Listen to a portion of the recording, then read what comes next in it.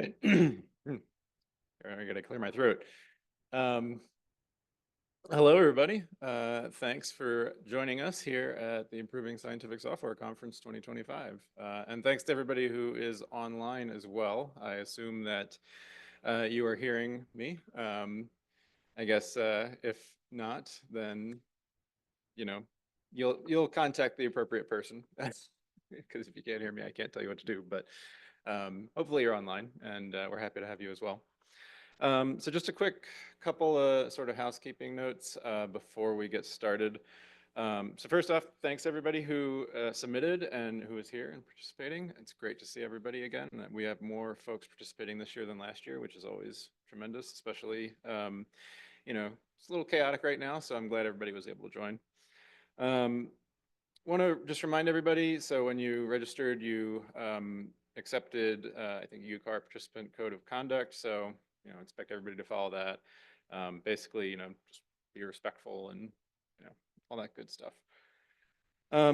One note, I think we sent this out via email, but there is a Slack workspace that we have as like the UCAR Software Engineering Assembly, but within that we have a channel for this conference, this ISS 2025 conference.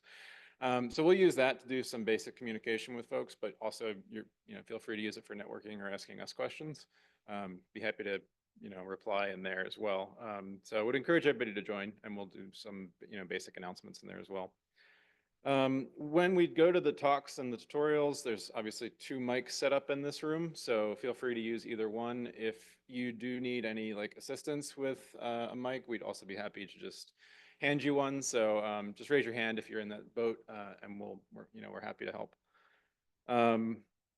In terms of the virtual participants, you can use Slido to submit questions. That's the platform we're using here. I don't think we even have the Zoom chat on, just because it's easier to not do both at the same time. Also, if you're in the room and you prefer to use Slido because you don't want to get up in front of a mic, that's totally okay. Feel free to submit a question via that way as well. And we'll monitor those at the end of each talk. And then finally, I just wanted to remind folks that if you have any intentions or any thoughts of submitting a proceeding for the conference, that those are due basically at the end of this week, like midnight Friday kind of deal. We will have sort of like a office hours set up today, tomorrow, and Thursday at the end of the day. And we'll have a few folks from the committee around to provide, one-on-one help if you have any questions. And if you're virtual, I think we're going to set up a Zoom breakout room for the proceedings help as well. So feel free to join there, and we'd be happy to help you make that happen. So otherwise, yeah, just track down me or the folks in the back room for multimedia and administrative support if you have any questions. But otherwise, we'll get started. And we're going to have Thomas Hauser, who is the director of our Computational Information Systems Lab here at NCAR, NSF NCAR, to give a couple of opening remarks. So thanks, Thomas.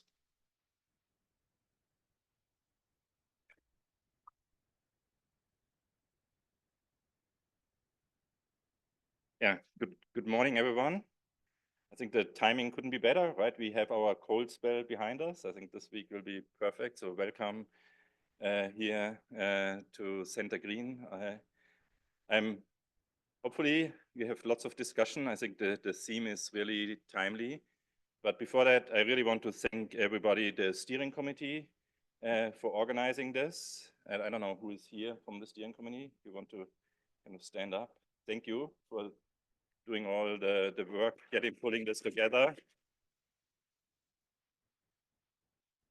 And also big hands to the admin team, especially Mary Pronk and Lisa Larson, helping kind of making sure the logistic is there. So, and especially they have to step in after Teja left, I think late December. So thank you.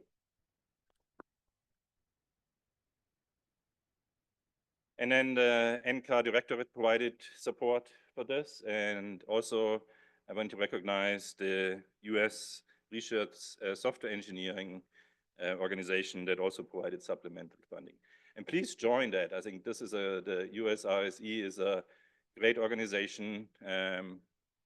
NCAR is a founding member, so we are contributing, supporting that, because I think it's important to have an organization that is home for what you all do, because software is kind of the key for a lot of our science, right? So join that organization. I think later this fall there will be a conference organized by the USRIC. So I want to do a few remarks about the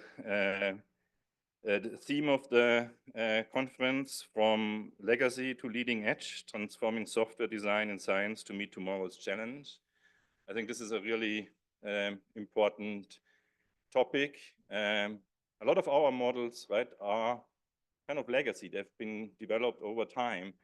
And at the moment, there's a lot of, I mean, most of the investment right now go into AI, right?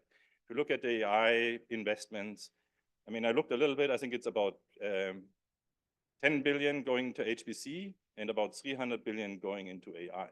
So you can just see where the money is. And this is where the hardware will evolve, where the software, where the investments are. So we have to adjust with our codes. It feels a little bit retro. I mean, I remember in the 2000s, there was like the gaming industry kind of, and people built machines using components from that. I think we are going to see a lot of investments in hardware for AI. But I think we need to look at, how do we adopt our models? I mean, what are the new things? And it's a super hard problem, but it's important. I think we need to make sure our models run well. I mean, how do we integrate with AI? I mean, this is one of the other topics. And we have to just admit that like 64 floating point performance will not increase over the next years. I mean, if you look at the newest trends, I mean, it's 32 or even lower precision in AI. And so how do we create, I mean, there's a lot of research in this area, right? Mixed precision, how do we create different numerical algorithms in this space? The other piece, which I'm a big fan, is we need to get away from bitwise verification, right? We can't just assume we go from one system to the next one and it's bitwise. So how do we do this? I think we have some initiatives in CISL and broader to do more statistical verification. So that's a topic that's really dear to my heart. We can't just assume we have bitwise. And then one topic, energy efficiency. I mean, for me, right now, the trends, I mean, we are talking about gigawatts of additional requirements. And my perspective is we are doing a brute force approach right now. And I think there's already some trends, right? DeepSeek has shown us, for instance, how to do this better. I think there's a lot of potential on the software side, on the algorithm side, not just in AI, but also in the modeling space to improve energy efficiency. One, for example, is data movement, for example. Data movement is really that drives energy consumption. Floating point is basically free. I mean, that's kind of my rule of thumb here. So I think there's a lot of research and development. And then there is, especially at NCAR, how do we change the culture? How do we, often software engineers are not fully appreciated. I mean, it's the kind of the core of a lot of our work here, but often it's like, okay, you are not kind of as visible maybe as the scientists. So I'm really trying to raise the profile of this. One of the good things is I just got, I think it was 2 weeks ago, an email from Everett to conceptualize now the CSF with the community software facility, which is kind of trying to improve the practices of software engineering at NCAR. So I'm very much looking forward to work with you all to what does that mean? How do we kind of raise the profile of software engineering and change how we do things kind of in a more integrated way across NCAR? With that, have fun, meet other people, and hopefully also write your papers. I think you are actually doing a cool thing with notebooks and publishing those. So I think this is really cool. So enjoy the conference, enjoy Boulder. And with that, again, welcome to NCAR and the conference.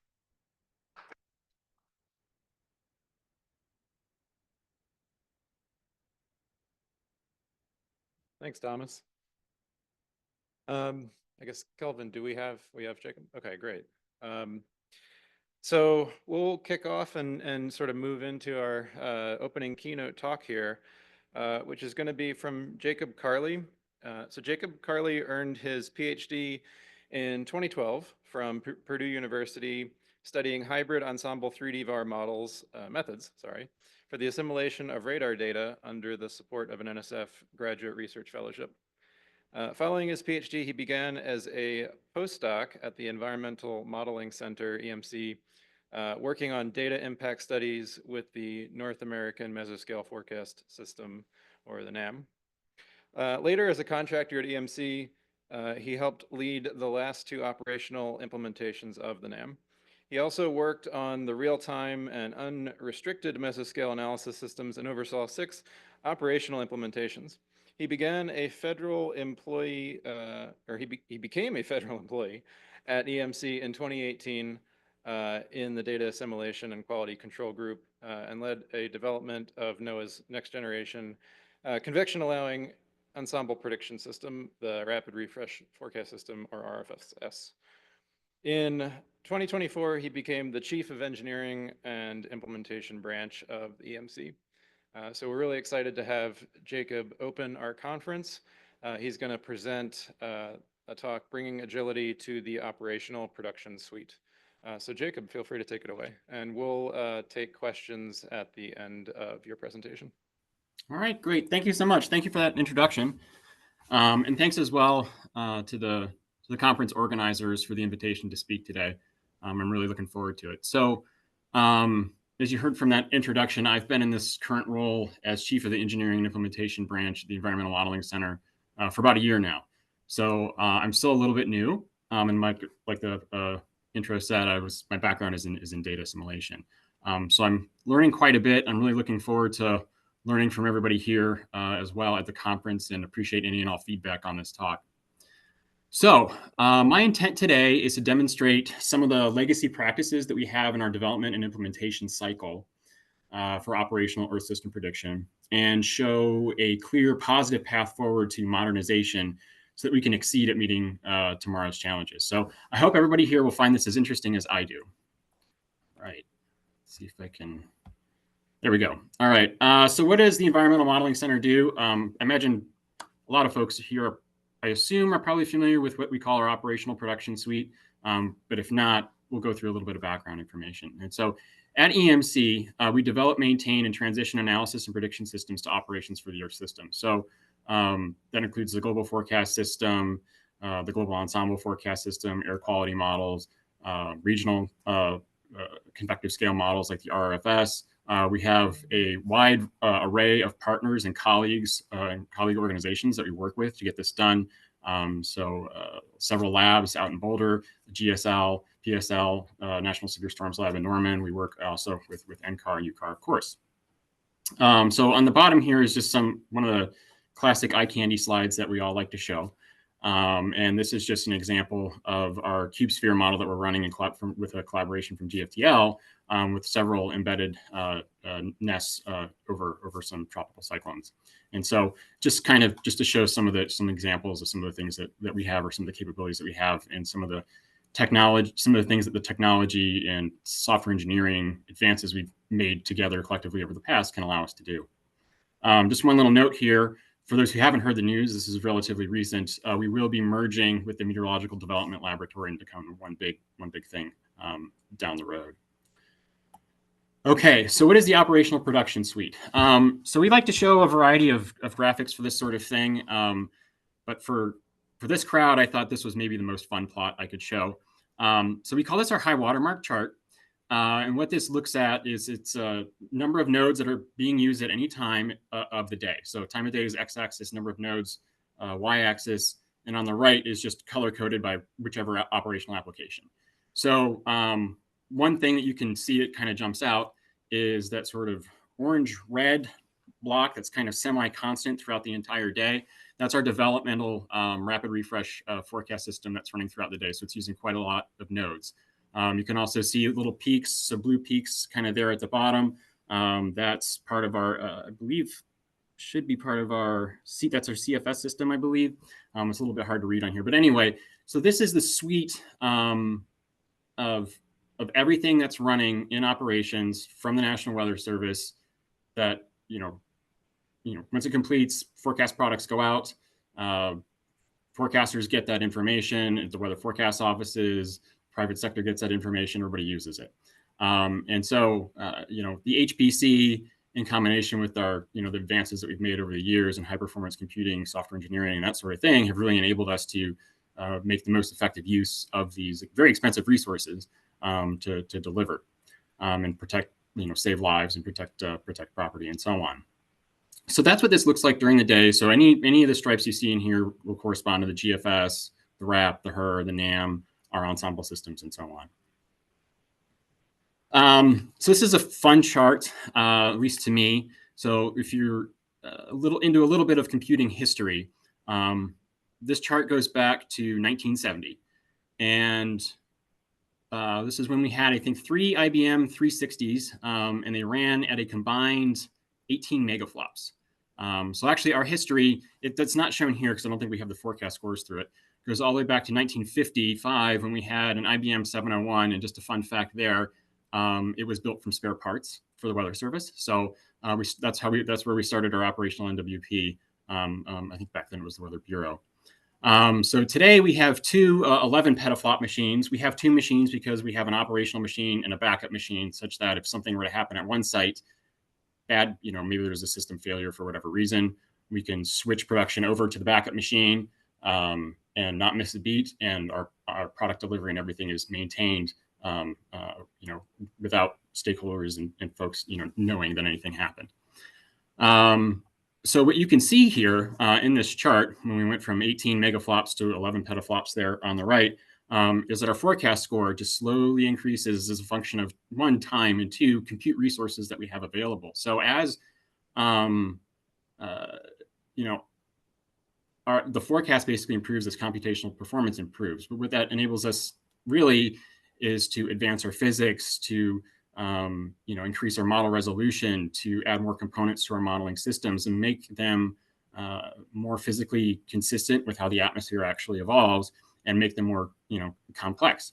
And the software in combination with the hardware in combination with the science enables this to happen as a steady function of time. And so higher here is better. So you can just basically see how it kind of slowly increases as you go from 1970 in this case to the early 2020s. Okay, so that's great.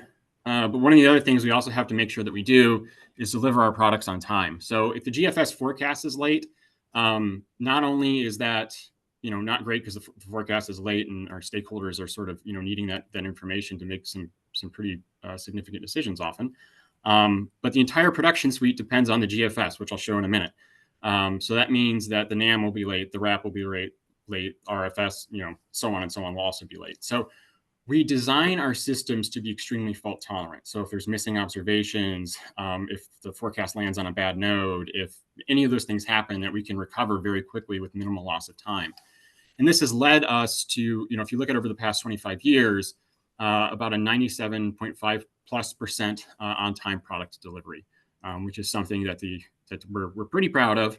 But this is enabled by a whole host of different things. So the hardware redundancy, where I talked about, the 2 different, backup and production sites for our supercomputing, operational supercomputing, 24/7, 365 support, strict adherence to some of our, software standards, which we can talk more about later because they're getting a little legacy. And then of course the fault tolerant designs. So I said, if the GFS is delayed, everything else is delayed, right? So this is just an example here on the right-hand side of the page. It's kind of this food web, spider web diagram. The global forecast system, our global models in the middle, and then everything that depends on the GFS has these green lines going out and elsewhere. So when we upgrade the GFS, it is a big deal. We have to do a lot of downstream testing to make sure that all the other components work okay. The production suite is extremely complicated. So that's basically what I'm trying to get the point across here. So, the question arises, well, why do we need to modernize? We've had on-time product delivery for 25+ years. That looks great. We're saving lives and property. But the question that I would sort of come back with, well, how often are we making our upgrades through? So how often are we being able to upgrade the GFS? How often are we able to upgrade our regional systems? And as we go over time, the delta, or the time between our operational implementations or deployments of these systems, is starting to increase as they get more complex. So we're adding, various couple components. We're adding more ensemble members. We have more downstream dependencies and interdependencies with other modeling systems. It gets much more difficult to maintain. And you can see that pretty clearly on the little web diagram below. And so, in other words, the way we did things in the past isn't really enough to meet the needs of today or tomorrow. So just as an example, in 1997, our production suite had around 2 million lines of code in it. In 2025, it has 106 million lines of code. And I don't think that number includes all the libraries as well. It's a lot. Again, our frequency of upgrades has slowed, and then we also need to take advantage of new hardware, and we want to enable faster scientific iteration. So let's get to the outline here. We'll kind of go through 3 areas, overviewing the current landscape, sort of underscoring the need for why we want to, what are our current problems that we're encountering, and then we'll talk about how we'll go about tackling that problem, and then sort of laying out a strategy at the end for moving forward. So let's just jump right in. So where are we now? We have actually made quite a bit of progress in what we're doing. So we've embraced Git. We used to be Subversion, and before that, it was folders with underscore this one, and use the latest and stuff like that, and moving tarballs around. So we've embraced Git, Git flow, open source development. A lot of this is enabled by wonderful collaborations we have through the Unified Forecast System community and the Earth Prediction Innovation Center, the EPIC program. We have cross-platform builds for most applications. We'll talk a little bit more about transitioning to the UFS, or Unified Forecast System. The goal there is to take this diagram and make it a lot simpler, and I'll show an example of that in a minute. And then, of course, we've got widespread adoption of at least some system integration level of testing our applications. But we have a lot of legacy approaches, highly coupled code base, significant burdensome reliance on manual testing. And we have quite a bit of separation between the developer groups and the operational group. And the operational group here, who I'm referring to, are folks in NCEP Central Operations. They are the ones that do the 24/7 monitoring of our supercomputer, our operational supercomputers, and handle the actual taking what developers have and deploying it within the production suite. And we have waterfall development cycles as well, which leads to high-risk Big Bang implementations that often encounter delays. So let's go over some examples. So the first is sort of one of the big themes that we're kind of under going forward, is this unified forecast system.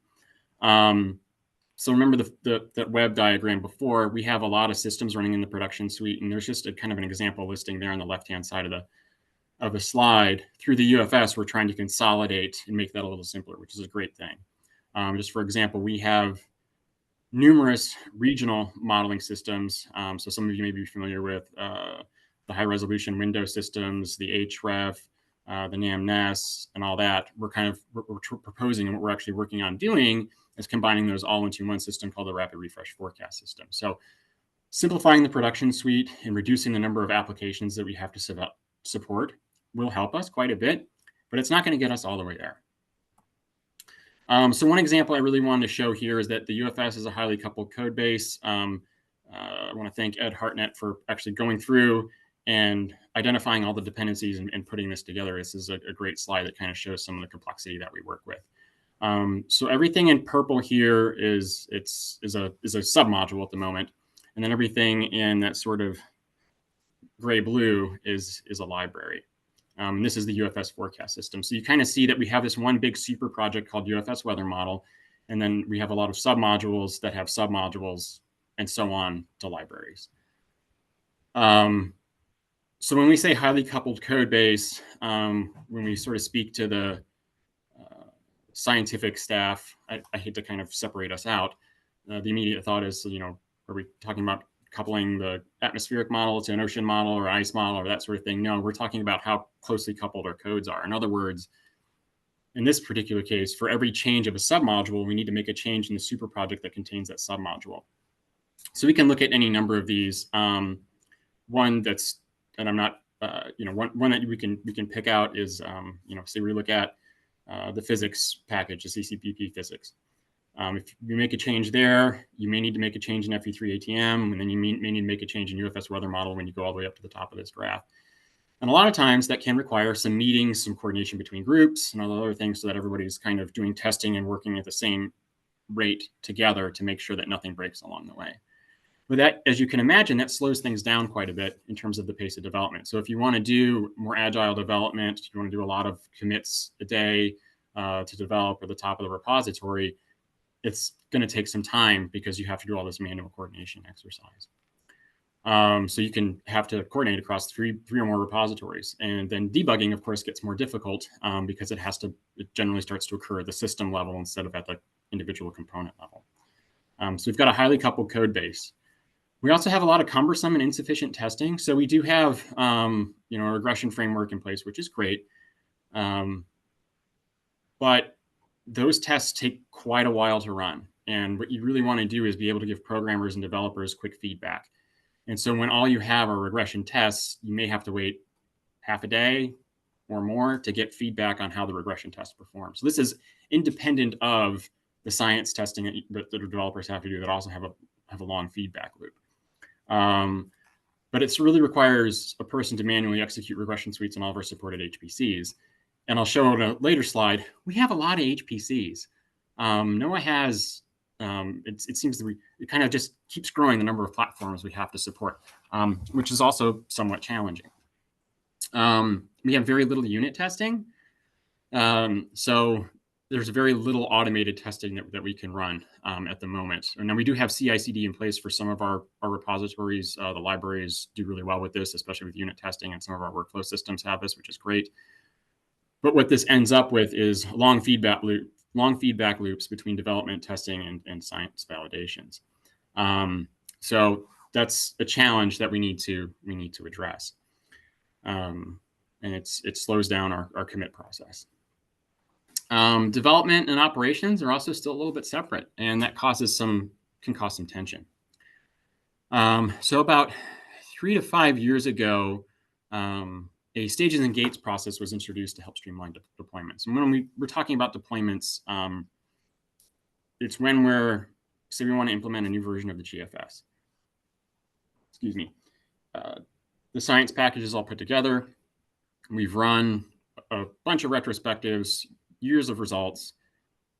Science looks great. And then after that, it's a hardening up of the package, getting everything together, making sure it meets our requirements and operational requirements, and then handing that off to the operations team. Now, keep in mind, because we go so long between implementations, now it's 2 to 3 years, they haven't seen this package in 2 to 3 years. 2 to 3 years is a long time for things to change.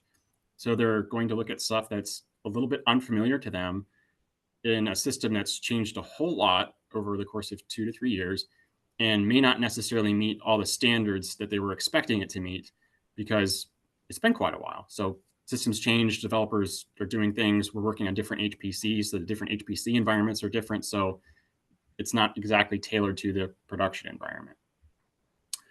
So in other words, the development workflows and the infrastructure doesn't necessarily always match what we're running in operations. So there's a lot of retooling that sometimes takes a considerable amount of time and adds to delays, and introduces friction between the operations groups and the development groups, because the operations groups are sort of saying, like, well, why aren't you following the standards? And friction rises. So we have a lot of these stressful last minute efforts. So they're a little bit separated. We also have some waterfall development cycles that causes some of us to trip and fall down the stairs. But we usually catch the railing, but that doesn't mean there's not room for improvement. So the way in which, speaking broadly, the way in which we plan for our upgrades is based upon the anticipated scientific innovations. So in other words, I think, based on the current work that we've been doing so far, we expect to be able to improve our physics X amount, or introduce this new scheme or approach of solving this equation, or this new DA framework, so on. But I think, as most of us probably know, the maturity of any kind of scientific innovation evolves nonlinearly. So it's very hard to predict when it'll be ready, let alone oftentimes we find ourselves running an experiment, maybe 20, 30 case studies, then doing and iterating again, changing, doing some performance tuning, or maybe modifying how we make some assumptions in our science, running that experiment again. And then that takes a very long time for that innovation to mature, let alone when you put everything together in a complete package, then run the whole thing. And we're just talking about one innovation in that context, but this compounds when you add a variety of innovations together, especially over the course of a handful of years.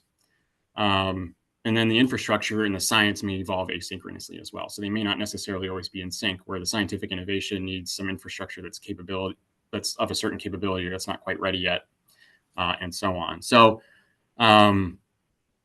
if those planned innovations aren't ready, then we end up delaying the package until we can't anymore. And then our full end-to-end testing of having put everything together and then running retrospectives and doing the science evaluation, that sort of thing, often doesn't happen in totality until the end of the development cycle. So that's pretty risky, right? So you don't necessarily know how everything is going to, I mean, you have a good idea, you've tested all the components, but you're kind of waiting until the end to really do the full end-to-end. And that can incur other delays, which is pretty challenging. And then we've got some work environment challenges. I think this is all pretty typical standard stuff. Some folks that are maybe a little bit hesitant to trying something new. It's always been done this way. Skills gaps, modern tools versus traditional expertise.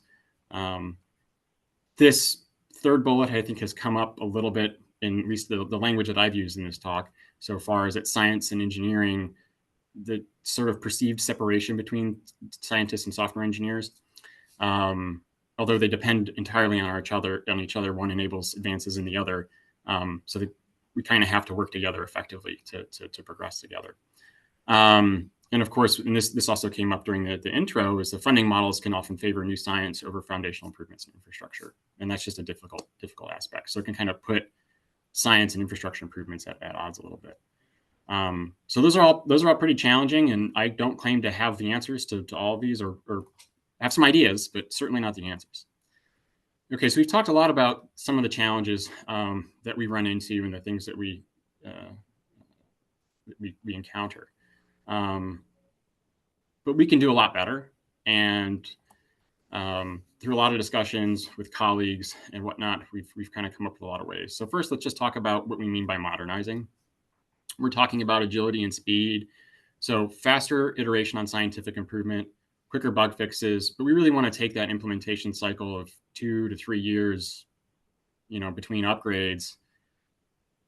Let's see if we can make that annual upgrades, or even better, let's half that, maybe do an upgrade every 6 months of our flagship systems.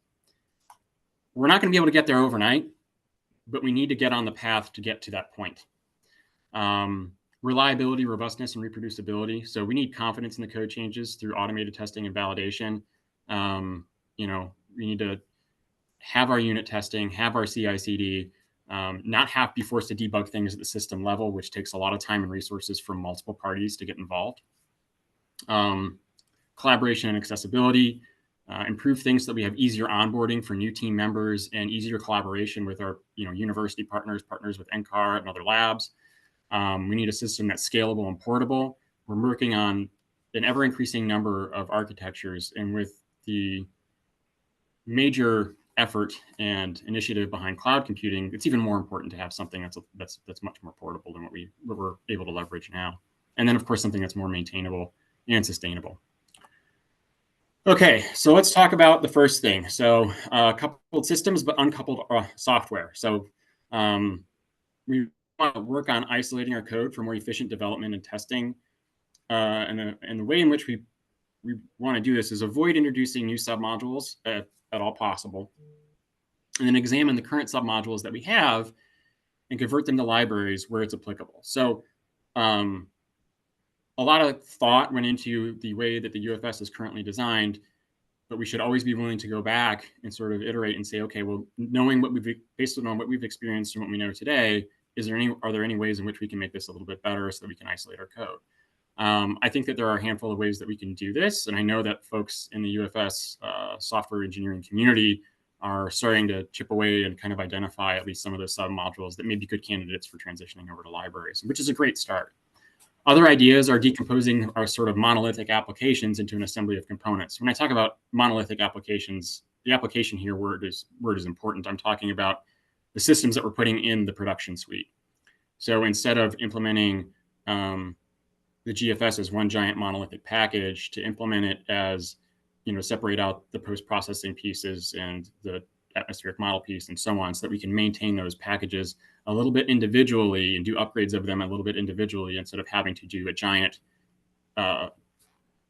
GFS delivery every time we want to upgrade maybe the post-processing suite or something else. And of course, there are other methods that are out there to decouple. So point being, we need to take a close look at this and see what we can do. We need to adopt more unit testing with associated automation across our suite of applications. Now, this isn't a straightforward task. We have over 100 million lines of code in the production suite. Very little, I would say very few of those lines are actually fully unit tested.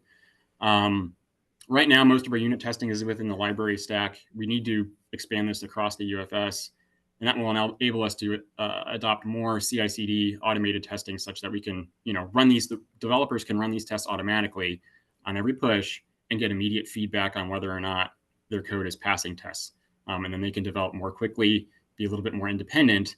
But then we also need to enforce standards in our repositories that require, if you're adding new code, it needs to be covered by a unit test. And that one, I think we may run into some challenges across some staff. But it's culture change. That stuff isn't easy, and we can get there. And we'll talk a little bit about that. But this will ultimately give us robust and portable code that's easier to maintain and debug. So the benefits of some of these added requirements can be quite tremendous. I also want to talk about standards, documentation tools, and training. So we need to employ software standards and processes uniformly across the enterprise. What I mean by that is, if you look at all the applications that we run and all the teams that develop code, we don't necessarily have a agreed upon standardized way of how we maintain our repositories. So everybody's following Git flow, but maybe folks are opening issues a little bit differently in GitHub and describing what they're going to do a little bit differently and using different templates and things like that. That stuff sounds little, but it actually matters quite a bit when you try to work across projects, or you try to bring in people from one team onto another team so they can maybe integrate their part. That's really important, because that kind of tells people and groups and teams how to talk and how to interact at a functional level. So we need to develop that and provide that to basically the whole workforce. So yes, common standards improve code readability, reduces tension between teams, and brings efficiency. Of course, this also extends to documentation, which takes effort. A lot of legacy code may not have the best documentation, but it surely makes code easier to work with, easier to debug, easier to maintain, makes collaboration better. It makes onboarding new employees much more straightforward. People can become productive much more quickly. One thing I really want to hit on this slide is tools. I can talk all I want about how we need to be doing CI/CD, and we need to be adding unit tests, and we need to be doing all these things. But if we're not necessarily giving and enabling and empowering staff with the right tools, they're still using VI to do everything. And there are some folks that use VI that have done some things that I never thought was possible with VI. So I don't want to necessarily isolate those individuals. That's just darn impressive stuff. But it's 2025. IDEs are a thing. They're now getting integrated with AI agents and coding assistants. We need to just get on board with that. So it's easy for me to say that. It's a little bit harder to kind of deploy that something across the enterprise, but we got to do it. So CI/CD tools, sophisticated IDE, and all that. And of course, training for Agile, Scrum, DevOps, that sort of thing, so that folks know how all these things are working together in concert. Okay, so I've talked about HPC environments a little bit. I just want to show this graphic here, and hitting on the earlier topic about how our development and operational environments are pretty different. So I don't know if you can see my mouse, so I'm just going to try to verbally explain this. You see the two red stars on there. One's in Manassas, Virginia, and one is in Phoenix, Arizona. Those are our operational and backup supercomputers. They're identical. So when production usually runs on the one in Virginia, if there are any issues with it, we basically switch production over to Phoenix, Arizona. Downstream stakeholders maybe have a minute or two and delay their products, if that. So it's very quick, but they're configured identically, and they're also very hard to access. So you have to have background checks and clearances and all that to get on there. So NOAA also has their R&D computing. So we've got systems in Boulder, Tennessee, Mississippi, Fairmont, plus Cloud, Princeton, and all that. A lot of different systems. All of them have slightly different architectures, different disks, CPUs, a little bit different environments. So you can imagine the systems that are developed on all those R&D systems don't necessarily translate cleanly over to the production environment. So there's some tension that can arise when systems are developed on one system, on one platform, and are expected to run in operations that look a little bit different. And from an operational perspective, that code doesn't change a whole lot. You know, again, we're only doing implementations every 2 to 3 years.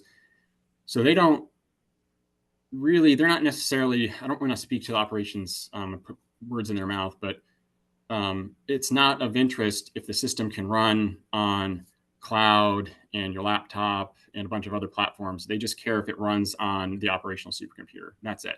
So it's different motivation and behind executing, you know, their jobs. And I get that. But that also makes developing in both environments difficult. So what we need to do is minimize those differences between development and operations environments.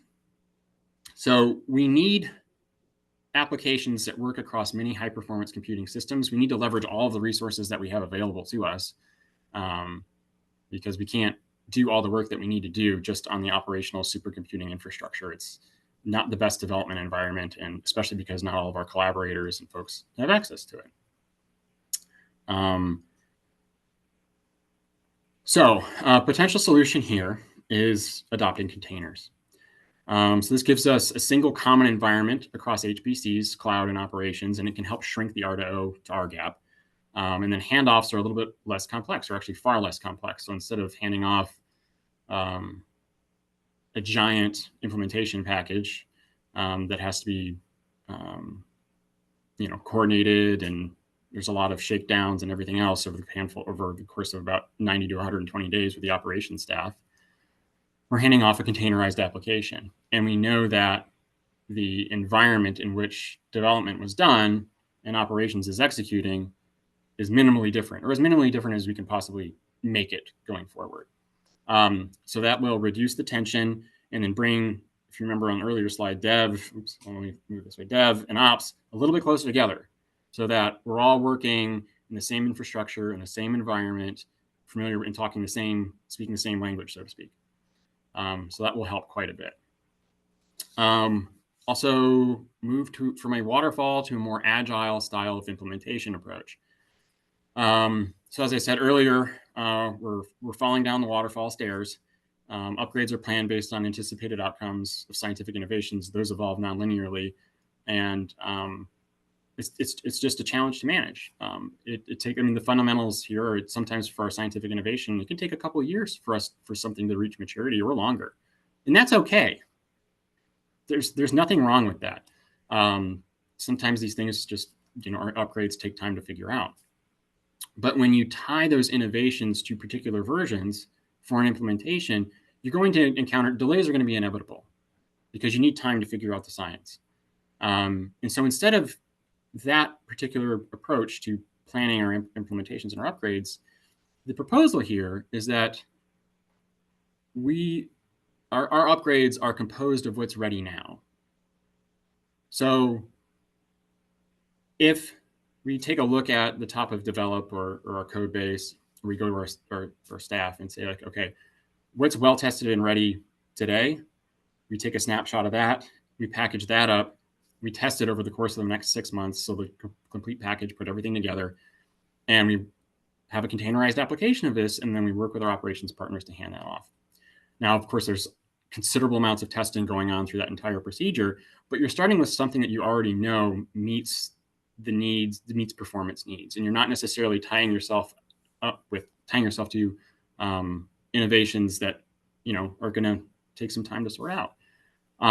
This removes, I think, a lot of pressure on some of the development staff for making targets for certain their target implementations for their scientific innovations. And so,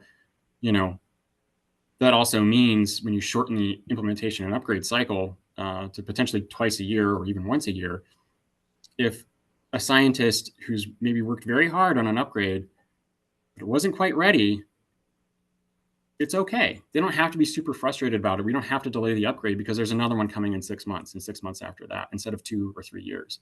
That's also great for our stakeholders too, because our stakeholders, maybe they've identified a problem in the model and they really want it addressed.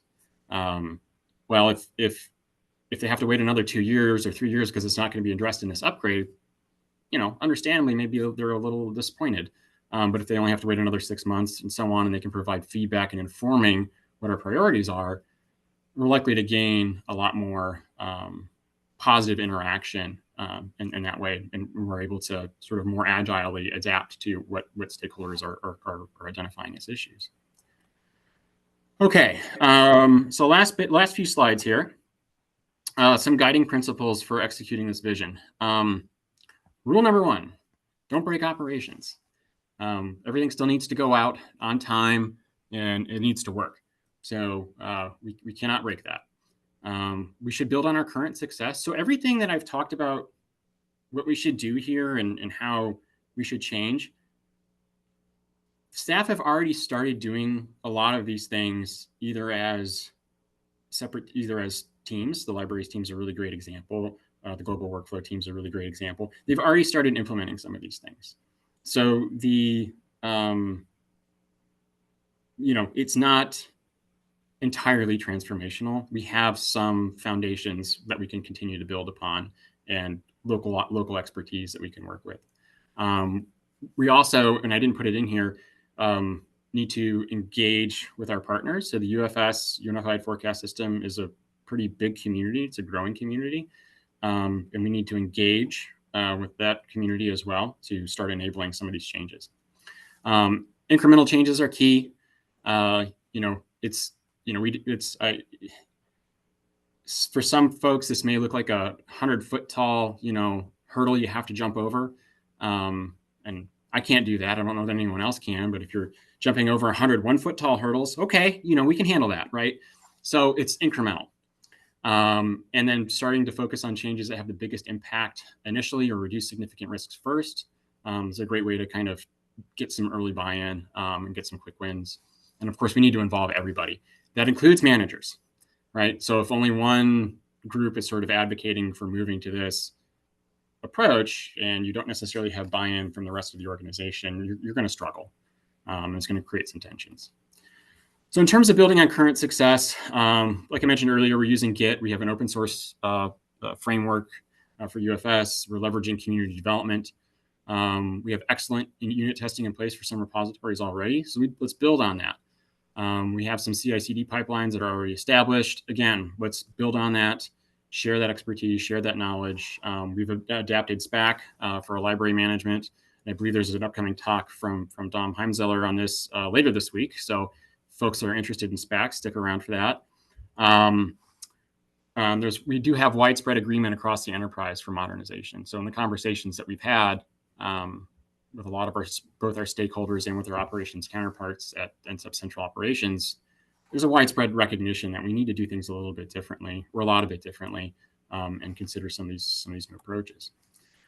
The other thing that we need to do to get this going is implementing routine measures and metrics. So there's the saying, it's hard to improve what you don't measure.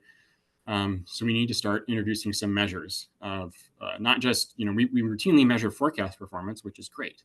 But we also need to be measuring some of the things about the software itself, things like test coverage, team velocity, looking at our release cycles, routinely measuring compute performance, which we do have some of that in place already. So there are some successes. Epic has put together some measures for these kinds of things as well. So having these measures in place will lead to positive feedback loops between developers and the code that they're working on, so that they can identify issues sooner rather than later and work to tackle them together. We need to invest in people in an office culture. So providing training, providing the tools that they need to get things done, champions. So, you know, a lot of teams always have 1, 2, or maybe 5 or more people that, you know, can be strong advocates for change. And we need to make sure that those folks are identified and also empowered.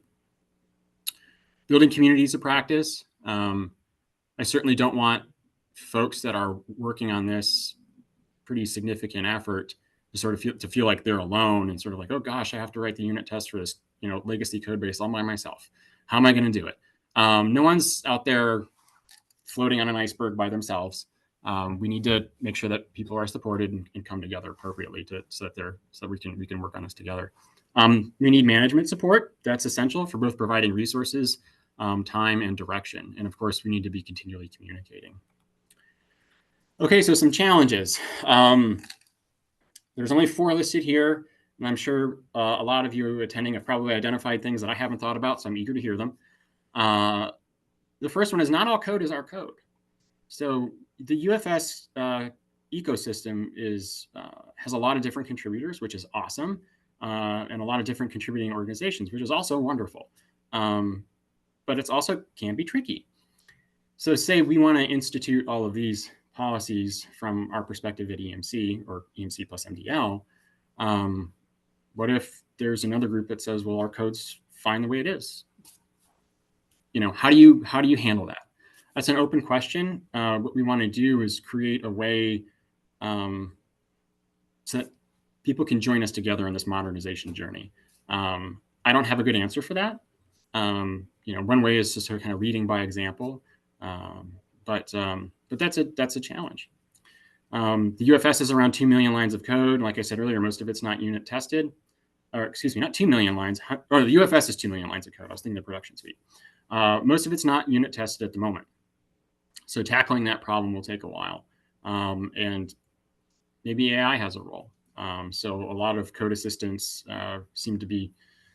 those systems seem to be advancing in ways that are just really darn impressive pretty rapidly. And those are tools that we should make use of. Like I mentioned earlier, there's a very long feedback loop on Earth system model science changes. So, you know, if we're testing an innovation or a new physics scheme or something like that, you know, you may need to run many months or even years of retrospective runs before you know that you have a scientific innovation that's ready to go. We also have requirements that some of our implementations require decades of reforecast data. So the system cannot be implemented until we've run 30 years of reforecasts or something like that. Well, that can slow down the pace of innovation or pace, I should say, not our release cycles. So, you know, how are you going to do 2 upgrades a year if you have a requirement that every upgrade needs to come with 30 years of reforecast data? So there are conversations that we need to have with our stakeholders about maybe we need to evolve that requirement. You know, maybe we do reforecast after every 10 upgrades or something. I don't know. But those are discussions that we need to have, and those are problems that we need to figure out. This is also going to change as we involve and work with more AI emulators, NWP emulators, and things like that. This will change quite a bit. And of course, we need to invest in our people. All right, this is my last slide. The transformation won't happen overnight, but it's absolutely worth it. It will require a lot of change across the entire enterprise, but we do expect faster improvement to our forecast systems, which ultimately benefits everyone. Faster deployment of new science, more time available for scientific work, less time debugging. So I'll stop there. Thank you all so much for your time. And again, thanks for the invitation.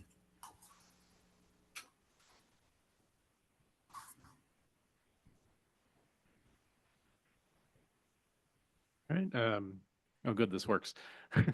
Thanks, Jacob. And thanks, everybody, for your attention. So we'll take time for questions now. If you have a question in the room, again, we have 2 mics that are set up here. Feel free to just walk up, line up, and we'll go through an order. And then we'll throw the Slido, or the Slido should be open. And if you're online or you're in the room and you want to use Slido, feel free to just submit a question there, and we'll go through those as well. So looks like we have one question in the room. Go ahead. Hi. Yeah, thanks, Jacob. It was a great talk. I'm just curious because I'm in a similar situation, although not nearly as big as the UFS or GFS. But, you know, we're trying to build unit testing up through our system. And one of the things we found is like low-level infrastructure, software engineers can write unit tests for it, like file IO or something.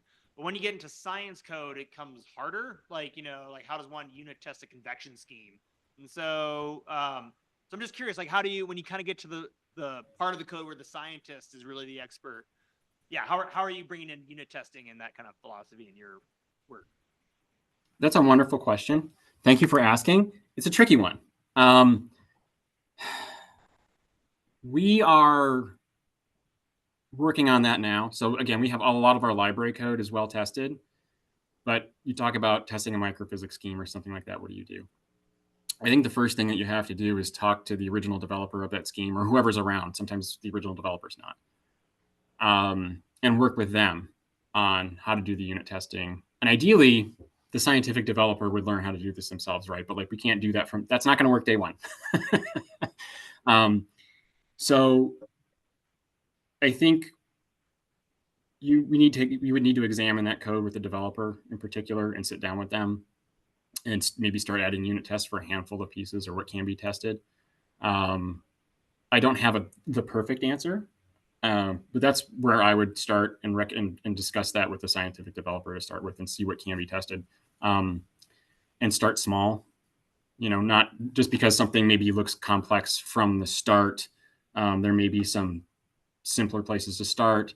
The code may need to be refactored a little bit to make it more testable. I know that some of those physics codes are pretty big, have pretty big routines in them. So that makes it also a little bit tricky. So I acknowledge that. It's a great question. That's one that I think it's going to take some iterating to try to really figure out completely. Great. Thank you. Thank you. Hi, Jacob. I'm David Pettifor from the University of Notre Dame. I have two questions. The first, you have a massive throughput on your production environment. How do you set up a testing environment that can scale well enough to where you can test the performance? Yeah, that's a really good question. I think there's a few ways to tackle that question.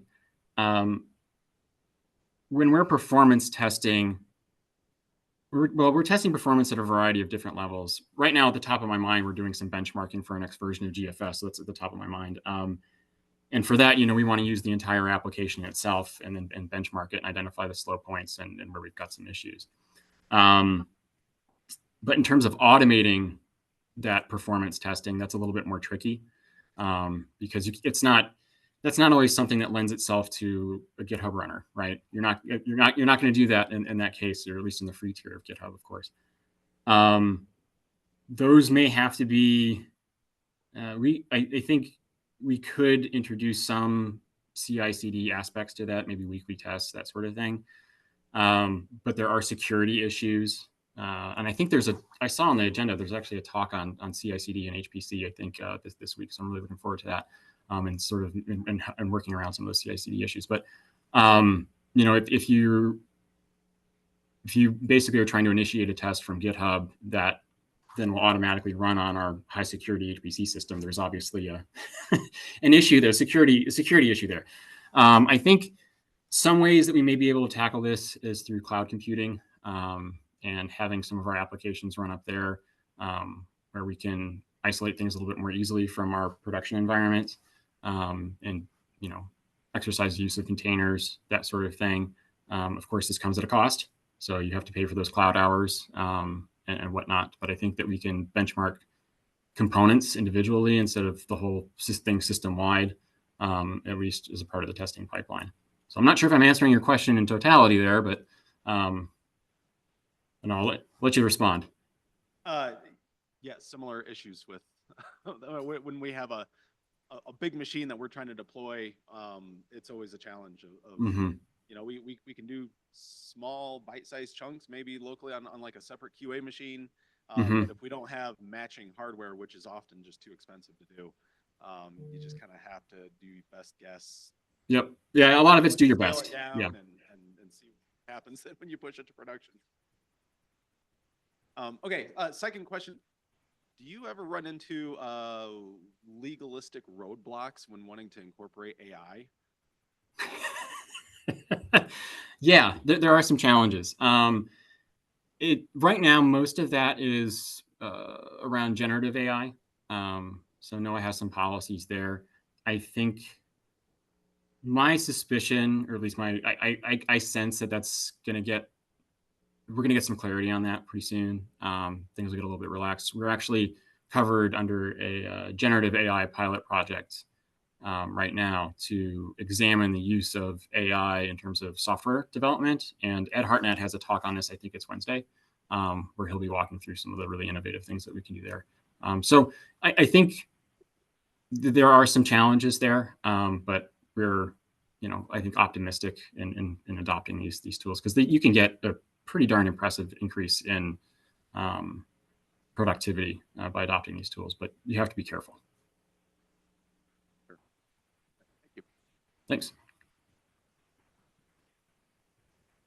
All right, well, it looks like we have a question online on the Slido. So looks like Amit says, how do you deal with Python and its dependencies across multiple subprojects? How do you plan upgrading the dependency versions?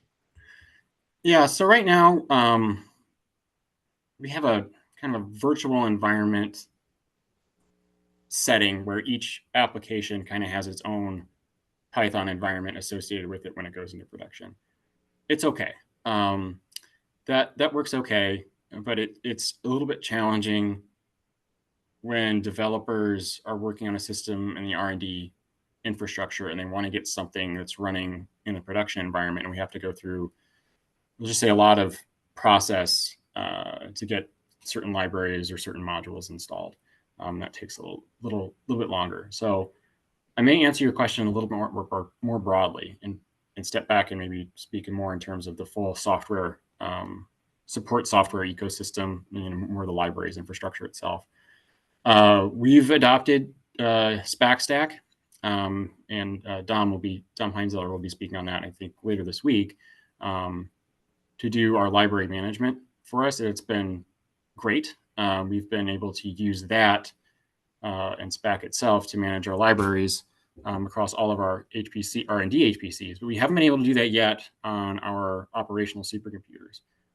Those have been managed separately. The library stack there has been. However, we are undertaking a process right now to bring SpackStack into the operational environment and use that for all of our software library package management.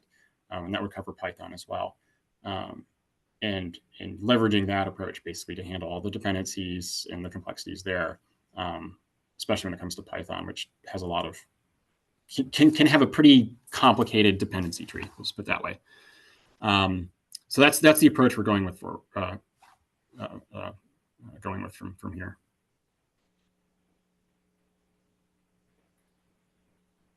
All right, great. It looks like another question's come up from Eric. Jacob, loved your talk. Thanks so much. Have you worked with people to encourage them to change and adopt working to this new agile paradigm? That's a wonderful question. We have. So yes, I have worked with folks. The how is tricky. Everybody's a little bit different. The first approach that we've kind of taken, well, one, let me step back even a little farther than that. When I started in this position about a year ago, I was very fortunate to have a number of folks in my group and team who were passionate about these topics and were not at all shy about sharing that with me, which was wonderful and allowed me a chance to learn quite a bit. And so I have tried to give those individuals more space to speak across the team, to sort of provide them opportunities to share what they've learned and what they know with others. I think that's been helpful. So that's a little bit more of an organic approach, which I think is necessary. The other approach that I've been taking is talking with others on the management team, and talking and developing close relationships with the folks in the operations part of the organization at NCO, and talking to folks in the UFS community as well, and just trying to build a bit of a coalition of individuals and groups and organizations to try to,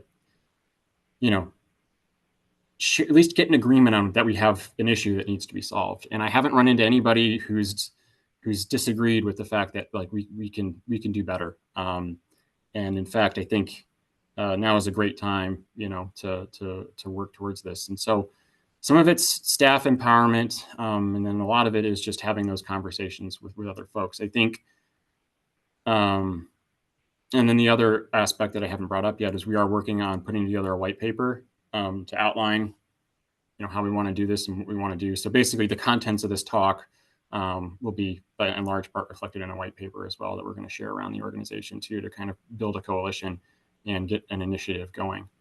I will say I don't expect everybody to jump on board right away. This is going to be, I don't want to call it, it's disruptive is not the right word. It'll be a big change to how we do a lot of things, but I'm hopeful that with the right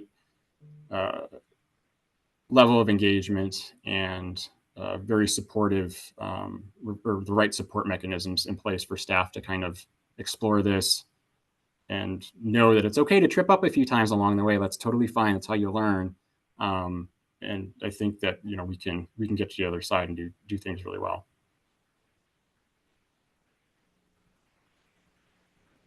I might ask a follow-up question, and then we'll take a question in the room. And then this may be the same answer that you just gave, Jacob, but I'm curious if you, if folks there have found any particular approaches really effective for both getting buy-in at the outset, but also maintaining buy-in when, new processes seem like they're going to take a lot of time, or you just really aren't feeling it at the moment. How do you keep people enthused to change things?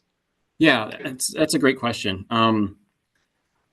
It's hard to want to spend time writing a unit test when you have a big project deadline next week, right? Like no one's going to sit there and want to write unit tests for code they wrote 2 years ago that they maybe don't remember quite well. And I think what this takes is leadership and management to support the effort across the board to do the unit testing, but then also to have a more nuanced approach. Like it's, like if you have a giant project deadline that's coming up in a week, like I would hope that my staff would know how to prioritize, what they're doing appropriately, but then also know that the unit testing is something that has to go on in the background, right? I think also we need to set very clear expectations and guidelines and provide clear guidance on what this looks like, how we're going to go about this transformation. So instead of saying like, we need to do unit testing, we need to do this, and we need to do that, but providing,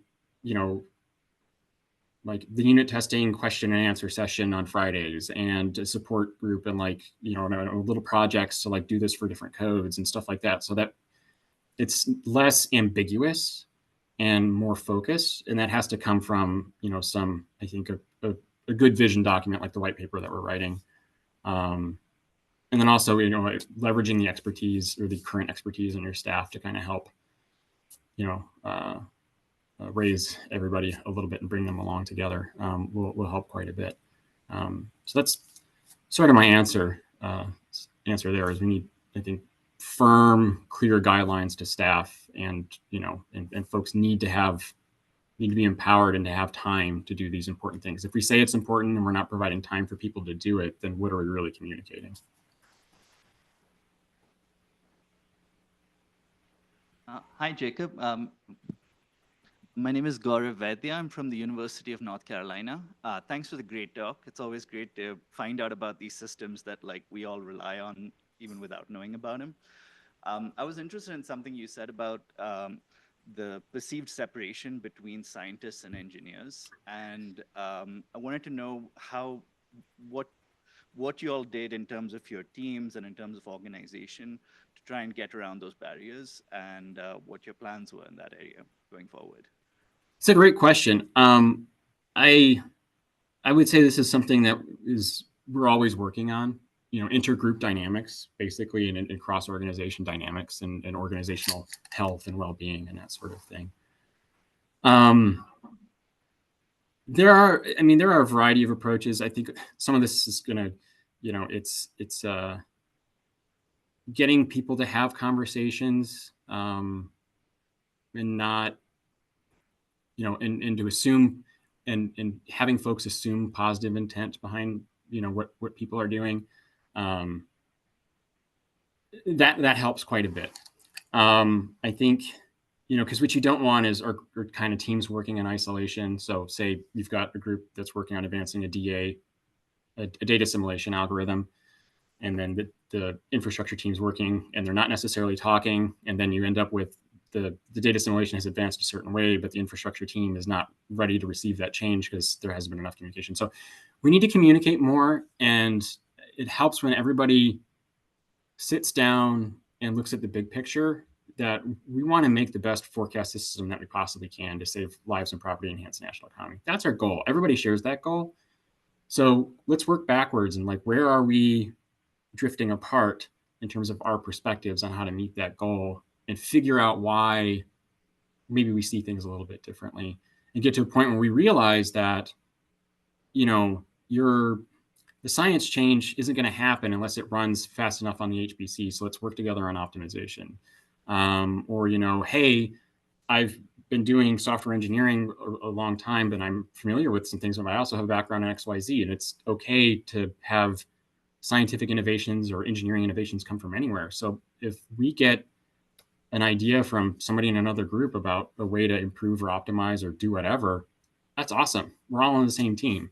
And likewise, that's a two-way, freeway exchange of information between groups. So I think it's just developing team and project culture and organizational culture is just the way to go forward. I don't have a crystal ball I can look at and say this is the right way to do it, but it's people issues are a little bit, they're challenging. So you kind of have to adapt and adopt different strategies and kind of meet people where they are. Hope that helps. Awesome. Thank you so much. Sure thing.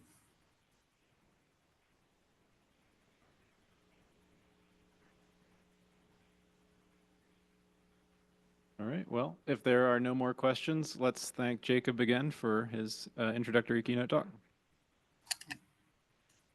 Great. Thanks, everybody. Awesome. So yeah, that's kind of it for this first initial session. So we're going to have a break. I guess I do want to give a couple more housekeeping notes just real fast that I forgot this morning. One is that there are restrooms out in the lobby on, I believe, that side. There's also some restrooms upstairs if for some reason those were super crowded or something. So you have a couple options out there. We will have typically 2 breaks each day in addition to lunch for the folks that are in person. I think coffee and water and stuff like that is out there all the time. So if you need caffeine, like I probably do, it's readily available. And otherwise, I guess one other thing I wanted to mention is this year we did have some additional funding. So we were able to sponsor a few students, a few with travel support, and then a few more with registration support who were more local. So I don't want to put people on the spot necessarily, but if you're a student and you want to stand up or raise your hand or something and just, make yourself apparent to folks. Cool. Thank you.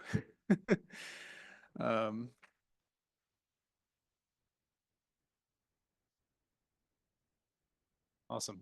Well, thanks for applying and thanks for joining us, and highly encourage you to, mingle with everybody who's here, fellow students and others alike, and everybody else mingle with the students. So we will have a networking session to that end on Wednesday at the end of the day.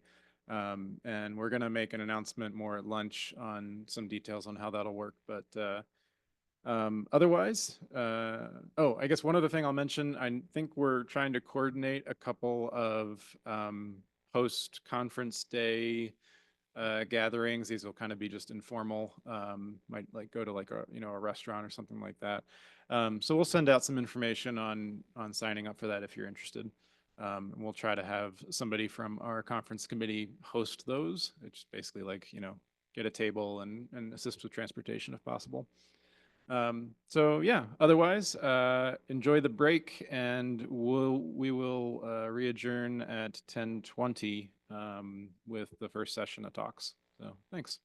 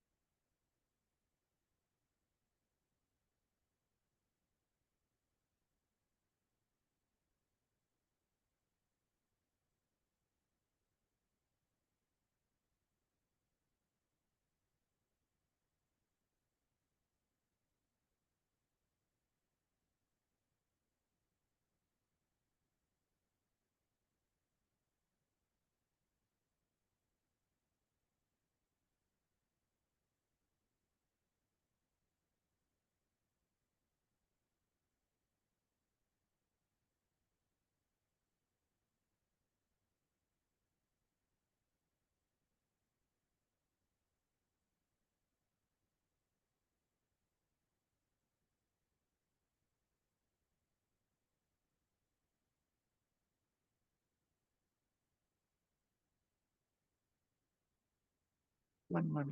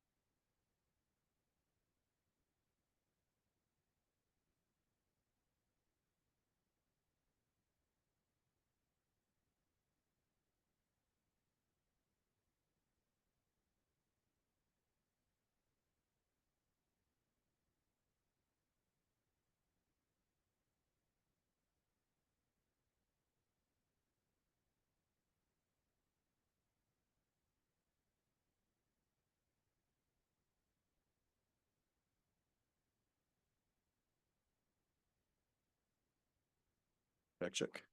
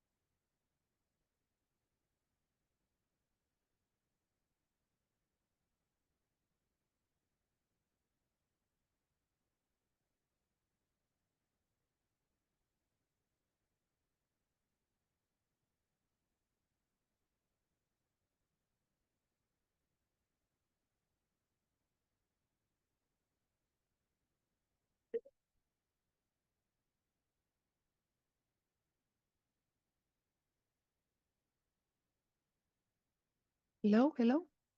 Good morning, everybody. We're gonna be starting here in 3 minutes.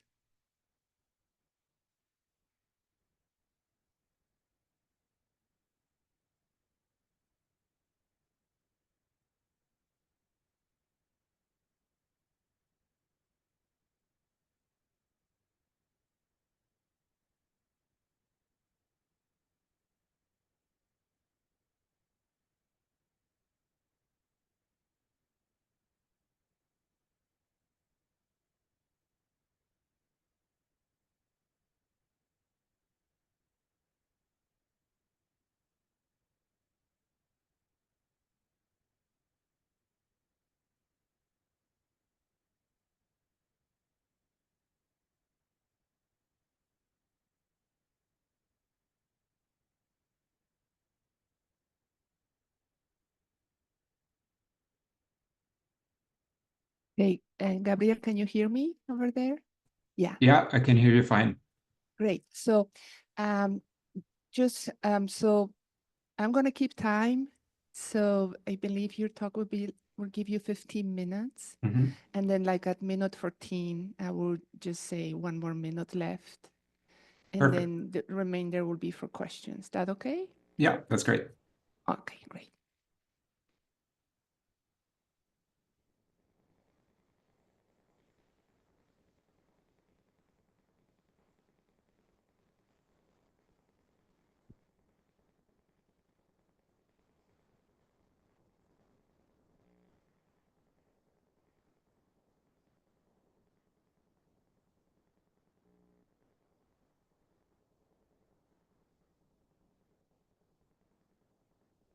All right, so let's start since I think everybody's here.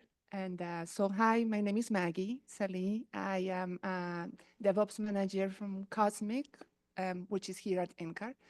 And it's my privilege to be moderating the 5 talks on the lunch. So let's start with Gabriele Bozzola, Beyond Fortran and C++, Exploring Julia for Climate Modeling. Thank you. Thank you so much. I'm very excited to be here and share with you what we're doing at Klima. Today, I'm going to tell you about going beyond Fortran and C++ for large scientific applications. And here, of course, you can think about climate modeling, but you can pick your various large scientific applications. My background is astrophysical simulations. But at Klima, what we're doing is we're building an entire system model, Earth system model in Julia. And this is a talk, actually multiple talks in itself. So I'm not going to stay out of it. I'm not going to steal the thunder. I'm going to let Nat and Julia tell you more about our Earth system model this week, today, and on Thursday. So make sure to stay tuned and go to their talk and engage with them. It's really awesome. Instead, today, what I'm going to tell you is I'm going to give you my perspective on what you should know if you're considering Julia for a large scientific application. And in this, I want to emphasize a few things. First of all, this is my personal opinion. We've been building our system model, but if you ask different people, everyone will have their own opinion about this. Second, I want to emphasize large scientific applications because I do think that scale really matters and things don't scale linearly. And finally, I want to tell you what I think you should know or what I wish I knew when we started using Julia for our system model. I'm not going to tell you if you should use Julia. I'm going to just give you some information for you to evaluate Julia, maybe building upon the experience that we got over the past few years at Klima. So for this, let's start with how traditional large scientific applications look like. And here, picture your own favorite one. And typically at the bottom, we have compilers, and we have compilers because we work with compiled languages. So we can have G, GCC, LLVM. Nowadays, it's quite common to have portability libraries like Kakos, Amrex, Raja for performance portability, as well as for grading, distributed operations, and so on. And then we build our applications in compiled codes or languages like C, C++, or Fortran. And we package all of this in a neatly packaged monolith, an application that then we control with our configuration file, XML, YAML, your favorite choice. And we run this application, and the application produces output that typically we store in HDF, NetCDF, or again, your favorite system. And then, since plotting and post-processing with C is a massive pain, we use a completely different language, typically Python, to do analysis or visualization or things like this. So this is what a traditional large scientific application looks like. But now I want to offer a different perspective, the perspective that we're using Julia for that. And Julia also has a compiler. Julia is just ahead of time compile language. And one of the interesting things is that the Julia compiler uses LLVM, is mostly written in C and Julia. So Julia compilers itself in Julia.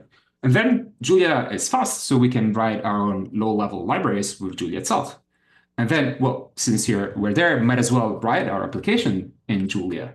And now we can take this to the even like a next step where we don't have to control our scripts. We don't have to control our application with text files. What we can do is we can use everything as a library. So letting users control their applications essentially with Julia scripts. And then we can produce output that is very composable and operates well with our basic primitives that we build at the low level. So instead of saving something to a different format, we can save this once again to a Julia format, which allows us to use again Julia for analysis and using the same tools that we build for the low level to do visualization, post-processing, and things like this. For example, you can think if you want to take a finite difference derivative or any derivative, you don't have to re-implement this in post-processing. You can just reuse the same library and tools that you built for your low-level application. So the fundamental idea here is if you choose Julia for a large scientific application, well, this is Julia all the way down. And I think this comes with profound consequences. Well, the first of which I already hinted is that Julia can be fast.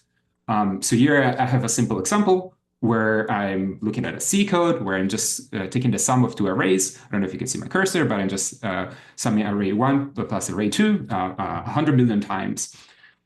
And I'm doing this and I'm timing this. And then I'm doing the same for Julia. This is what the equivalent code looks like in Julia. Add time R3 equals R1 equal R2. And then I can compare the performance of these two very simple benchmarks. And if I do so, what I see is that they're comparable. Indeed, C is still faster, but I will take any time of the week. I will take a 10% reduction in performance for several lines, like 100 lines, fewer lines of code in this particular case. So Julia can be fast, and Julia can be fast because it's at the very bottom of the stack. There's Julia itself, and it uses the same compile infrastructure. And more importantly, Julia can be fast, but also Julia can be extensible. So what we did at Klima is we used this fast Julia and extensible Julia to build atmospheric and ocean model that run on GPU, and they're quite fast. For example, we can look at this ocean model running one simulator per day on a 2-kilometer resolution on hundreds of GPUs, which is something that is now quite standard in many clusters. So Julia can be fast and fast enough for large scientific applications. But the real power is that Julia can be extensible. And what I mean is that the internals of Julia, since it's Julia all the way down, are open for extension. So we as developers and other people as developers can build expressive libraries and code. So here I'll show a few examples. On the left here, I have this simple snippet that, where I show how to run the same calculation I did before on CUDA. And as you can see, there is one single line of difference. I just defined that my array is in CUDA. So what library developers could do is could use the openness of Julia internals to build a system where now everything just happens automatically on GPUs with very little change on user code. And we at Klima, we took this one step further. We extended the internals of Julia to not only run on CPU and GPU with the same user code, but also run on different geometries. So you can see an example where I'm taking the Laplacian of U, this divergence of the gradient, and this code runs on CPU or on GPU, depending on if U is a CPU or GPU object, but also U contains information about the geometry. So this can be a box, can be a sphere, can be a column, and the code will just run the same. And to enable this, what we had to do was just extend the Julia internals, which once again are open for extension.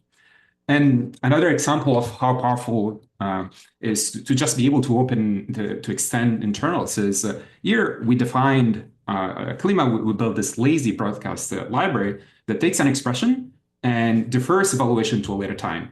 This is particularly powerful if we want to do things like kernel fusion, allowing you to combine automatically expressions and not evaluating this every single time. So all of this is, once again, because even the compiler is in Julia, so we can extend a lot of that. The community took this in multiple directions. For example, as I mentioned, GPU compatibility. So here on the right, I have an example of running on GPUs or running on accelerators with a more traditional kernel type of approach. Here I'm showing the same type of calculation, A equals B plus C that I was doing before, but now with a kernel type of like interface. And this runs on CPU, GPU, AMD Metal 1 API, and more backends if in the future more backends will appear. And on the left, I have another example of how people took this and build machine learning models or machine learning infrastructure in Julia, so that we can set up a convolutional neural network, provided some weights. We can train it if we need to train it, given some data. But more importantly is this last line where we can evaluate this convolutional neural network on some inputs. And this looks like any normal Julia function. So in the Klima model, machine learning parameterizations and physical parameterization, they look the same. They're just function calls. And this has to happen on GPU. This will happen on GPU. There's nothing special. There is no bridge to be built. It's just there. Something else that I think it's quite important to know about Julia that I hinted before is that what we can do with Julia is we can go beyond this idea of XML files or YAML files. We can use Julia to build libraries for in this case, climate modeling. So here I have an example of Ocean Shenanigans, or Ocean model script, where what I'm doing is I'm setting a diffusion equation, and I'm already analyzing the simulation in the same script. And now, of course, it's a very simple 1D case. But what's important here is that the user is building the script. So we are providing the tools, and the user is composing the tools. And what this does, it enables the user to go well beyond what we as developers introduced in our model. So for example, we didn't have to specify a predefined set of initial conditions. The user can just do whatever. We provide a scalar diffusivity, but the user can provide any type of other closure that they wish. And I think this is really powerful because we're providing a Turing-complete language to the things that we as developers will never imagine.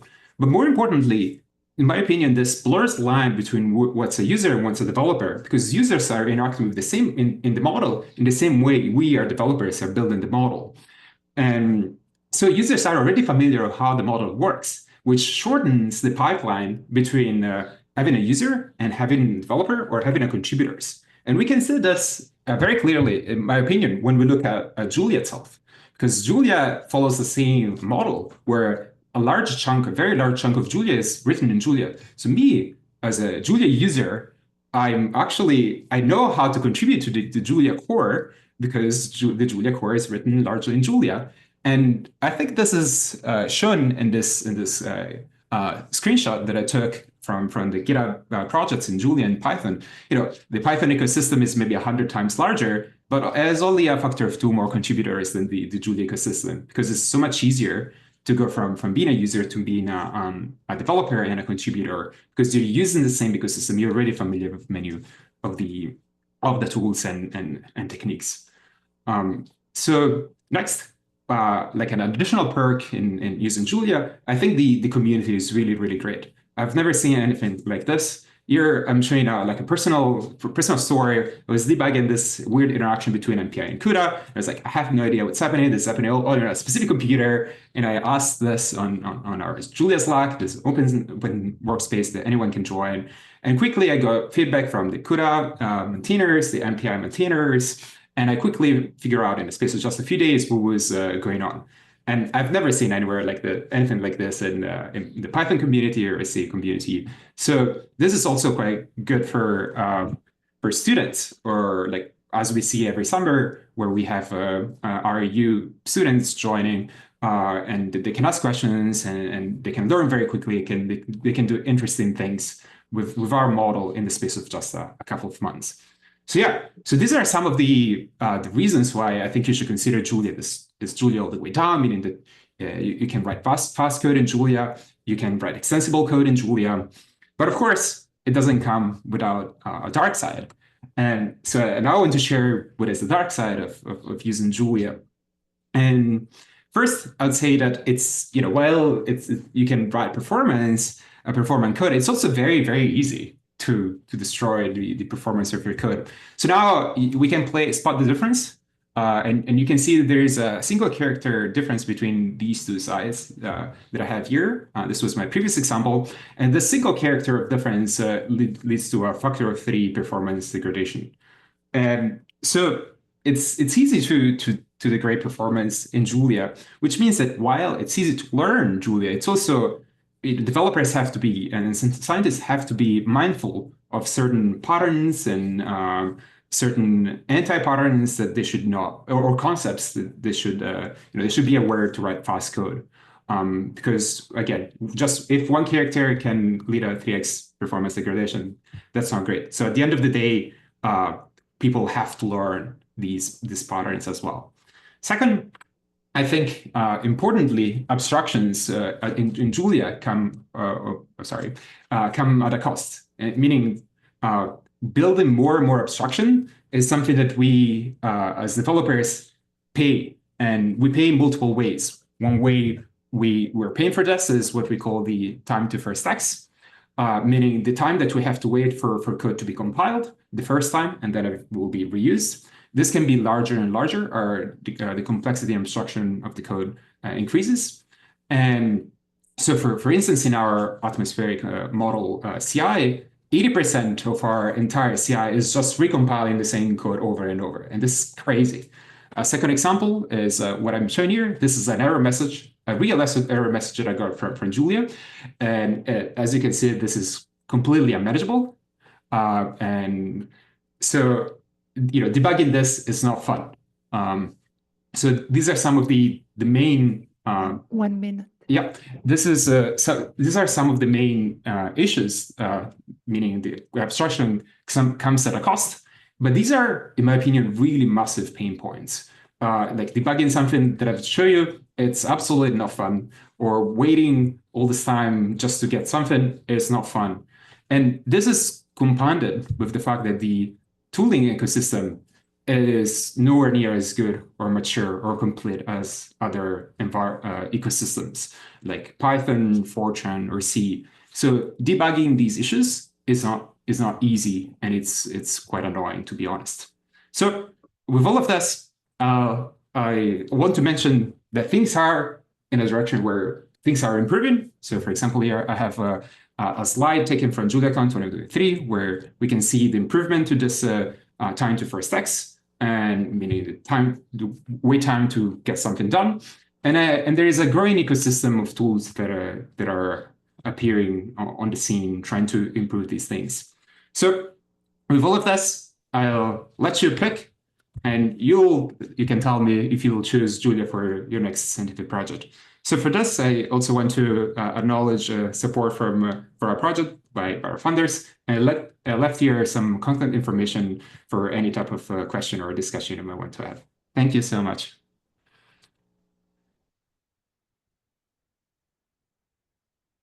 Thank you very much, Gabriele.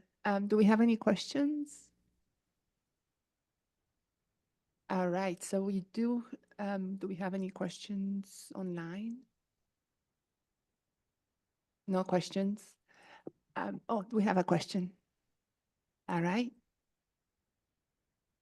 Yeah, thanks for the talk. So I mostly just support users who are wanting to use Julia as sort of on the user consulting, user support side. But I'm curious, that you had talked about the debugging tools and that side of the ecosystem being a little more immature. Some of those projects that you highlighted, do you feel like, I assume those are targeting that, or at least some of them are. Do you feel like they are, ready to use, like, would you recommend me recommending my users to try them? Or do you think that they're still in a state where maybe it's still a little ways out? Yeah, great question. So there is some of these tools are absolutely indispensable, if you ask me. It's pretty much impossible to do Julia development if you're not using them. Mostly Revise addresses some of these pain points. So definitely I recommend Revise if they're not already familiar, but most likely already familiar with Revise if they're using Julia.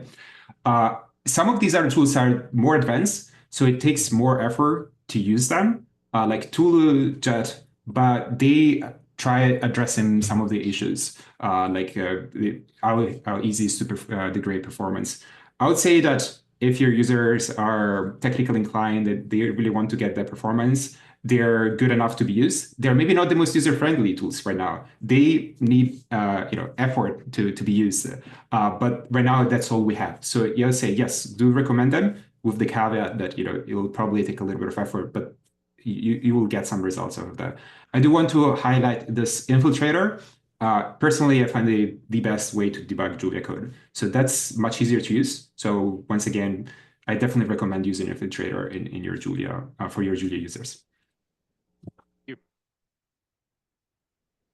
All right, thank you very much, Brian. I have a question over there. Let me see if I can read it from here. Don't know. Woo. All right, so let's see.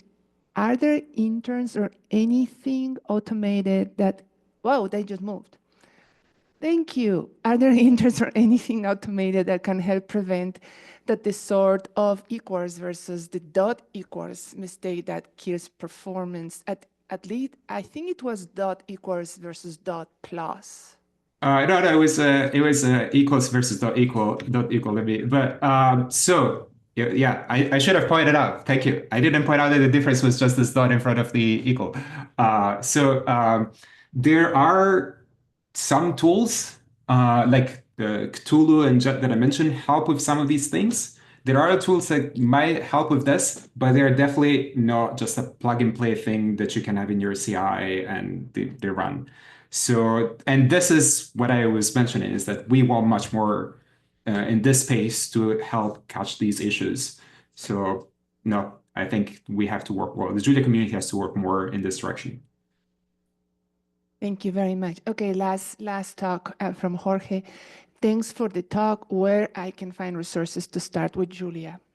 Yeah, if you go on the Julia Lang website, there is a large section with resources, and there's tutorials, and there's also guides to transition from other languages. Like there's a Python to Julia, I think that you have to know. C to Julia, I think that you have to know. So point you to the Julia Lang official website.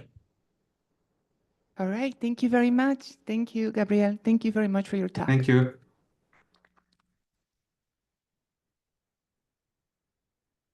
All right, so in order to keep on time, we're gonna go now with Hilario Torres, dynamic runtime scheduling in MPI applications via directed Acyclic graphs. Welcome. Hello. So yes, I'm Hilario Torres. Some of you may know me as Lalo. I'm a software engineer here at NCAR, but the work that I'm going to be talking about today, I did as a postdoc when I was at NASA Ames Research Center. So primarily working with my advisor, Scott Merman. So as we're saying, mostly interested here talking about generating dynamic runtime schedules for MPI programs. And we're going to use this, do this using directed acyclic graphs. So in order to sort of motivate my talk here, here we go. All right. I'm going to go through basically the simplest example program that I can to illustrate the problem that we're trying to solve. So here we're just applying a stencil computation to essentially a 1D problem. So I'm just looping over some input array A. I'm applying a series of kernels to it, so stencil type kernels, and I'm writing the output to some resulting vector R. All right, so again, the simplest problem I could think of to illustrate the problem that we want to discuss here today, primarily being generating schedules that are performant. So as many of you may have guessed, if we want to solve this problem in parallel, the first thing that we generally do is partition our data. So this is, I'm going to basically split both the input array and the output in half if I want to send this out to two different processors. And the reasonable way to do this is to just split them down the middle so that as many of the data elements are packed together as possible when we farm these out to different processors. So let's go ahead and do that. So the process of mapping, and by that, I mean, I'm going to map out these data partitions to different processors. I'm going to sort of use MPI speak in this talk, since this is going to deal with some more MPI stuff later. So let's say on rank 0, we have half the input and the output, and rank 1 likewise. And now I also need to split those compute kernels into two different groups for later. So I just need to keep in mind that now I have some compute kernels that are dependent only on the data that's local on the rank. So I'm going to call that those independent kernels, as in they're independent of communication. They can run without any communication need to happen because all the data they need is local to the processor that they're on. And conversely, we have another set of kernels that are dependent on communication, and those need the message passing to happen before they can run, essentially. So we've partitioned our data, we partitioned our compute, we've mapped it out to two different parallel processors. And the next step is actually generating a schedule. So this is sort of the heart of the talk, if you will, but there's a very standard way to do this for a problem like this. And essentially, we're going to overlap communication and computation for this halo exchange type of problem. So first, I'm going to start the non-blocking sends and receives of the data that I'm going to need for the dependent kernels.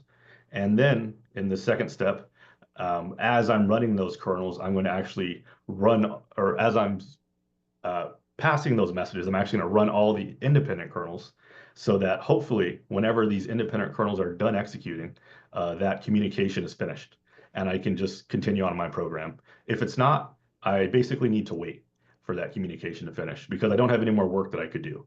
And then finally, once that communication is finished, I can run the dependent kernels. So this is the data that I was waiting on to get shipped in. So typically when we write these MPI type programs, this is hard coded at compile time. And by that, I mean, this carefully choreographed sequence of steps is literally just lines of code from top to bottom in the source application saying, first send the data, then do the independent compute. Okay, wait on receiving the data. And now we're going to do the dependent compute, right? But in order to basically do this carefully choreographed dance, I need to know basically everything about the program. So I need to know how is the data partitioned, how is the compute mapped, and what are the data dependencies between the kernels so that I can set up these two different groups. What compute is independent of communication and what group of kernels is dependent on it. If I want to make this problem even the slightest more complicated and say that, I also want to now, let's say, pass that result back. So after I do this computation, I get my result vector R. I want to do another halo exchange and send that result back to the neighboring ranks. Maybe they need it for some computation. That's the next step of the program. Well, now if I want to do that and I want to hide that same communication, so I'm just showing here on the right the same thing, or we're just doing another halo exchange with the result. Now I have to decide how much of that independent compute do I want to put in between each of those two communication steps for basically the input and the result of our kernels. And now I'm also making performance estimates, essentially, of my program at runtime. And we might say something, sort of rule of thumb like, oh, well, both the messages are the same size. So I'm basically going to do half of my independent compute between the first communication and half of it between the second. But now I basically have to be almost like omniscient about what's happening in my program to order to get the best performance by handwriting these schedules at compile time. So what's something else that we could do, basically? So now that I've sort of laid this, set the groundwork, laid the stage, if you will, then how do we get around doing this by hand? So our answer was to write a relatively small library that we've called Task Graph Scheduler that tries to solve this problem in a two-step phase. So first build and then execute. So by that, I mean build, we're going to take the sequential semantics of your program using a very small API that we've defined in our library. And we're going to use that to create a directed acyclic graph, or DAG, of tasks. And we're going to try to do this in a way to support the most, C++ MPI legacy applications, primarily because I was developing this in a group at NASA, and they already had large C++ MPI codes, and that they were interested in using this with those applications. And then the second phase, after we have our DAG representation of our program, we're going to use that graph to generate performance schedules at runtime that are not necessarily always going to take the same order of execution, but they're going to change that order of execution to prioritize throughput, primarily by trying to avoid waiting wherever possible. So sort of automatically doing that overlap of communication and computation that we had to carefully coordinate in our previous example. So this is really the heart of the talk. These two main points: how do we build and execute a task graph? And the rest of the talk, I'm really just going to go through how do we do this.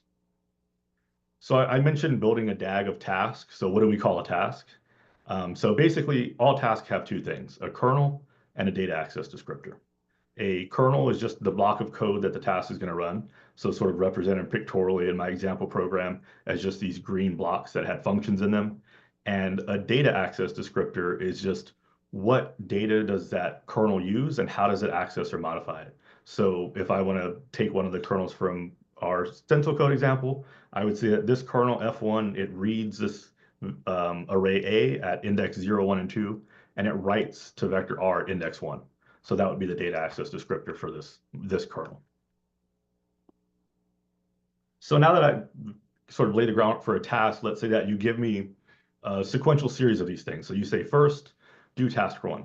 It reads some variable A and B, and it writes to that variable B.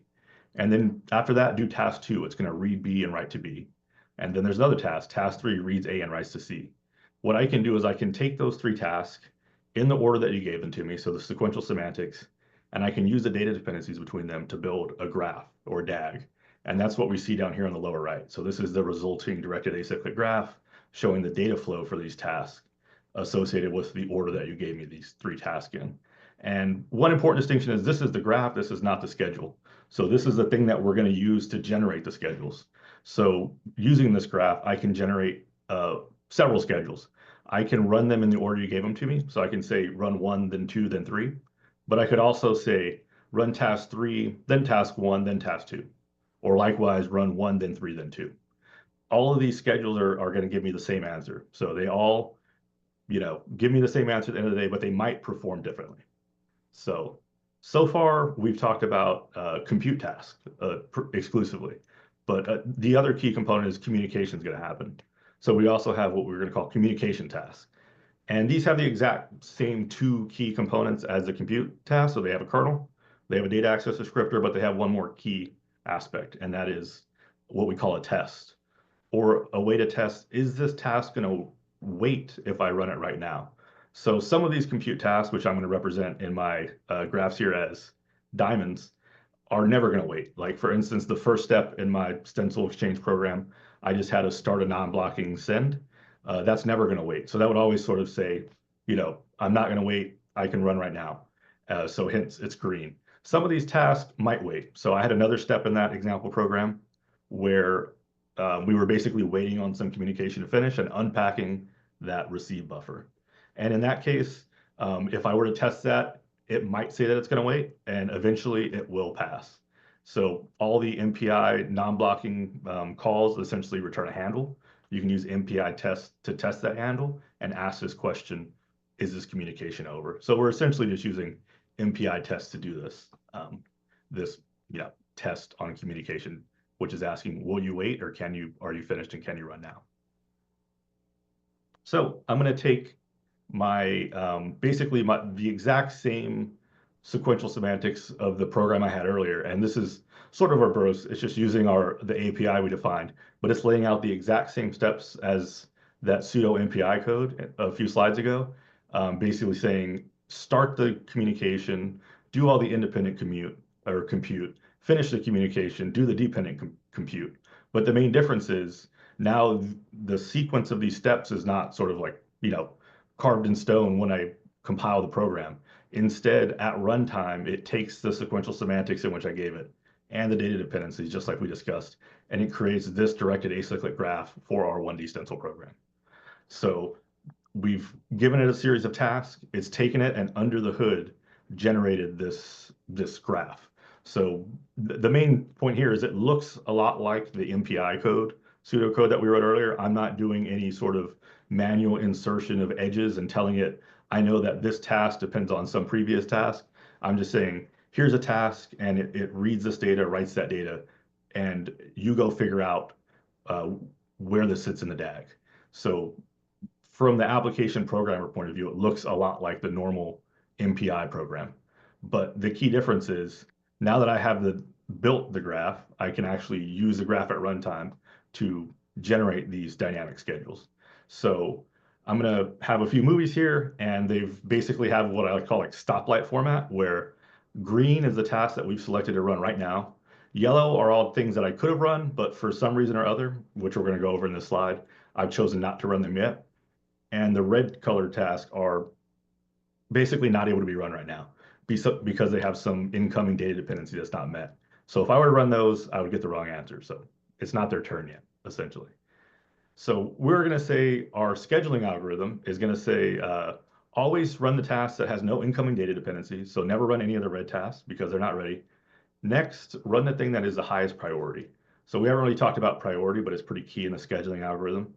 We've chosen to basically give super priority to communication. A lot of the programs that we were interested in were pretty memory, bandwidth limited, if you will. So communication always takes precedence over computation tasks. And likewise, what if I have multiple communication tasks? So right now I have one communication task here and another communication task here. How do I choose which one to run? Well, we say run the one that has is going to unlock the most computation in the future. And the way we decide this is we take the sum of the runtimes of all the dependent tasks. So for instance, this task, what's the priority that we give it? It's just the sum of the runtime of everything that's dependent on it. And likewise, the next task down, this task is dependent on the runtime of these. One important note is the very first time we run through the graph, we don't actually know what the runtime is going to be. So we just sort of do like a first in, first out type of run, but we time this and tag it as metadata for each of the tasks. So essentially, this is the scheduling algorithm every run except for the first. And finally, don't run a task that will wait. So if a task is going to wait, run anything else if you can. So again, if that test fails for MPI wait, just run something else. So if I actually show this movie running, we'll see the order of execution of our program. And this could change from time step to time step even. So again, this is not necessarily set in stone like our previous schedule, but we'll see that as we go through and pick tasks to run, essentially we'll run everything. I'm looping this because essentially we're mostly interested in doing this in like time stepping type of codes. But I did mention that that was the simplest example that I could think of to illustrate the problem. The problems that we were interested in solving in the group that I was at NASA were much more complicated. Typically, they had multi-physics solvers where we had different groups of tasks trying to be run on the same machine or in the same program at the same time. And what these generally tended to look like was sort of tight clusters of communication with some, looser dependencies between clusters. And these different physics solvers could have, varying orders of magnitude in terms of how long each of the kernels ran, how much communication was required, and were even written by different people. So sort of load balancing this or coming up with a schedule at compile time was often done by just saying, first run all of this, maybe then run all this stuff, and then run all that, and we'll hope for the best. And if not, we'll rearrange things again. But our scheduling algorithm that we've come up with, it doesn't care, essentially. We can use the exact same algorithm to... 1 minute, sorry, 1 minute. Yeah, we can use the exact same algorithm to schedule this same complicated task graph. So you'll notice here that we have some communication that wasn't running, and eventually it will. So I won't let this whole thing run. We can come back to this if we have time in the questions. But there is some cost to this. So building the task graph isn't free, but like I said, we only have to do it essentially once, and then we can save it and re-execute it later. So what this typically meant in the codes that we implemented in, it was less than 1% of the runtime of like a typical like computational fluid dynamics calculation we were running in our group at NASA. And the performance versus overhead, I mean, if you're running something that is doing one stencil computation like our example program, that's actually pretty easy to write the ideal schedule for. If you're running a case that looks like the previous slide where I have multi-physics happening, those are actually pretty tricky to generate the schedule for at compile time. So it sort of depends on, your mileage may vary depending on how good of a schedule you can write at compile time. But I think the main takeaway here is that we try to automatically generate performance schedules at runtime, primarily to get away from these handwritten schedules at compile time. So that was our main goal. And we want to do this in a way to sort of support the maximum amount of legacy C, C++ applications out there. So keep your data structures, keep your kernels, whatever communication infrastructure you have, you can use. And you can sort of wrap your thing in these tasks, tag it with what data it accesses, and just automatically generate performance schedules at runtime. So yeah, that's all I have. I can take questions now, but of course I have to acknowledge the NASA funding sources, but yeah. Thank you very much, Hilario. All right, any questions in the room? Let's see, do we have any questions online? So far, no. I do have a question in terms of latency for a given product. I don't know if you perform any, like you have a normal system and then you have your scheduler system and you process the same thing and you have an output product. Do you have any latency metrics of which one it's faster and how much % faster? So like I said, it would sort of vary wildly based on your baseline. So here, if you already have a schedule that is very optimized for your particular workload, then you might not see much benefit. But I think that in terms of latency, the overall runtime of this, or the overall runtime of the scheduling system is very, very low, at least in the applications we're running. So primarily numerical simulation, 3 dimensions, computational fluid dynamics plus something else. And I think that we're largely helped by most of the overhead is the first time you build the graph. So if we're interested in doing something like time stepping, where we do that once and do many, many time steps, that cost can be amortized away very easily. You've got a very dynamic program, something where every single time through the time step loop, you don't know what you're going to run. I could see, it's basically the opposite story. You may have some issues there. Yeah. All right, thank you very much. And we have a question from the room. Hi, Maciej. Thanks for a great talk.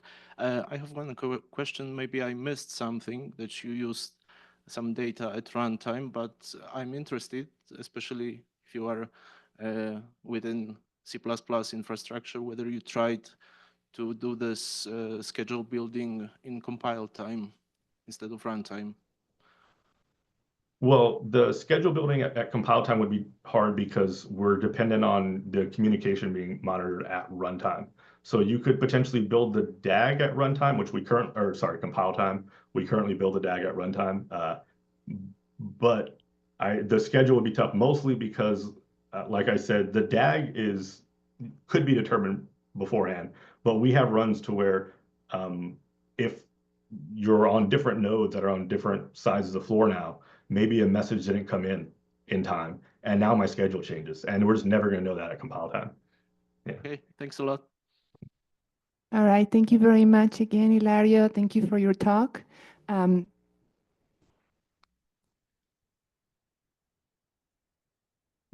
so now we're going to go on to our next talk, which is here in-house.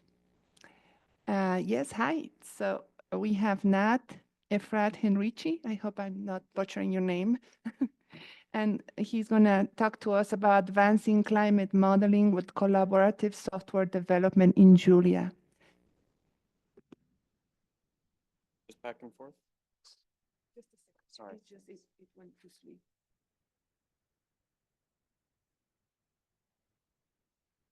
You can...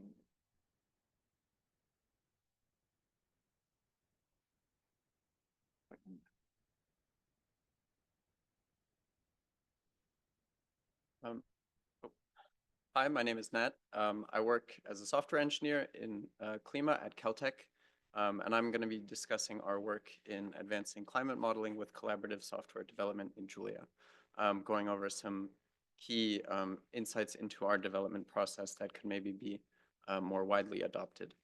So first, a bit about Klima at a high level. Klima was formed in 2018 with the key mission of accelerating climate science through thoughtful software design. The primary way that we're doing this is in developing a new Earth system model in Julia. And we're a small collaboration between Caltech, MIT, and JPL. We consist of, I would say, around 30 people, scientists, engineers, and students. So a bit about our approach at a high level. We use the Julia programming language, which, as Gabriele showed previously, offers both a high-level user interface and high performance using just-in-time compilation. We've also integrated data assimilation methods into our models from the very start, allowing us to learn from long-term climate statistics to improve our models. Our models are also largely scale invariant, remaining fairly consistent across different resolutions. We're also able to run on GPUs, efficiently scaling across hundreds of CUDA GPUs at once. So one thing I particularly wanted to highlight is the strong culture of collaboration between scientists and engineers in our lab. We found that this really is important for speeding up development. One thing to know is that we have, I think, a particularly high proportion of software staff. This makes it easy for researchers and graduate students to get their code reviewed and really keeps a high level of good practices. This is furthered by frequent hackathons and open office hours, so people can always come and get help, and this really helps foster those close relationships. Additionally, the high-level accessible Julia user interfaces allow researchers and students to quickly become familiar with the code and become fully fledged developers themselves, kind of, as Gabriele said, blurring the line between researcher and developer. So I mentioned that we use data assimilation and that this is very important to us. As computational power has grown over the last decade, it may be tempting to just throw more resources at the problem. And we do see that accuracy grows as you increase horizontal resolution, let's say to the kilometer scale. But long-term climate predictions are still plagued by large-scale biases. For example, the radiative balance of the Earth, which is very important to climate predictions. And this is largely attributed to the failure to capture important small-scale processes such as turbulence, convection, and certain cloud microphysical processes. So we use these ensemble-based methods for our data assimilation. These basically, at a high level, these consist of running multiple simulations at once with their own parameters, and then performing some statistical analysis to optimize for a given loss function. This way, we can systematically calibrate hundreds of model parameters at once. On the right, I have a simple example. The two axes represent two parameter ranges, and each particle or blue dot represents one model with its own parameter values. As you can see, they steadily converge to the optimum red star. We've also made these methods particularly easy to use and to integrate into existing workflows. We've built new accessible tools in Julia that allow researchers and people like me who have very little machine learning expertise to get started running complex calibrations. We've also built tooling to enable many parallel simulations at once to speed up these computationally intensive ensemble-based calibrations. One other thing is that we store almost all model parameters separately from the model source code. This is particularly important for picking and choosing which parameters to calibrate on so that we don't require changes to the source code directly to calibrate the models.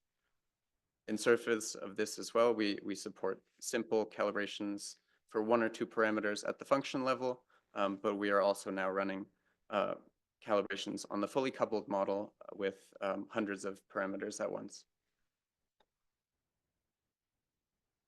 So now I'll go into a bit about the technical tooling that we use that really speeds up development. One aspect of this is Julia artifacts. These just provide a standardized way of managing external data that's needed in the Julia source code. So most of these, if they're small enough, can be downloaded automatically and used anywhere. This ensures that the same data is used seamlessly across different environments and lowers the spin-up time for new users and developers to get started. Some examples of this are forcing data, such as solar radiation and leaf area index, but these can get quite large. So a large example would be prescribed aerosol concentrations on an hourly basis. For our testing, we use GitHub Actions, but we mainly use BuildKite. BuildKite uses a model of self-hosted infrastructure and cloud-based orchestration. So we provide the compute or the test runners ourselves on our local HPC systems. And then BuildKite provides the orchestration and this nice web-based UI that you see. This also supports diverse compute environments. So we run on several HPC clusters as well as Google Cloud Platform. It's easy enough to reconfigure and parallelize these tests so you can run a large suite of tests at once. This has also greatly simplified our reproducibility testing, allowing us to have a stronger ground truth as we try to iterate quickly. Now I want to go into all of the work that's gone into making the models easy to configure, run, and then obtain useful results from. So this starts really with the model diagnostics, which is what you want at the very end. We've made these very easy to define, but still customizable enough that you can choose your own schedules and reductions, and we have multiple pre-existing output formats as well. A lot of work has also gone into making these performant, particularly on CUDA GPUs. So here's a simple example defining air temperature. So this would only need to be done once. In our existing models, we have large libraries of diagnostics, so you probably won't need to do this yourself, but it's available if you need it. So first, you can just define your variable metadata, such as the units or naming conventions, and then the actual function to compute the diagnostic from the model state. Then you wrap that in a scheduled diagnostic, which allows you to specify when to compute, when to output, and the actual output format, as well as any temporal reduction. So here, since this is average air temperature, we supplied the addition for the reduction. The diagnostics can then be easily fed into our models. So here is an example of configuring our atmosphere model, which we call Klimaatmos. First, you create this list of diagnostics, and then you pass that into your configuration dictionary. This allows you to define things like the initial condition, the horizontal resolution, time step, and the runtime. And after that, you can specify which device to run on, really just whether to run on GPU or CPU, and whether to parallelize with MPI or not. Once you've done that, you can just basically hit run. Additionally, once you've run the model, we've made processing the output very easy, all in Julia again. There's a clear interface to manage many output files at once with a nice readable syntax. We support many operations on the data, such as slicing, windowing, and averaging. I have some examples of those on the right. We also support interpolations, extrapolations, and comparisons to external data. We found this really important for measuring our performance against other models and real-life observations. Once you've processed the model output, we then make it pretty easy to visualize it as well. So here you can see in just these 6 lines, you can create this nice figure with 2 plots. So on the left, we have a vertical profile of eastward wind, and on the right, we have the maximum surface temperature. You can see that the metadata transfers over from the diagnostics, so the units and the coordinates are automatically added, and it's easy enough to add this ocean mask over the ocean values so that we only get the data that we really care about. The color bar is also automatically added as well. So in summary, our strong culture of collaboration really allows us to work closely and quickly together. Our built-in data assimilation frameworks allow us to enhance our models beyond resolution limits, though this is still ongoing work.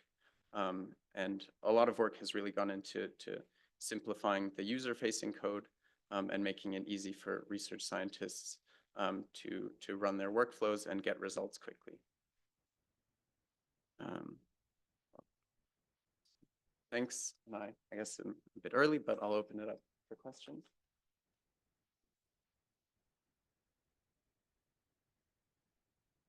Thank you very much, Nat. Any questions in the room? Let's see, Slido, not yet either. I do have a question about the software suite you showed.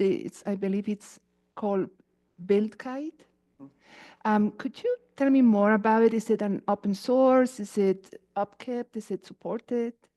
BuildKite is, I don't think it's open source, but it's very well maintained and easy to kind of get support from the actual BuildKite team whenever on the rare occasion that we have issues. And we found that it's both simple and flexible enough for our needs. Yeah, thank you very much. Any other questions? There's Brian. Yeah, maybe just a quick follow-up on BuildKite. Heard of it, but I don't have any experience with it. What would you say is are there things that it's particularly good at making easier for you versus just rolling your own GitHub Actions infrastructure? For me, I think it's a lot easier for, it allows very easy resource specification on HPC clusters. So we have a simple parsing system just to you can specify the number of nodes and the resources per node. I'm not sure how difficult that is with the self-hosted runners. But yeah, that's one strength of it. And I think it's also easy enough to transfer it over to another HPC as well. We have one question in the room. Great talk, Nat. So can you talk about how you save the color bar such that you don't have to define it in one of those last plots that you showed? Oh, yeah,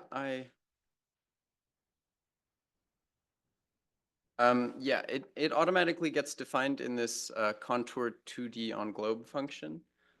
So this is part of the, I guess you'd call it a heat map, and the limits are automatically defined by the extrema of the data, and it just pops up automatically.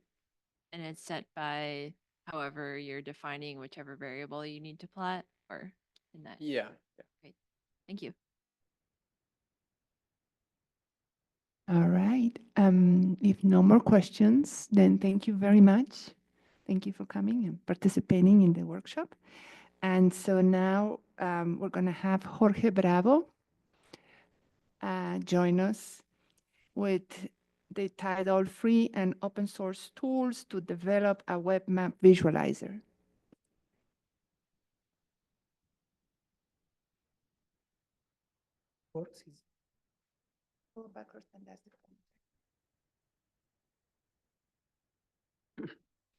Hello. Hello, my name is Jorge Bravo. I'm a PhD student at the Stevens Institute of Technology. It's located in Hoboken, New Jersey. My background is in atmospheric science, and today I will speak about how I am using free and open source tools to develop web maps to visualize basically my data or data that I'm using. So as all of you know, we are using commonly this data, more common NetCDF, SAR, GeoTIFFs, right? So for that, also I am using very good and powerful tools to visualize, to process, like IDB, Macidas, Snap, QEEGs, Google Earth Engine, and basically Python. Python, I think for all of us is the most common to use. But also what happens when you try to show to the world what you are doing, right? It's a little bit hard to create images every time. So in this case, to know how to develop a basic website using HTML, CSS, and JavaScript is very useful. So as I mentioned, we can use very strong tools. In this case, I'm showing some animations that I create with Unidata IDB. This is very good to show to my advisor how I'm advancing in my research, what I'm doing. But at the end, if I need to show to someone else, I cannot create every time these kind of animations. It's good, but it's not easy to do every time. So long time ago, just before I start my PhD, I worked in Mexico for an state secretariat related with civil protection. And was when I started to think how I can show what I'm doing, because that time I'm started to use Word for the state as operative model. But I say, hey, I need some resources for create a website, and they say, no, we have not money because our money is dedicated for responses of the activities, not for develop someone else. So that time I started to identify what resources, free resources, tools I can use. So that time I started to work with Python, and I started to work with HTML and other methods to displaying website. And also was when I started to use Git. In that time also GitHub. After that I moved to GitLab. I like more. And I create my own way to automate process to create first PNG images and create an animated website. But what was not easy, because every time you need to recreate the image, and it takes times, create the contour line. So it's hard to create that. After that, I start to use this UES server to get directly the data and display in a website. But also the problem on that is you can use very good in your local host, but it's hard if you try to put in a website. So you need to rent a virtual machine. It's not easy. So was when I found another ways. For instance, now I'm using Dropbox because I can host there some data, and also because Dropbox has this Python API, so you can, instead of go to the website and create the link, you can create the link directly with Python and update if it's necessary. Or more recently, I'm start to use Google Earth Engine. So now the idea is I will show you all how I am using these open source tools to visualize using web maps. Basically, I'm using Python, HTML, JavaScript, in particular, the library called Leaflet and Earth Engine. And I'm hosting in GitLab pages, all these, the web map. And on this, I can use the most basic one, GIF animated and overlay over the map, but also I can overlay GeoTIFF. Is more strong because you can display some data. Also, I can display GeoJSON data and these XYZ map tiles. So, as I said before, I'm a PhD student. I'm working the Smart Lab as part of the Stevens, and we are using our own data, or data is available in internet like hair data. And here I will show you one couple of examples. We are working MRMS data to display over New York metropolitan area, and we are getting this data in near real time. And here we are using one GIF animated. This is the example, how it works. It's relatively easy. This is, in my opinion, the more basic way to display an animated animation over a leaflet map. Also, we are working with WordFinder, but as you know, this WordFinder, if you try to display as raster data, is very heavy.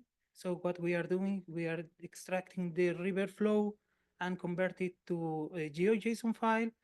This is more light than the raster, and we can use to display directly and create animated over this GeoJSON data. And also, you can create this animation directly and get a time series over each point, as you can see now.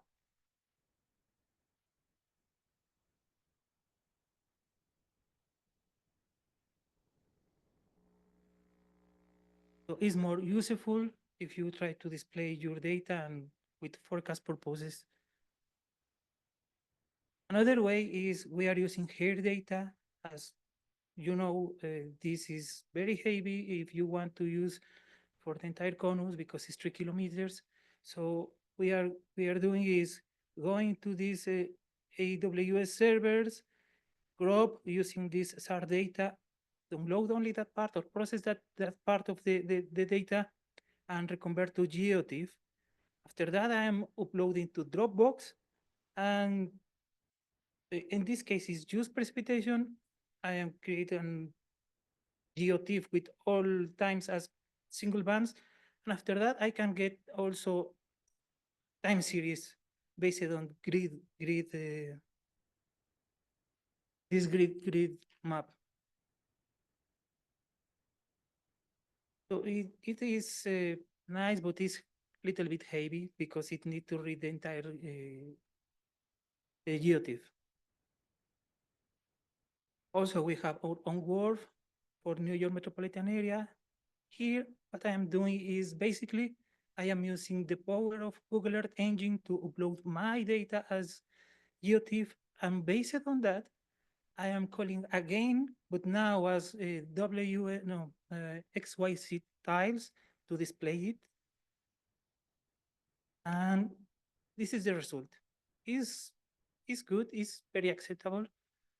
I need to know how to create these contours instead to show the pixels, but for now is very good. Finally, as perhaps many of you know, the Google Earth Engine has a very big amount of data. So I worked with, in this particular case, GoSR data to display in near real time. And I developed a website in which you can see how it works, combining directly RGB and display. If you, well, I will show later. This is all the combinations that I make it.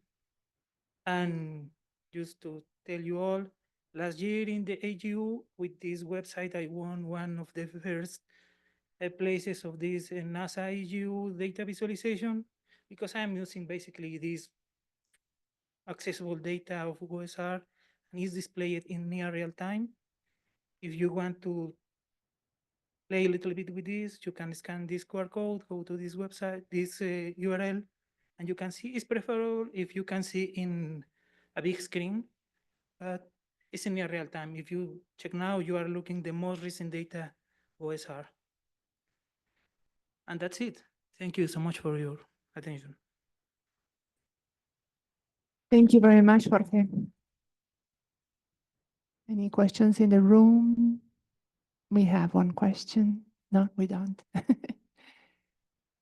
So I do have a question, Jorge. So the maps you're using, that's the Google Earth Engine? Some of them, yes, like this OSR, yes, I'm calling these XYZ tiles and I am overlaying over a leaflet. Yes. So it's leaflet. Leaflet. I see. Okay, so it's leaflet. Okay. Thank you. Thank you so much. Okay, thank you very much, Jorge. Thank you. One more question? I don't see it. Okay, now I see it. Sorry, you have another question. Can you make it bigger? Thank you for letting me know. There is no cost with GitLab, nothing related. Oh, I never paid something. Thank you again. Thank you very much. Any more questions I'm missing? Okay, thank you. All right, I guess we're ahead of time. So I guess we're going to have Brian come up here and give the last talk before we go for lunch. Titled Improving the PBS Pro Experience for NCAR HPC Users. Thank you very much. Thank you. I guess I don't have to worry too much about time. Yeah, so I wanted to just give kind of a quick overview of some work I've done recently, trying to improve this piece of software that I wrote, I don't know, 7, 8 years ago. It's used pretty heavily by our HPC users. I joked earlier to a friend that probably a better title for this talk would be Brian starts using things that he should have used 7 years ago in Python, but better late than never. So to give a little context, the script that I'm going to talk about is an augmentation to the HPC job scheduler that we use here at NCAR on our primary HPC derecho and our analysis and visualization machine, Casper.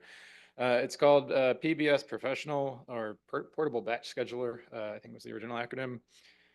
So we use this now throughout our entire HPC ecosystem. Users can cross-submit jobs back and forth between the two machines. I guess taking a step back, if anybody's unaware, job schedulers like PBS, and probably people are more familiar with Slurm, they allow cluster users to access larger resource pools on the compute nodes of a system. So, if you're on a login node on a system like derecho, it probably doesn't feel super different from using like your workstation if you're on a Linux workstation. But once you get access to the 2,000 plus compute nodes via the job scheduler, then that's when you truly get like an HPC experience. So of course you have to interface with some commands to actually use those resources. As far as PBS goes, and I have listed here kind of Slurm equivalents just for anybody who's more familiar with that. So you can use QSub to submit a job to the scheduler, submit a piece of work. You can use QDEL to cancel a job. You can use QStat to query jobs. There's a few other commands that come out of the box. One that's notably missing is something like Slurm's saccount command, which allows you to examine historical job records. So like if I submitted a job and it ran a week ago, with the default commands as a user, it's not that easy to get information on that job in PBS from 1 week ago. So this was a limitation that I think we were kind of annoyed with pretty early on. And that's why I took it upon myself to write a script to handle that. So that's not all that we've added. We've augmented PBS Pro with a bunch of additional tools. And we've done this a bit in collaboration with the developers Altair as well, but most of this has been done in-house. So on the user side, we've deployed this is a list of some of the scripts. I think we might have a couple others as well. But for example, so I mentioned that QStat command, which allows you to query jobs. That's great and it works well. The problem is if users run that like in a loop and it's just spamming the job scheduler, it can slow the whole thing down. And that's not great when you have a lot of work that needs to run on 2,000 plus nodes. So we wrote a cache version of it, which to the user hopefully feels pretty invisible. But that helps us not have the scheduler kind of fall over sometimes. And it's gotten better over time, but we still have that cache version in front just to keep the system more stable. We have a command called qcommand, which basically if you want to sort of just run a command in a single line from the terminal and have it run on one of those compute nodes, you can use this to do that.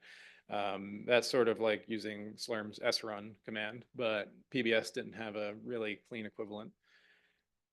More recently, we've introduced a command called launchcf that allows you to submit like an array of jobs that, maybe it runs the same command or it runs a variance of the same command on different pieces of data.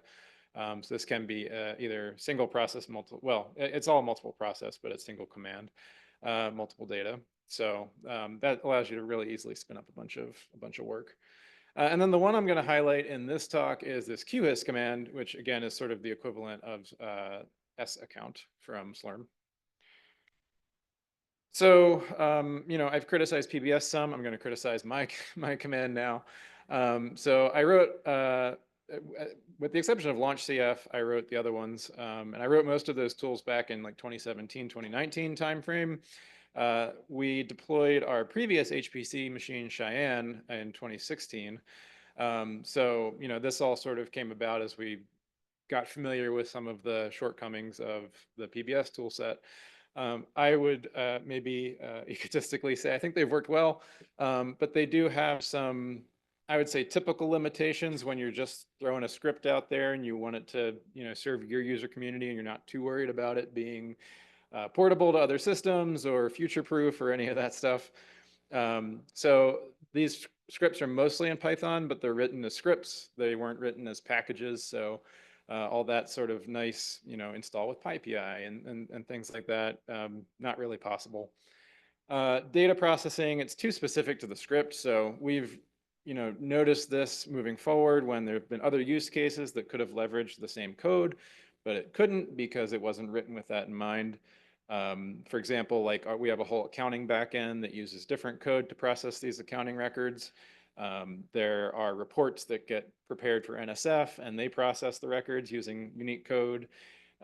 We have a group that's trying to make some more web visualizations or web portals, I guess, to our job data, and they're wanting to use JSON output and they're writing their own code. So, some sort of unification here would be great. There isn't any programmatic or routine testing of the code, and that hasn't, there haven't been too many changes to this code, so it hasn't been too bad, but there's at least been one time, maybe a couple times when like it just broke across the entire system. That's never ideal. And then there's only some occasional readmes, and otherwise sort of the -h help is the primary way to get any sort of insight into how these commands run. So that could be improved as well.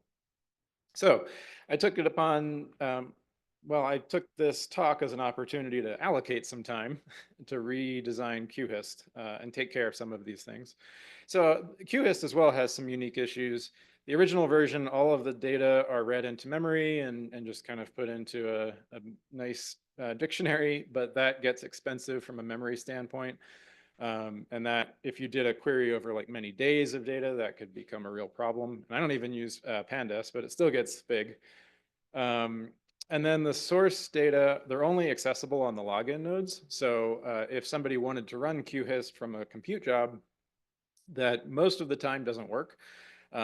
So that's a bit of a limitation. It's not too bad because you're sort of analyzing a job after the fact, but it'd still be nice to make better. This command does see a lot of usage, which is good, but that means that the redesign needs to be minimally disruptive because not in the business of, disrupting people in their workday. So a little bit about this command itself. So a PBS record looks like this from the raw logs. It's just a big, mostly space delimited, but also semicolon delimited record, and the syntax is it's okay. It's kind of interesting. So again, the first motivation really was to facilitate some code sharing and reuse. So one thing that I did in this redesign initially, just kind of took this, dump it into a dictionary approach and changed it to make a class. So now we've got this PBS record class that got split out into a separate, what eventually became a package. So now there's, in addition to QHIST being a package, there's a package called PBS parse. So that way you don't have to use all of the QHIST infrastructure if you just want to use the record parsing. And hopefully that can, get leveraged in some of these other projects I've talked about. So basically you just end up, instantiating this class, you create an object, and the object is going to, it can handle any sort of PBS record. So you've got like a queue time record, a job start record, a job end record, or job re-queue record. These are all different ones. They're all handled. It stores the data as attributes, and then the resources of the job, which would be things like your memory request or the number of CPUs, number of GPUs, that's all stored as in a dictionary still. But that dictionary is at least housed and post-processed. So it's hopefully easier to use. Again, reducing memory with usage. So I have obviously used generators, but I never actually wrote a generator. And it turns out I should have because they're really nice. So in here, I basically have this new function. This again comes out of PBS parse, but it reads in, it kind of streams in line by line from one of the accounting record files, and then yields the result as a PBS record object. So, this way we're not, I can just return one job at a time and do something with that in the QHIST code and not having to store it all in a big dictionary.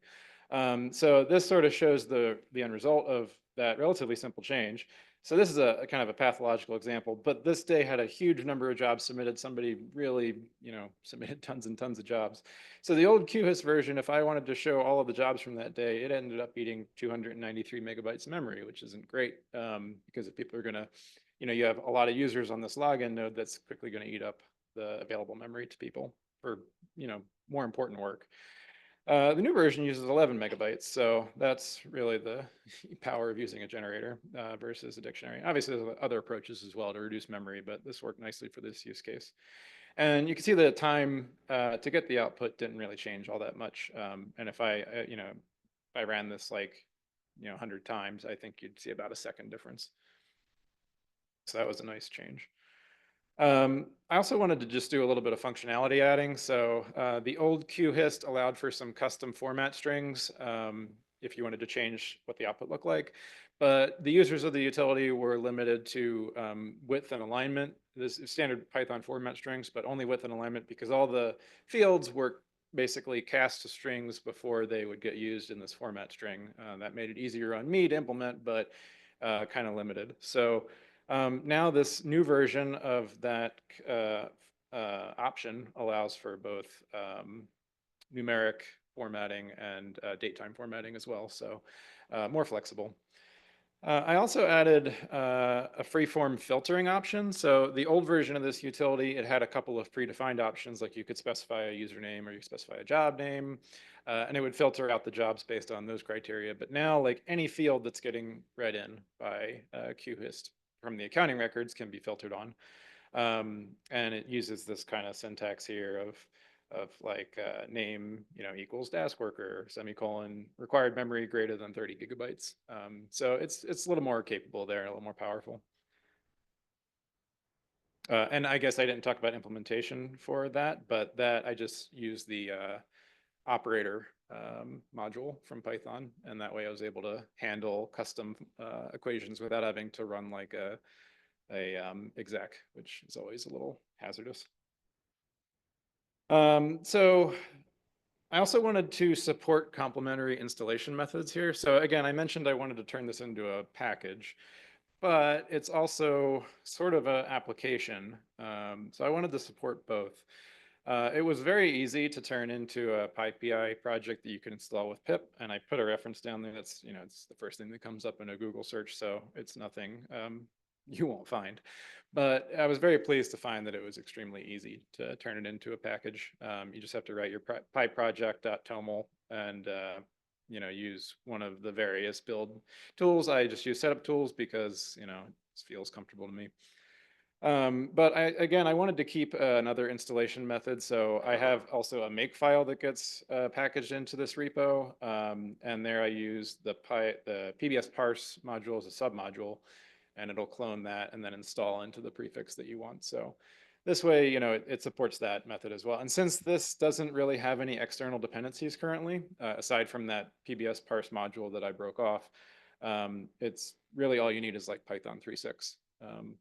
I didn't want to use too many external packages just to keep it an easy install, but I am looking at potentially doing something like supporting optional plugins and things like that later on if I find time and motivation.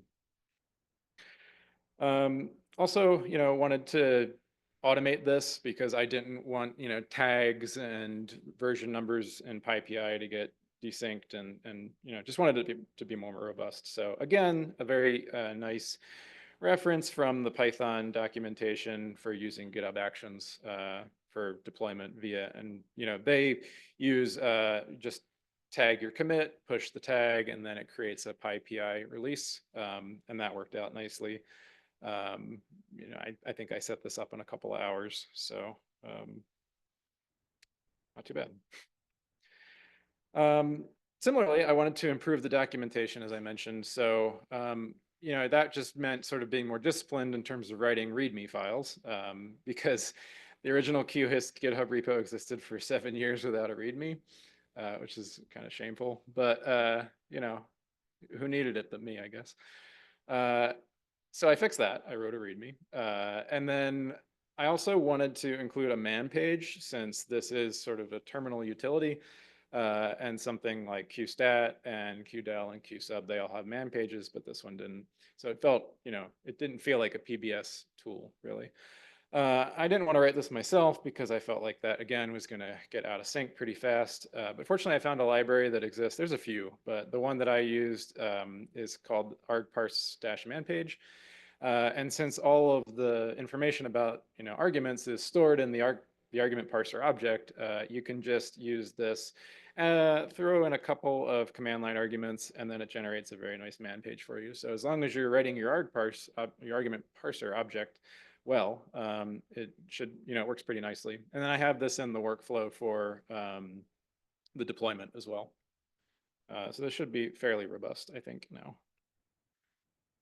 Also wanted to add some regression testing. This is pretty limited so far, but at least I've got the framework in place. So now I'm testing a couple of these routines on the QHIST side. I'm just using PyTest because it's what NumPy uses. It's what most people use. There's other good ones out there, of course, but I like things that everybody's going to be familiar with. And it's very simple to get going. So if you haven't used PyTest, give it a try. It really takes like 15 minutes to get spun up, at least on the basic usage. I want to add this to the PBS parse package as well, but that's sort of the next on the to-do. Another thing that I wanted to add, and this sort of meshes with another thing that we're working on in our consulting group, is to do a little bit more self-hosted runner testing. So this is using GitHub Actions self-hosted runners. One thing I've noticed with QHIST is that PBS in its accounting logs it'll truncate some records and it'll mangle some other records. I mean, there's so much data going into it, and the writing routines for those accounting logs is not perfect by any means. So the best way to find cases where like my parsing of stuff is going to break is just to run it on the real data. And I'd rather find this out, through automation than just get user reports, because then they're grumpy because it's not working. So I've set up some self-hosted actions on our HPC systems on both Derecho and Casper. Right now I have it run nightly, but I could certainly run it more often. And this, basically just clones QHIST and then runs it on our actual live accounting logs. So, hopefully there we'll see some problems show up before we get reports from users. Sorry, that's a little blurry there, but I did set this up to be a manually running workflow as well as a scheduled one. So it's nice to have that flexibility if I need to reproduce some results with a new version. This has also been an opportunity for dog fooding. So I used another utility that I wrote that manages the self-hosted runners via cron job on the system to make sure that they stay alive. And I found that my own utility was kind of annoying to use. So I think that's going to be the next project I'm going to take on, is to try to improve that a little bit. So, it's always great to use your own tools. For more information on self-hosted runners and how we're trying to support them here at NCAR, I would recommend checking out Brett Neuman's talk at 1:30 today. He's going to talk a little bit more about the infrastructure that I used, and probably mention that utility that I wrote that's got some pain points.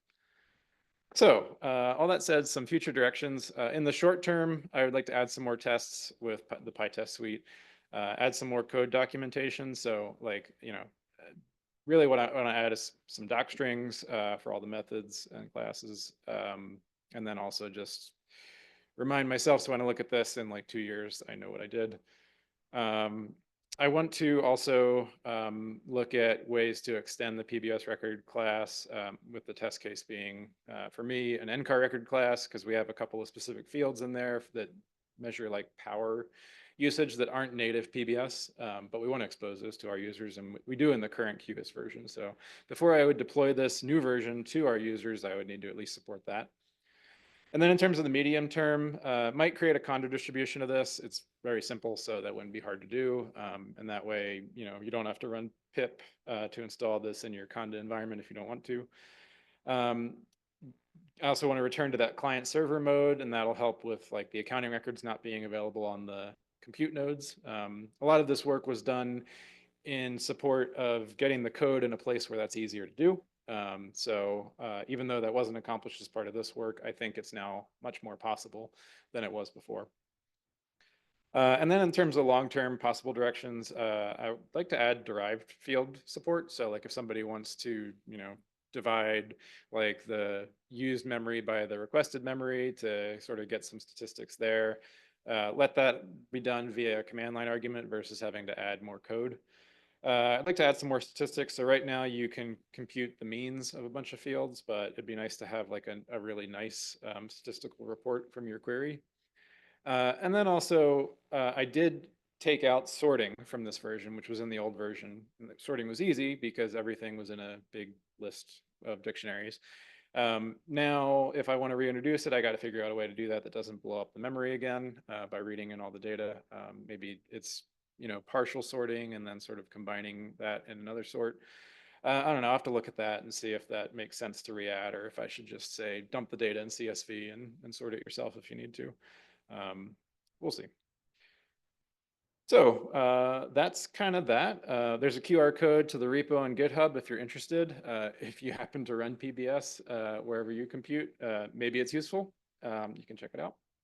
But otherwise, feel free if you want to chat more about this, you can track me down all week or email me there. And happy to take any questions. Thanks.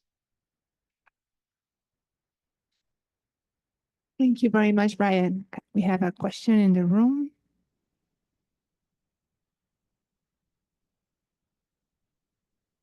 About self-hosted action runners being possible on HPC clusters. And after maybe Brett's presentation, I will be happy to have any questions as well. That's so cool. Thank you. Yeah. I think Brett will talk more about how we've approached that, and certainly talk about some of the downsides of doing it as well. There's some security implications for sure, but yeah, we'd like to support it because we know it's useful. Yeah, I think security things were part of a lot of like questions in folks' mind, but I'm still very hopeful about it being a possibility for scalability testing for a lot of software tool development activities. All right, thank you. There are two questions. The first one, great PBS Pro enhancement. Sorry for a side question. Are there any plans to add the Slurm support to NCAR HPCS? Thanks. Yeah, so no current plans as far as I know, but we did run Slurm on Casper up until I think 2021. We moved that over to PBS because we figured, I think we sort of had a sense at that point that our next HPC from, derecho was also going to run PBS. And we wanted to give everybody, a unified scheduler environment and not have people have to deal with two different schedulers on the two systems. Certainly in the future, I think, anything is fair game, and there's so much community development surrounding Slurm. It's attractive in that respect, but anytime we make a scheduler switch, it's an imposition on our users. So I can't, that's above my pay grade, but maybe. All right, thank you. Next one is, can it be installed in user mode or need admin access for the installation? Yeah, so QHIST can certainly be installed as a user, and I do this. The part that would need admin support, so in PBS, the accounting records are typically only on the PBS server node. So they're not accessible on even like login front-end nodes that are user accessible. So what we do is we have the administrators rsync those records over to a global file system location. So really, in theory, no, but in practice, it probably will require a bit of collaboration with an administrator. But once those records are available, then it's easy to do. And once that client server mode is implemented and available, then hopefully it's just a matter of making sure that that server is communicable, and you won't even have to like copy accounting records over. All right, thank you very much. No more questions online, no more questions here. Oh, one more question. So since this is obviously an omission in PBS that there is no QHIST, what's the prospect, or why not feed it back to the PBS developers and let them take care of this? Yeah, that's an excellent question. So we've talked with them about this, and I know that they have looked at QHIST. I think part of what's blocked that in the past is that it was so, bespoke for our site. So I want to re-engage with them now that it's, now that we have testing and it's a package and it's easier to distribute and has documentation. I think at this point that would be fair game. We do have I think a big thing that helps in that regard is if like there's another big site. I can think of one off the top of my mind that runs PBS that would also want to use this utility. Then I think that's probably something that Altair would be interested in. But yeah, I'd love to have them take it over. Yeah, one more question. So do you use like a parallel or multi-thread in your script? I don't know. It's, especially without the sorting in there, it's very lightweight. So that hasn't felt needed. PBS would certainly benefit from multi-threading, and I know they've talked about it, but I don't know what the current status of that is. Okay, I have a question. Was this seamless to the user? Like the user notice all these changes? Well, again, I haven't deployed the new version to the users yet. I hope so. The output should look pretty similar, but again, a couple of the options are a little tweaked. So we'll announce it. That way everybody's aware. But I've at least asked some of my colleagues to play with it, and I haven't heard any like, oh, this broke. So yeah, TBD. Maybe it's just gonna be faster, and then I'll be like, wow, it's faster now. Yeah, or it won't like run them out of memory on a login node when they try to look at 10 months of data. All right, cool. Anything else? Anybody else? All right, thank you very much, Brian. Thank you.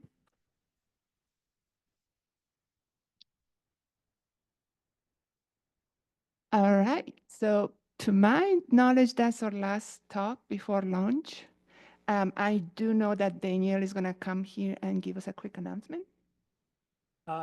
Yep, so I'm Daniel Howard. I'm one of the committee members for ISS this year. So helping coordinate some social events for folks if you're participating in person. So if you'd like to attend any social events happening after the conference, be at your own cost with your colleagues, please go to the QR code on the left there. There's also postings of this flyer out in the lobby area. The plan is, at least after today, to go to Rayback Collective. It's a beer garden location with, they do have food trucks, but they sometimes close at 4 p.m. on Mondays. But there are multiple restaurants nearby, so if you want to like meet up and then like go with friends and new people you meet, you're in that area, that's an option. It's walkable from here, but if you do want to bicycle or if you want to share or carpool with others, that we're happy to help coordinate that with those sign-up documents. If you have any questions about these options, feel free to reach out to me. It's a last announcement for lunch. Outside this door on an easel, there's planned discussion item topics for the networking session planned on Wednesday. If you would, during that session, we plan to like break out into groups and discuss certain topics of interest shared amongst each group. So to identify those groups, we want to help have folks vote on the topics that most of interested them, and then we'll make those tables settings available on that day. So as you go around during lunch and through the rest of today and tomorrow, feel free to take a vote on whichever topic most interests you. Or if you'd like to propose a new topic, there is space to propose new topics as well. Again, if you have any questions, reach out to me or any of the other committee members, and thank you for your time. All right, thank you. Any questions for Daniel? All right, so I think we're on time. Let's see, 11:56. So I think we're breaking for lunch, and it's still at 1 p.m., right, Brian? Okay, so thank you very much, and have a wonderful lunch, and see you at 1. Thank you.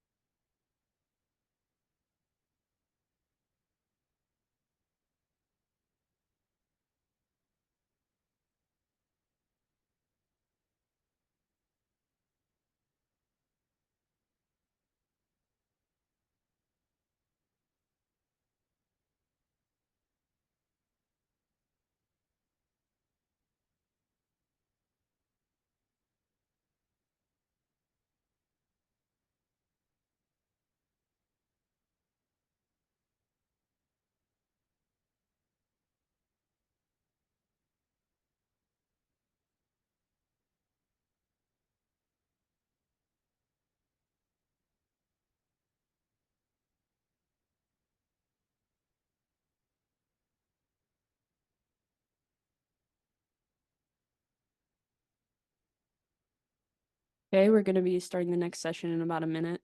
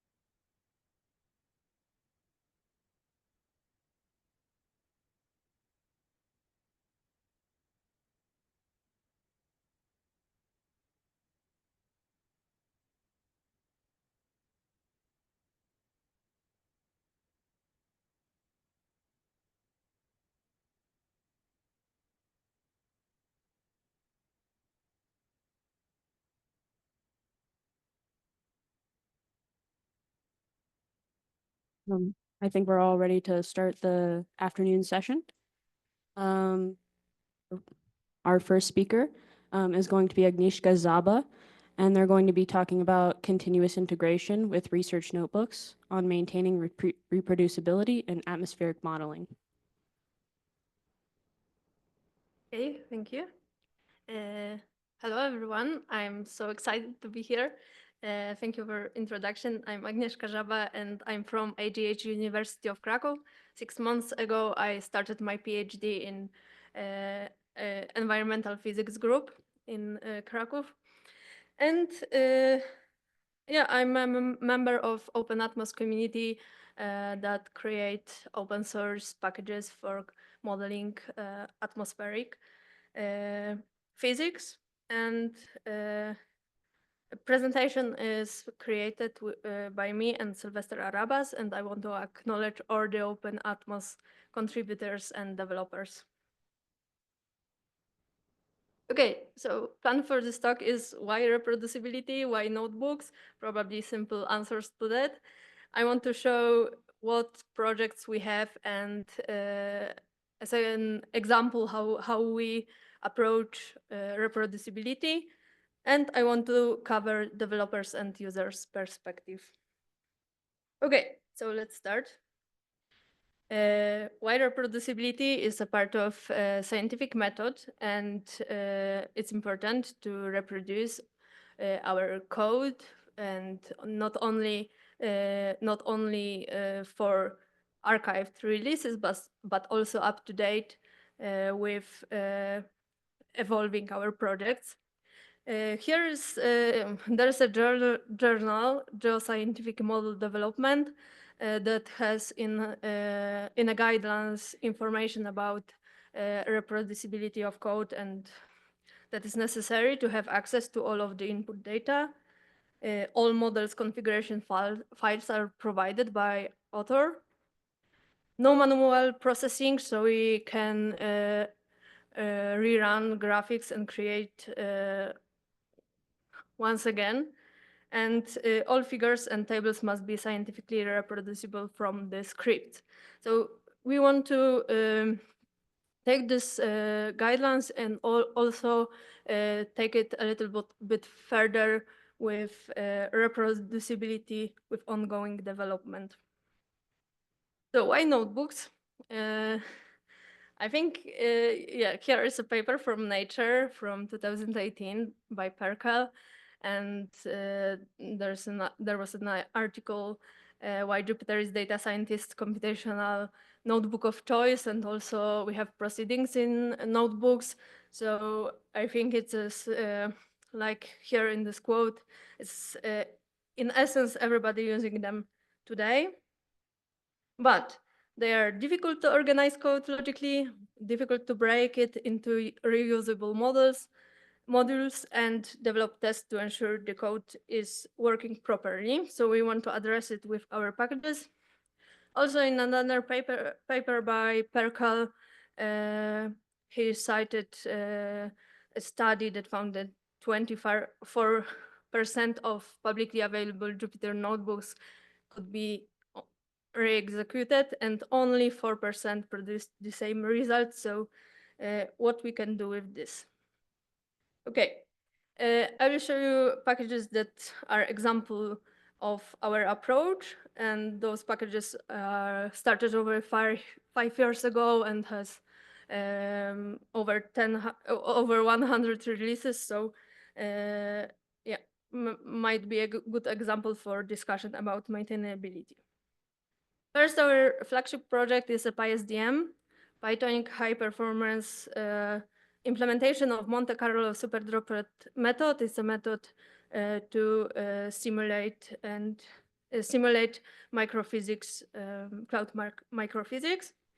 Another one is PyMP data with number accelerated multi-threaded Pythonic implementation of NCAR developed MP data algorithm. And those are big projects, and I want to show another one. It's a smaller one with some utility routines for Jupyter notebooks in our other packages. Okay.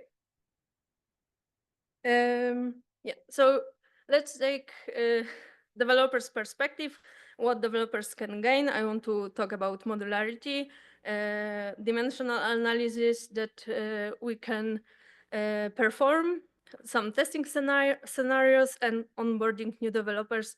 That is also easier. That is easier with modularity in our code. Here, important with inversion of control in atmospheric science.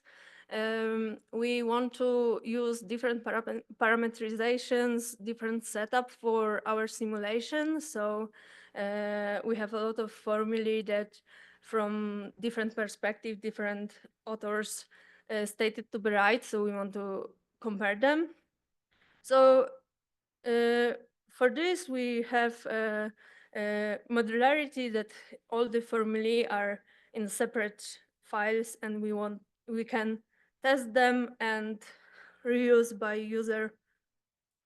And here's an example. It's from a very tutorial Jupyter notebook. It's from a paper, Bolin's paper that we have here, Bolin isotope timescale coefficient. Maybe it's not so up to date, but it's a classic because Bolin was first chairman of IPCC. And yeah, it's a tutorial. We have a more complex one as simulations and others other that you can find on GitHub. Here, important part is that user not only choose parameterization and formulae that they are using, but also inject constants into the code. So here's the test of this Bolin formula, and yeah, I will show this in a demo. Here's with the dimensional analysis. It's because of all of these formulae are separated, that then we can check if actually units, and we can perform this dimensional analysis for our code. Okay, and Node as a source of test edge cases in PySDM and PyMP data. We have examples that are created based on articles, and that's the reason it's easier to set a test for this. For example, on the right side, you can see that this is a table from Bolin. So we are comparing what is in a paper with our code. And We are using from our Open Atmos Jupyter Utils package, we use function notebook vars that is used with using PyTest fixture. And here I want to say that there are other packages that do the same, but we have written it by ourselves to our project. So as I said, formally chosen by a user, and we have dimensional analysis. Because of that, also onboarding new developers and new users are easier with this modularity. And our unit tests are outside of notebooks. Okay, and I want to show you a quick demo. Okay, so here's our package. It's open in PyCharm. Those are examples that we have inside. And there's our tutorial example with Boolean's table. You saw this formula that we have, and this parameterization, calculation of other numbers that are used. And it is self-included, self-contained. Everything is running through that notebook. Yes, here I will show you some tests that we have for our formulae that are outside of the notebook. So notebooks are more readable for users, and it's easier for developers to actually test them. Yeah, so here we have tests that you saw with checking values from the paper. Okay. We can run it.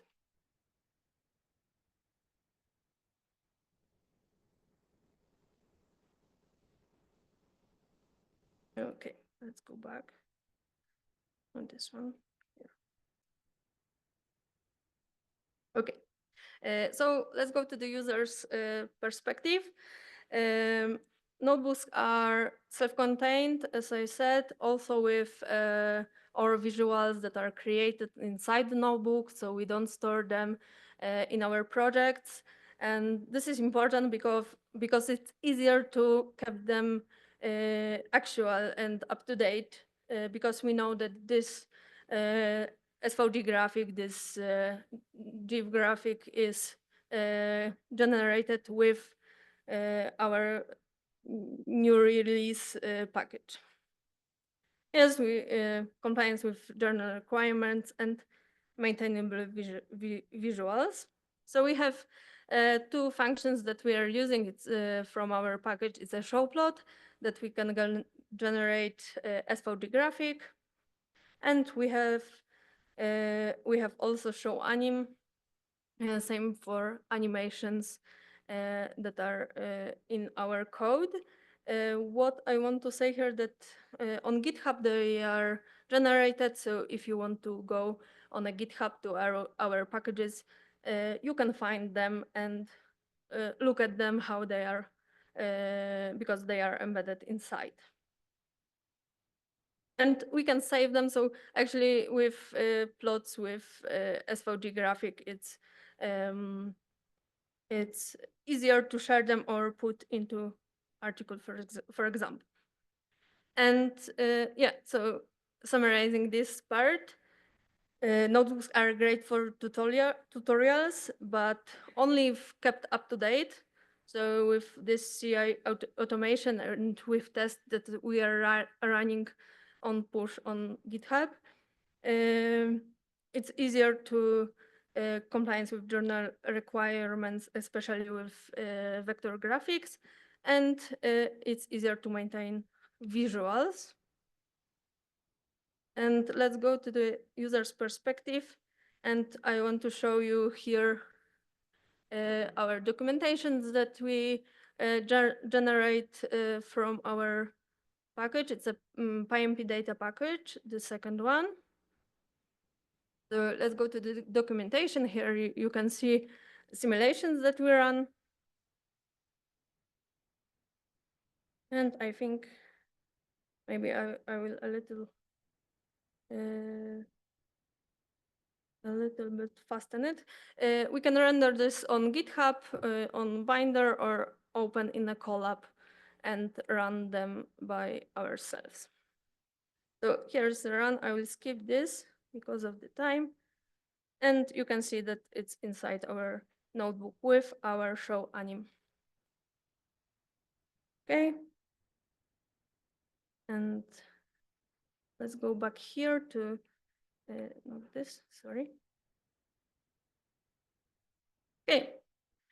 So let's sum up what I already said. It's essential to have integration with research notebooks and automated testing workflows. With modularity and inversion of control, it's a benefit for users, developers, and onboarding new contributors. Yeah, generated and embedded visuals for reproducibility and are easier to maintain. And also, it's we can maintain research result reproducibility, and it supports our project development. Okay, thank you so much for attention.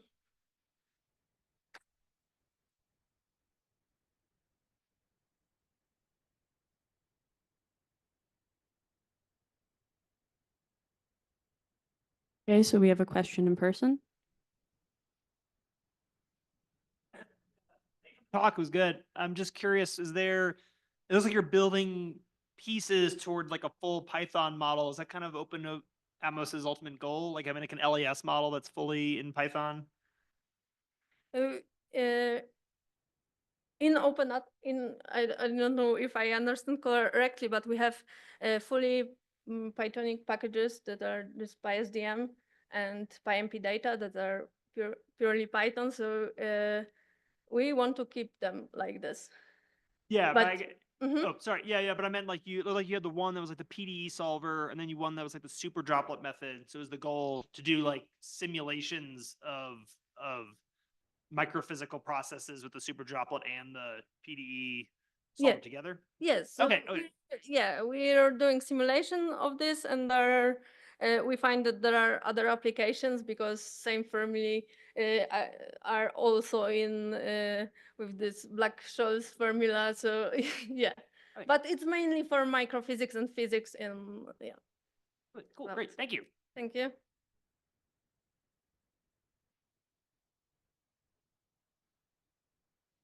I have a question I'd like to ask as well. So I have yet to use like HPC in Jupyter Notebooks and especially in the Colab. And I'm just wondering if there's a limit to the computational resources you can use in these environments, and if there's a difference between the two, or if they're both more tied to your local machine and the resources you have available on that, if that makes sense. Okay, so if you're running in Colab, you actually there's no need to have in personally, but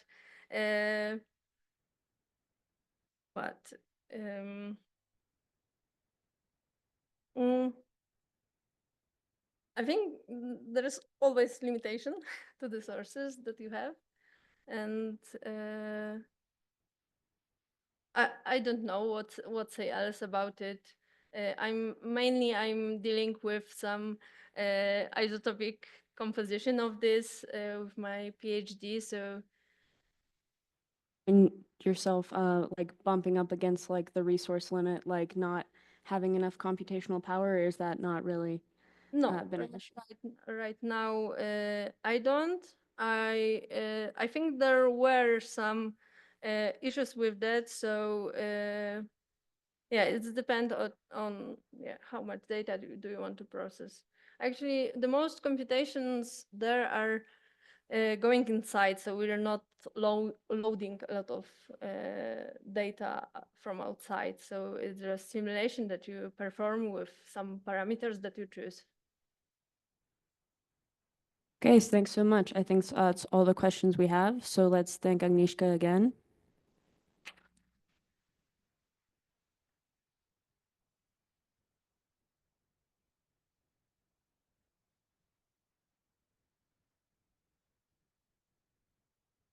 Our next talk is going to be Brett Neuman, and they're going to be talking about GitHub Action workflows using self-hosted runners for HPC.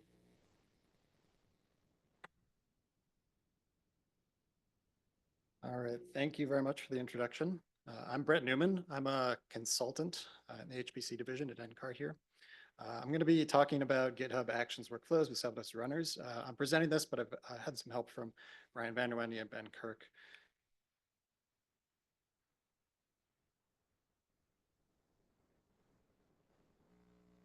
All right, so we have this idea of automated testing. We have some ideas about how we want to do this. And some of those concepts would be fully automated testing. You have full code coverage. You have this team dedicated to developing all these different tests from integration to regression to unit. You have environment management, so you're able to control what environments you want to have tested, so you can ensure it's going to operate on that environment. You have some idea of version and a testing cadence set up, and then hardened security, so you can ensure no bad actors are submitting code to this repository. But then talking to a lot of folks and understanding what the issues are with developing this automated testing is a lot of times they're underfunded. There's a minimal amount of CI/CD because there's so much software to be done. Existing tests need to be ported. Full coverage isn't possible just using the cloud architectures or these GitHub virtual runners that are available. And then a lot of times it can be difficult to interface with the HPC job schedulers. There's the obvious one too, that the security concerns. What's safe to run on these self-hosted runners? So what we'd like to do in looking at this from a user support context is we'd be able to provide this setup instruction for getting these self-hosted runners going on our clusters. We'd like to have some security requirements, configuration set up for the user already. And then have a service available to keep those runners active so that when you do launch a workflow, that it's going to be able to be picked up by that cluster and then run that job according to the workflow. And then just example workflows to get users started. Although I think a lot of users are already doing this and setting up their own workflows and running those on the GitHub virtual runners. So just to go over the terminology that I'll be talking about, this is really the core of the talk here, these self-hosted runners. It's a service that's going to run on this custom hardware, and it's listening for trigger events that launch from a workflow. The workflows themselves, those are the scripts that are going to run and test your code. Those are triggered by events from GitHub and then run with different steps depending on what you want to test. And talking about self-hosted runners here, these workflows need to be executed via a runner. And so the idea of a self-hosted runner is that you're going to be using this runner that's set up on the system that you want to run your workflows on. The default option to run these workflows is within GitHub and these virtual machines that you configure and choose, and that covers a lot of different test cases, but really these self-hosted runners are set up to run on the environment. Let's say like you have a production run you want to test and make sure that it's going to work properly there. There's a self-hosted utility, self-hosted run utility that you install and run on the targeted hardware. So going over some of the pros and cons of getting the self-hosted runner set up is that you're no longer limited by what these virtual runners have within GitHub. So compared to these, like the GitHub runners, there's typically a low CPU and memory availability. So if you're running on these clusters, you can potentially run in multi-nodes. There's workflows that are specific for compute environments, so access to compute resources that are more representative of your testing, and then verify results on operational hardware. So using data that's only accessible via self-hosted hardware, this is also an issue with if you have a lot of data that's set up on one of the clusters. If you don't have to deal with like transferring data back and forth, that can be cumbersome or impossible. But then getting into some of the cons of these self-hosted runners is that you need a way to keep this runner active. So you need to be able to monitor the cron service that this is running on. You need to check system downtimes and make sure the workflows are actually going to launch. And then some system activity to ensure that the workflow starts. So this is a script that I'll talk about a little bit to make sure it's running via cron. This also requires that you have a HPC account, so on the system that you're going to run on. So that requires an allocation. And there's some complexity to this too if you have a large repository, potentially, that if you need to run multiple users on this repository to launch workflows, that you need an account that potentially can have a bunch of shared users set up on that HPC system. There's also some job scheduler limits. So there's queue time delays that you might run into because you're submitting jobs to that job scheduler. There's also the issue where there's reproducibility issues potentially. Let's say if like you're running on some cluster that has multiple node types on it. Perhaps you're going to run the job one time and you're not specific about what type of node you're requesting. And then the runtime is like half the speed of the previous workflow run. It'll pass the test, but then you'll be left asking this question, okay, what's going on here? So you need to be sure that you're requesting a node type if it's a heterogeneous system. And then there's some issues with this unintended host system behavior. So potentially you can launch workflows that are going to launch a ton of jobs unintentionally. So you have to be aware of that. And I'll talk about the different trigger mechanisms and ways to avoid that in the future slides here. There's also potential for hardware issues. So a workflow might fail just because there's a hardware issue on the nodes. And then one of the big questions we have here with self-hosted runners is the security issue. We have a couple ways to try and mitigate this. One of the main methods is to set these to be label triggered. So you're going to look at taking a pull request, but then also applying a label to it. And one of the security aspects to that is that just you control as a maintainer what labels you're able to create. So this cron HPC runner that I'll talk about in the next slide, it only allows trusted users on the local system to run. And like I talked about earlier, it works pretty well for a single user if you're running those tests all by yourself, but you may need a shared system account for multiple users. This system cron runner that's monitoring, there is the option to start and stop this self-hosted runner. So potentially you could leave this self-hosted runner going on a cron service and be persistent and be able to just launch workflows at any time, but also the option potentially to disable.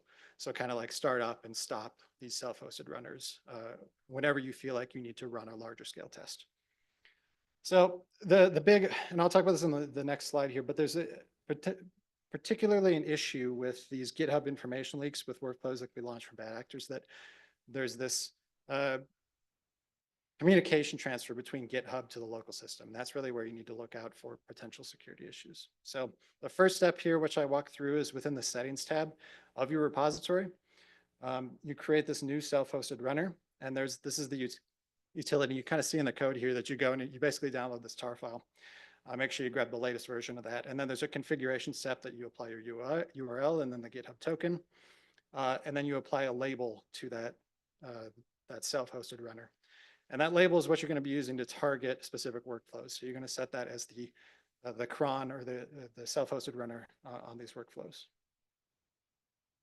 And this is the required first step for security, is that if you plan to run these workflows via pull request on a public repo, you need to make this setting change, because the default is that anyone that can submit a pull request can then potentially launch your workflows. So what this does is it requires approval from external contributors. And that means the maintainers of the code base can actually verify that these pull requests are going to launch the workflows properly. So this is a utility that was designed by Brian here. And this is the cron GitHub runner. And basically it's going to take that setup, that configuration of the self-hosted runner, and then it's going to use that run part that you would run manually and have that set up in cron to always check that the runner is active. And there's a couple commands here where you can choose the machine. So either Derecho or Casper if you're using an NCAR system. And then there's information about the process. You can start or stop based on that. So let's see here. So we need to create labels to apply to these PRs. These new labels here, so this label name that you're looking at right here, this would be what you would define, including the pull request. So you'd have the pull request, and then you'd also have a label that you'd apply to this pull request. And this example, this is around PR test, but you'll see in the following slides, I have an example of like a machine A100 CUDA-based test that you'd apply this label to. So this is the general workflow. You'd have a trigger, some sort of pull request. You have the HPC runner, this cron runner, that's listening for the workflow trigger. And then it applies the workflow to run the workflow, and then it'll submit that to the job scheduler. So this is the setup for the repository, and I'm sure most of you have seen this before. Within the repo, there's this GitHub folder and these workflows. This is where you put all of your workflow files. So here's an example workflow script, and I'll just go with the workflow is just kind of this general overarching name for the workflow that you're going to run. And then in teal, you can see this is the pull request, and this is set to be labeled. And so the workflow is only going to run when it has a label applied to that pull request. This is going to run on that HPC runner, and this is going to restrict this to only work when the label name is RPR test and label, and then it's actually going to have that pull request with the label applied by a maintainer of the code. So you can kind of see on this if statement within the job section of build and run that there's this GitHub event label name, and that's the label name that we would have applied on the repo to launch that workflow. And then the steps, that's kind of just your basic workflow of running make and then verifying that it's correct. So there's a couple different triggering methods here, and if you're running this on a public repo, I think the advisable approach here is to always have this as a pull request and type labeled. I think the danger potentially, even if you are on a private repository when you're interfacing with the job scheduler here, is that if you just do a simple push to trigger workflows and you have something that's going to submit jobs to the job scheduler, that could have some pretty unintended behavior. So if you're iterating through this process, you're going to be launching a bunch of jobs that you don't use in a lot of core hours. So just be aware of that. This, especially on a public repository, you do not want to have this set to push to run your workflows.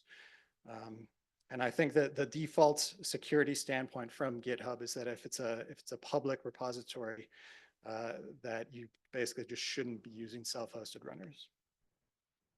So once you have this workflow set up and you want to actually interface with the system, there's these load modules that you can do. So within here, you have this like module force, purge, and these module load commands, and that's how you would actually like create the module loads and run the application.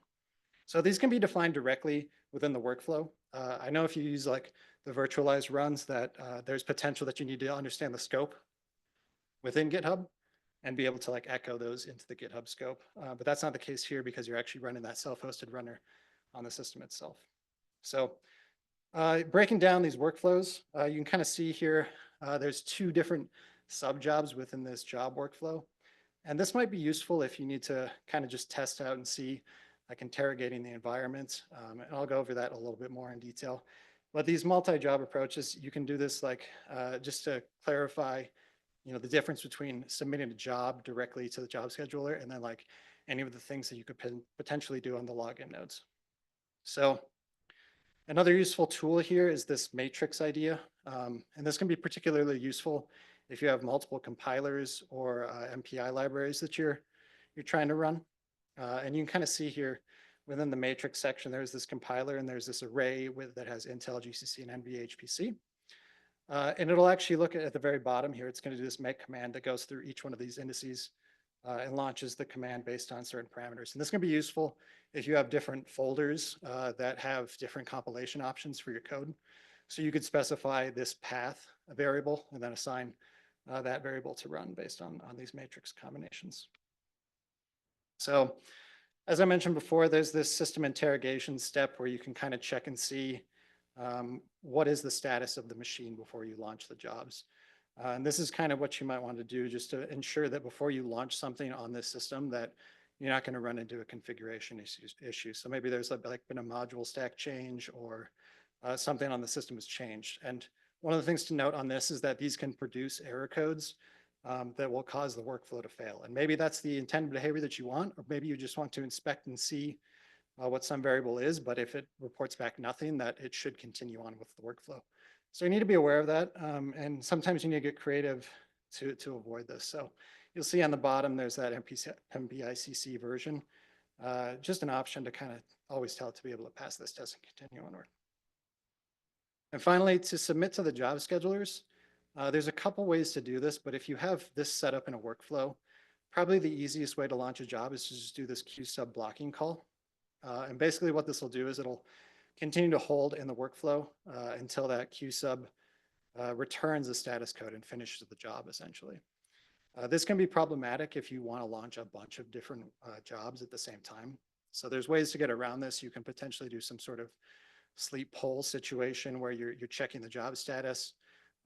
There's also this option where you can check and see potentially what the job IDs are, and then get the job IDs and always be checking those job IDs to see if they finish successfully. So just to be aware of this, successful jobs return error code 0, and they'll pass in a workflow if the job ends normally. So additional validations needed. So if it just returns the job code exit 0, it's successful. You need to check and verify that the application is actually successfully run too. So within the workflows, the GitHub navigation here, just an idea to give you like these logs of where to check the workflows if they were successful or not. These pull requests, within that tab, you can see which workflows are running and which finished. You can assign a label to the pull request to trigger the workflow within this section. And then finally, within the status and logs here, there's the ability to really look at the detailed log information of these jobs running. So you can kind of see here in the screenshot that I've built up the steps for each individual job that I've run here. And you can go and get detailed information through the logs on how things failed. So kind of what's next here is providing official documentation with examples on getting started, and then workflows targeting the on-prem cloud with containerized tests. We also want to do HPC software stack workflows to test new stacks. That's useful for heterogeneous systems like Casper, and then building earth science applications or kernels to test all combinations of compilers, optimizations, and libraries. And so with that, I'll take any questions that you might have.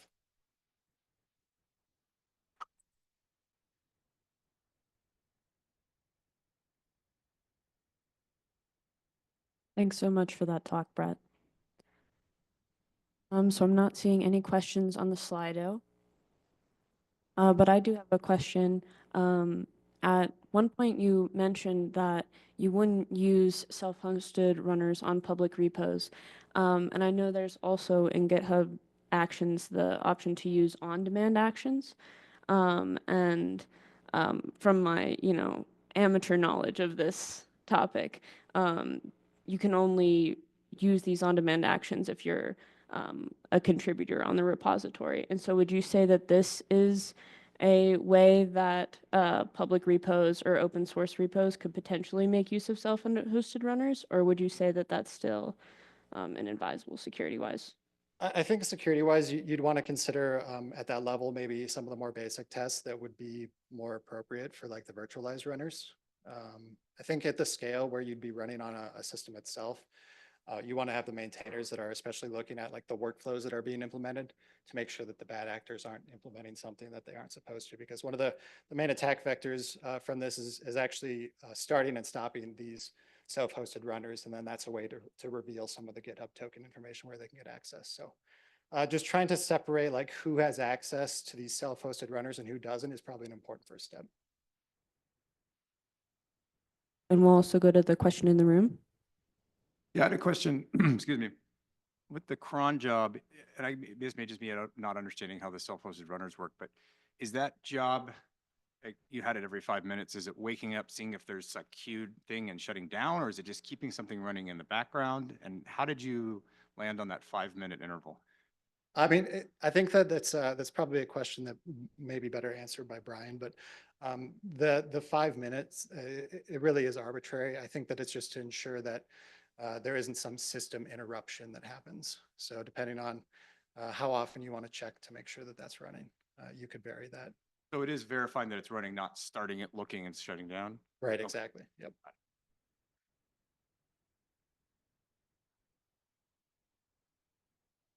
Since you mentioned me, yeah, the script really does two things. So one, it will start the runner if it isn't already running, but then it's basically like a keep alive.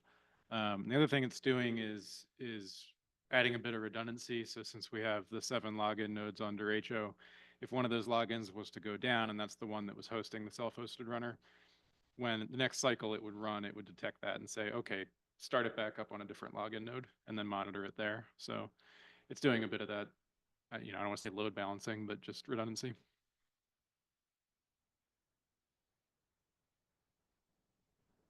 I didn't get it. How that label can secure the whole workflow? So that allows the maintainers to control when that's actually going to trigger it. And so if you're a maintainer of the code, the pull request will come in, but that workflow won't get launched until a maintainer applies that particular label to that workflow. Okay. So maintainer gonna like look at it every hour? I mean, yeah, it requires some intervention at the repo level to be able to apply those labels. And I think that's part of like that trade-off where you have to consider like, where is this automated and where is this going to like have more secure aspect to it, right? Because you can't like just apply the label as a regular contributor to the pull request, because then potentially they could trigger those workflows and that would be an issue. So you want to have some control over when you can launch the workflows. Okay, okay, thank you. Yep.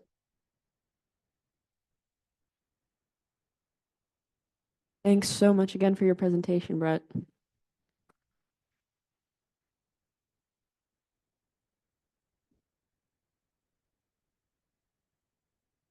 So presenting next is going to be Kyle Chard, and their presentation is titled Transforming Scientific Discovery with AI, ML, and Globus. I was expecting to see a computer up here, and there is not a computer here. Okay, well, hello everyone. I'm Kyle Chard. I'm a research associate professor at UChicago, and I have an appointment at Argonne. And for this presentation, my role, I co-lead the research arm of Globus. So I'll talk a little bit about some of the work we're doing to build out the Globus platform and how we're building upon it to better realize AI use cases across sort of general scientific applications. So just before I start, how many people here are familiar with Globus? Okay, so probably most. How many people have actually transferred a piece of data with Globus? Okay, so probably about half the crowd. Yeah, so we can probably fly through some of that background work then. Get started. Don't know how to get started. There. So I guess this probably is not a crazy sort of thought, but AI workflows are inherently distributed, right? It's pretty rare that the data that is used to train a model is located in the same place as the resources in which we train that model. Similarly, the inference and where we deploy it. Why is this the case? Extreme example here, this is the Vera Rubin Observatory, which is being built in the mountains of Chile.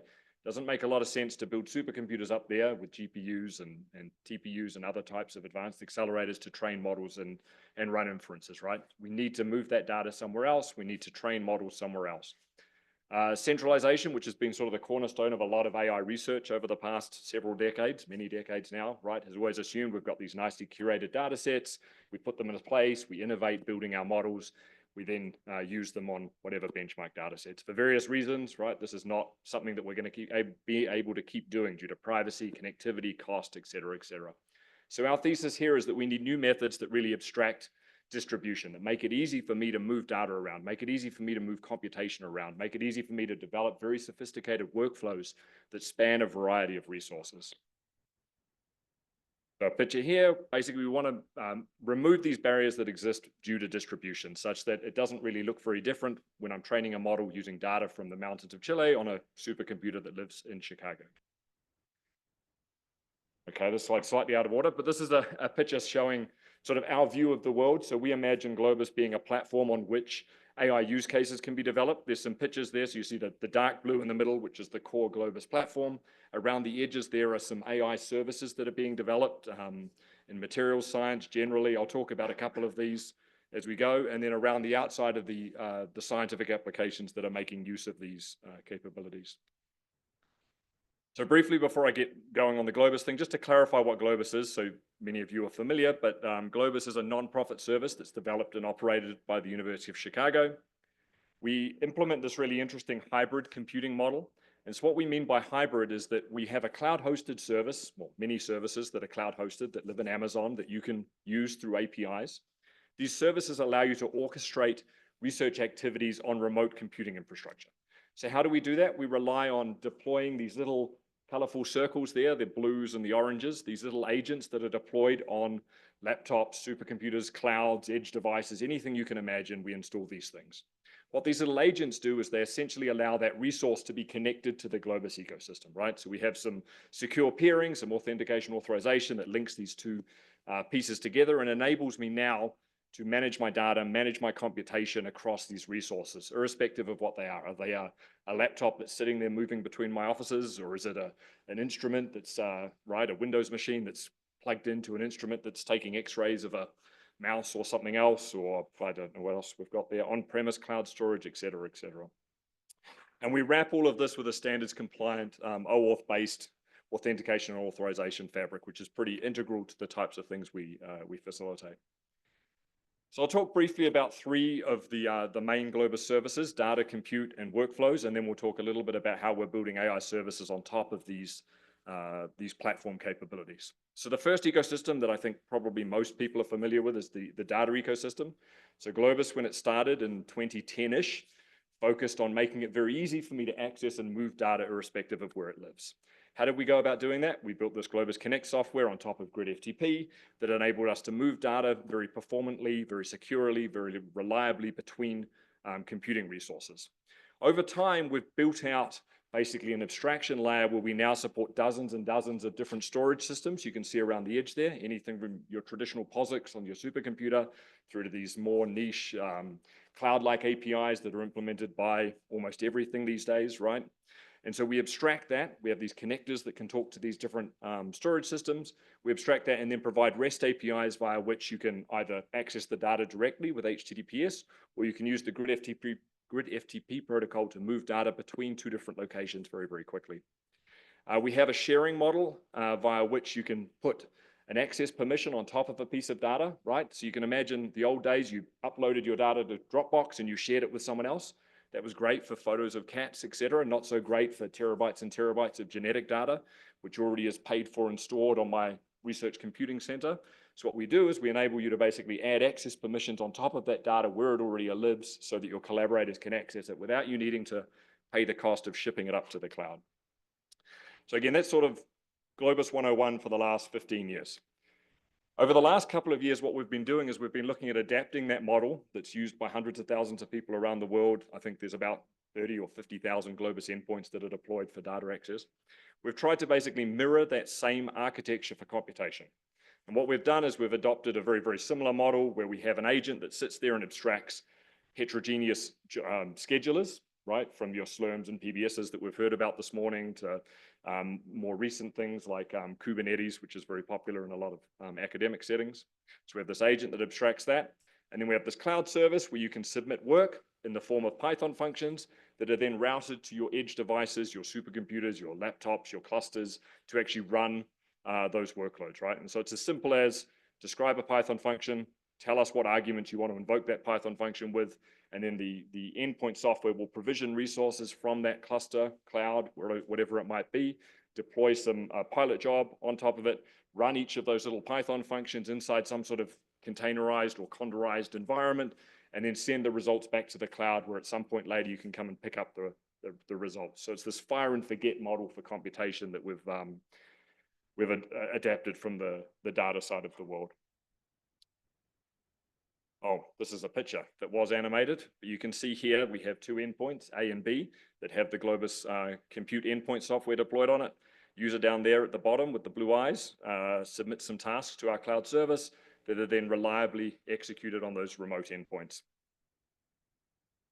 Then the final thing I want to talk about was the automation ecosystem. So now we've got this fabric of being able to move data reliably and securely and quickly.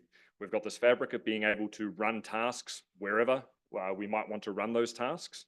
So what we've built out now is an ecosystem for basically creating cloud-hosted workflows. Okay, and I'm sure you're all thinking, why on earth do we need another workflow system? It's a very, very good question because there's hundreds and hundreds of workflow systems. I'm responsible for several of them myself. But what we've done here is we've actually built on top of Amazon's Step Functions, which is a cloud-hosted workflow system, and we've layered on top essentially a few bits and pieces that really support research computing use cases, mostly around identity, access control, and the types of services, the types of things we need to be able to run as part of those workflows. So you can see at the bottom there, there's this picture of these little circles with each of the functions that's being executed, right? Something from transfer some data, run a compute task, maybe obtain a DOI from data site, maybe enter some metadata, send an email to your friend, et cetera, et cetera. And what we allow you to do is compose these sophisticated workflows, share them with your friends, and then invoke those workflows yourself or by someone else, or even automatically in response to something occurring in your ecosystem, right? Like an event occurring, data's being created, right? And instruments just spit out some data. What I want to do is run through an automated workflow that moves that data off the instrument, puts it in a storage system, copies it to an HPC system where I can run a reconstruction on it, sends an email to someone telling them, hey, this data is ready for you to look at, maybe set some permissions so your collaborators can access that data. You can think of this workflow system really being about mediating access over these different steps. So being able to securely invoke each one of these actions over time. How are we doing for time? We're doing well. Okay, so now I want to talk a little bit about how we adapt this Globus ecosystem, or build on this Globus ecosystem to start supporting AI use cases. So by default, the Globus platform abstracts a lot of the challenges and difficulties, the frictions associated with distributed computing. But that doesn't by itself actually support most of your AI use cases, right? Your scientist who wants to train a model, use a model, they don't come and say, well, let me think about what the individual bits of data I need to move are, or the individual Python functions I want to run. Some, of course, do, probably many of the people in this room, but many of the domain scientists don't. So what we've started to do is build up services on top of Globus platform services that actually specifically address particular parts of the AI lifecycle. So this here is a picture where I asked ChatGPT to generate a picture of the AI lifecycle, and you can see here as ChatGPT does, we have some odd sort of hieroglyphic-y looking characters that have been generated, but you can see here we have sort of training, fine-tuning, and then inference. And we've built out, well, some of this is us, some of this is other people. We've built out various services that were in that initial circle you saw at the beginning. So I'm going to talk about a couple of these, Diamond and Garden.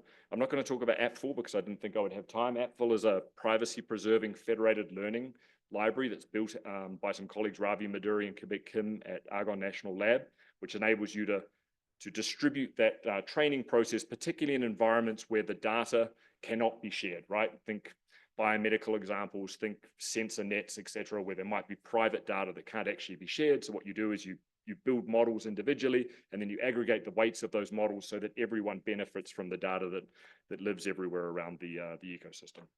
So I'm saying I wasn't going to talk about it, I spoke about it. So we'll talk first about Diamond, which is a service. This is an NSF-funded project where the lead is Zhao Zhang at Rutgers and involves many of your favorite supercomputing centers in the NSF world. What this project is focused on doing is making it sort of commoditizing the ability for researchers to be able to train and fine-tune large neural networks, particularly language models. You can see on the right there some pictures of how the services provide. So this is implemented the same way as a Globus service. It's a stack of web service capabilities that run in the cloud, REST API, and web interface provided to users, where users can basically go as far as picking a model they want to train or fine-tune, picking a location in which they want to be able to run that fine-tuning or training, picking the data they want to use, and then saying go.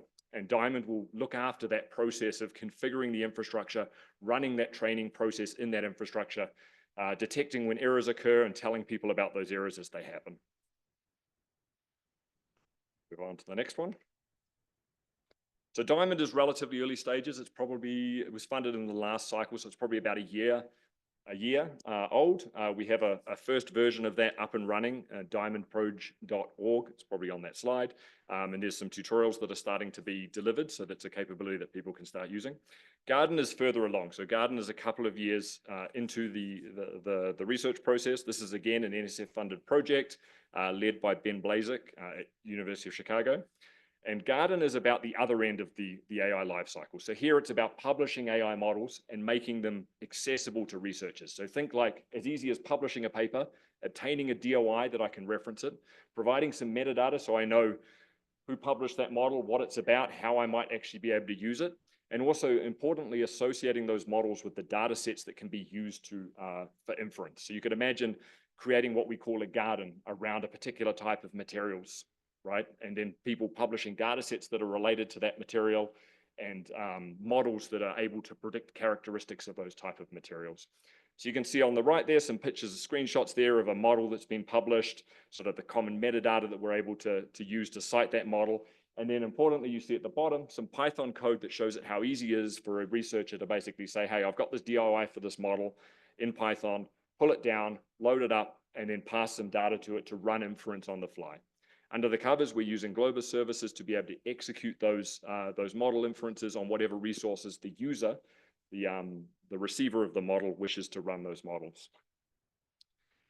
This is just a slide saying Globus is fairly widely used. These were the numbers I was trying to guess before, and I was probably wrong about it. So we have 600,000 users. Many of the computing resources you're very likely already using or will be using already have Globus software on them. So in terms of the overhead of you being able to get up and use those resources, it's relatively light because there's probably already a Globus endpoint deployed on that resource that you're able to use. And with that, I'm done. Thank you. Let me know if you have any questions.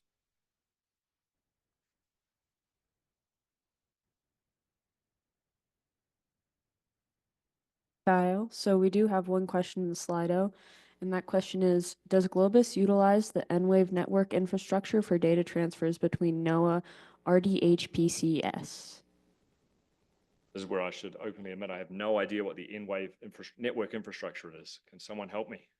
Does anyone know if Globus uses this? NOAA is one of our bigger users, so possibly. Anyone know? Someone want to tell me what N-Wave network infrastructure is? I mean, if it's public-y internet, then it should be usable, right? We're on top of, use a lot of obviously ESNet and Internet 2 infrastructure. Please help me, sir. Well, it's kind of rough knowledge, but the N-Wave is a separate network that NOAA runs that is not public internet, it's all firewalled off. Ah. So I believe that the answer to this is yes, but I'm not entirely sure because you can transfer data. There are certain gateway access points where you can transfer data from the public internet to the internal firewalled network. And then from there on, you can distribute it to the other RDHPCS systems. Okay, that makes sense. So conceivably, it is possible that Globus would use that, right? The endpoints just need to have HTTP out to a small port range by which we control things, but all the data communications would happen on that network. So conceivably so, but I'll have to get back to you. And I'll forget. So email me if you would like to know the answer. Any other questions? Hi, Ana Espinosa with NSF Unidata here. I think Globus is great, and clearly a whole bunch of people do too. Do you have any advice on how to get a new user buy-in? Thought you were going to go with but. Globus is great, but new user buy-in in terms of like within your institution, how do you get more people using Globus? Yes. Yeah, so that's, I mean, we have a lot of materials online. Is this recorded? Okay. We have a lot of materials online that we're working to organize and make more accessible to people. We have a lot of workshops where we actually go out to institutions and help with these, we call them Globus World Tour events, where we come out and we provide sort of training for people within the institution to use the Globus capabilities. The single biggest thing we've tried to do is to make Globus accessible to a fairly broad range of people, right? It looks pretty familiar to other web services. It's mostly web-based. 99% of our usage actually occurs through the web. So the hope is that that barrier is relatively low, and if people are willing to give it a try, they tend to continue using it. So maybe it's a bit of word of mouth, you guys encouraging your friends to give it a crack. But yeah, it's definitely an area that we're very, very interested in helping. Thank you. Probably one of the reasons I got sent to Boulder today.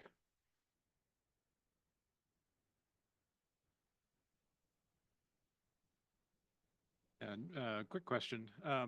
So Diamond, does Diamond use machine learning to analyze the health of the training?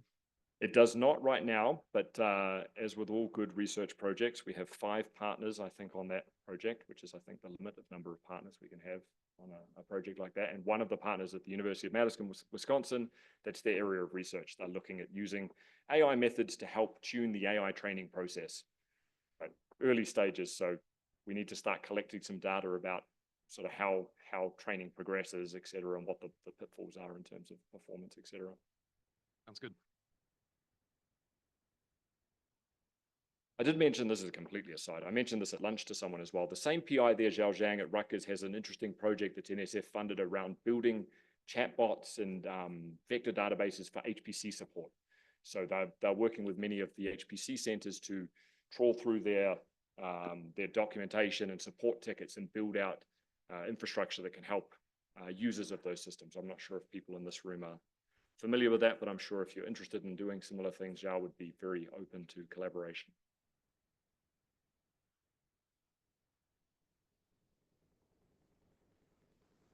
Okay, great. Let's thanks Kyle again. Thank you.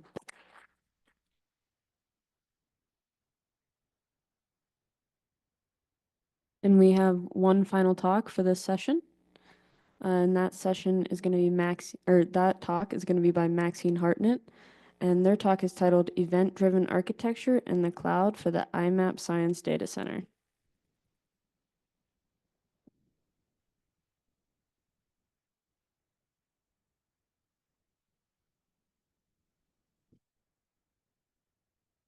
Hello, everyone. Can you hear me? Hello. As per that lovely introduction, I'm Maxine. I'm based out of the Laboratory of Atmospheric and Space Physics, also known as LASP, which is associated with CU Boulder.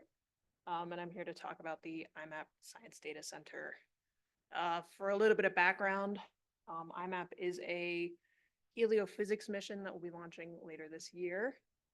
The Science Data Center team at LASP is responsible for writing the instrument processing code and the entire kind of data pipeline and data access management system for the mission. So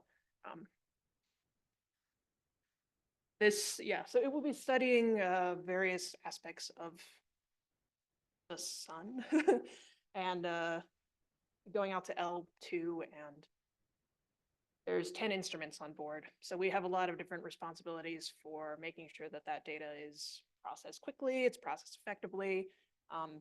But more than that, we only started development in earnest of this architecture a year and a half ago. So we were able to develop for the cloud first. So we're running entirely in AWS.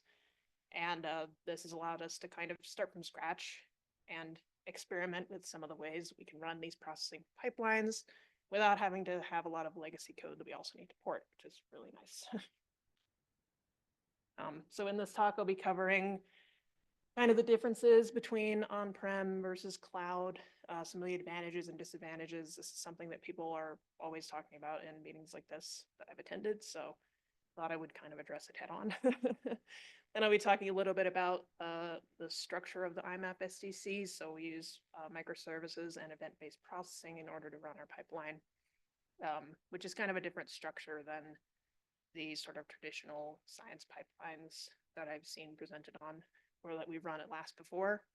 So I'll talk a little bit about some of the advantages and disadvantages of this system and how it ended up kind of looking for us. So the cloud is a great tool and a lot of people use it, but it's also has a lot of drawbacks, mostly related to price. So I think the main benefit is that it kind of reduces the amount of developer time and kind of system administrator time that you need to run code. So normally I have on the left here, the kind of typical on-prem, you have to have someone employed by your group running all these different pieces, making sure that the networking is up to date, that the server versions are up to date, that everything is secure, and writing all the code that's running on the server as well. Whereas in AWS or in similar cloud infrastructure, they handle most of the sysadmin job by themselves. They kind of will do security updates, they handle a lot of the networking, and it can reduce the amount of time that it takes to kind of spin up and start these services. And it definitely reduces the amount of actual physical infrastructure you need. You don't need any, I mean, you need a laptop and that's it. And you can start up a whole system, a whole processing pipeline just by yourself. But it is a lot more expensive, especially if you are kind of taking the naive route and not prioritizing the ways that AWS makes it cheap for you. So AWS wants you to be running very small and short processes because that makes it easier for scheduling for them. Because if you're scheduling for, hundreds of millions of customers, The people that have small, quick processes kind of are easy to slot in around the big fish. So you don't want to be the whale in the pond. You want to be the little minnows that can swim around and fit in any little gaps. But this does require a kind of different way of thinking about pipeline design. And on a related note, we have a very complicated infrastructure here. And the way we're able to handle that is with something known as infrastructure as code. So this is quite popular in software industry. As you get more, as you move complexity out of code itself and into the infrastructure, you need a way to like codify that and make sure that it's reviewable and trackable and, you know, source control, that it's in source control. And infrastructure as code is the way to do that. So we use a tool called CDK, which is Amazon specific, but basically write Python code that kind of says, I want these servers set up in this order with these permissions, you know, everything that you need. And then with a hit of a button, you can go straight from the code to the architecture. So that's really great for testing purposes. You can set it up in a personal account. You don't need to always be running against the production. It's great for reproducibility. If someone goes in and accidentally deletes a critical service, you can just run again, it's fine. So it's really easy to kind of recover and kind of reduce some of the risks of putting the complexity in the infrastructure rather than in the processing code. So I mentioned that it was complicated. I didn't say how it was complicated, but we have gone with a more of a microservice type design. So what is a microservice? It's a small service. The general rule of thumb is that it should be able to be rewritten by one developer in one day. So if, you know, your guy who wrote the original microservice is out on vacation for 4 months and they wrote it in a language that you don't know, you can be like, no problem, I'll just rewrite it in Python and then we'll be able to fix whatever problem we're seeing with it. The advantages of this, you're working within AWS the way that they want you to, so it's a lot cheaper. You can scale each individual piece up kind of separately. So in our little picture here, we have kind of the larger services on the left, microservices on the right. You can see on the right that we have 2 of the pink boxes running. So maybe we need to run 2 of the pink boxes for every one of the gray boxes. If we were in our traditional architecture where we have everything in one piece of code, you can only ever run all of it together. So you have to run 2 of the green, 2 of the pink, and 2 of the gray. But in the microservice architecture, you can run 1 gray and 2 pinks, and that in a world where processing time is equal to money makes a big difference. You can just scale the pieces that need to be scaled. You can connect the pieces that need to be connected. You don't need to be tying things together unnecessarily. And it also helps with maintainability. Like I mentioned before, if one of these microservices breaks and the person who wrote it is like gone or they left the company or whatever, you can just rewrite it and it has limited responsibility and limited scope. So it's pretty easy to go in and isolate changes. But how do we kind of pass data around if everything is running in its own service and they're all kind of running in their own separate thing? In AWS, we mostly use queues. So a queue is a very great piece of data structure that is often very difficult to run on-prem. You know, there's tools like Kafka, which make it possible, but usually the maintenance cost of those is quite high. That was my entire job at a previous role was basically running Kafka for the company, and it was a lot of work. So it's not very practical for a lot of cases, but AWS will run it for you and take away all that maintenance burden, and you can just use them. So you get all the benefits and none of the drawbacks. So in our case, we use queues to pass around information and to kind of wire everything together. So in the diagram here, everything in pink is a queue, and then everything else is all of our services. You can see that we use queues to kind of set up the services. They help manage running in parallel versus not running in parallel. So if you've set it up properly, you don't really need to think about what can run in parallel versus what can't. the system will kind of do it for you.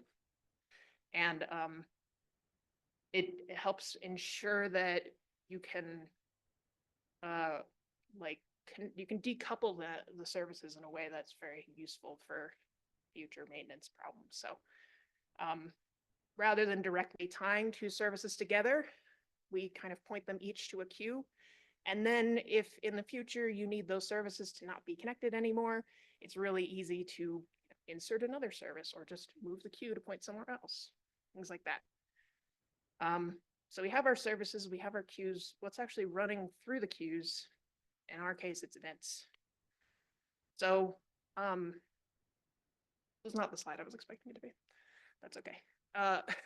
Part of the difficulty of IMAP data processing specifically is that we have 10 instruments on board and they all depend on each other in different ways. So it doesn't make sense for us to process, for example, all the level 0 data and then all the level 1 data and then all the level 2 data, because, as you can see from this diagram here, some of the level 2 data from some instruments needs to go into the level 1 data for other instruments, and some data is waiting on other data and it can't process until it's available, et cetera, et cetera.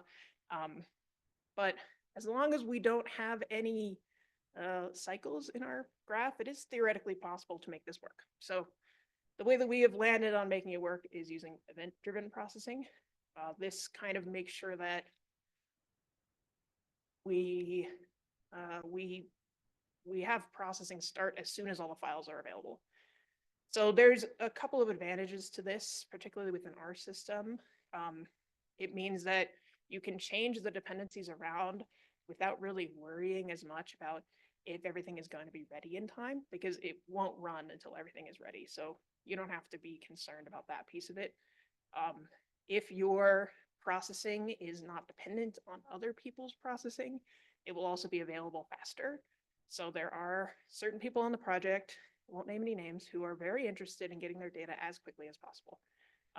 And in this system, we don't have to wait for everyone else to be done. We can just make sure that their stuff is done as quickly as possible, and it will be available to them right away.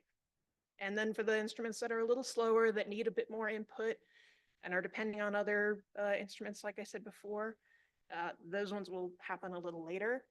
But overall, it will kind of be happening as soon as it can. We're not waiting around for all processing to complete. It's very focused on the exact inputs that you need. And this is my little kind of comparison between a kind of a time-based system versus an event-based system. You can see that if we were to wait for all the level 1 processing to complete and then all the level 2 processing to complete before we made our release, we would take a lot more time than if we can just say, level 1 for this top file is really fast. We can just run level 1, run level 2, and then release. We don't need to wait for anything else.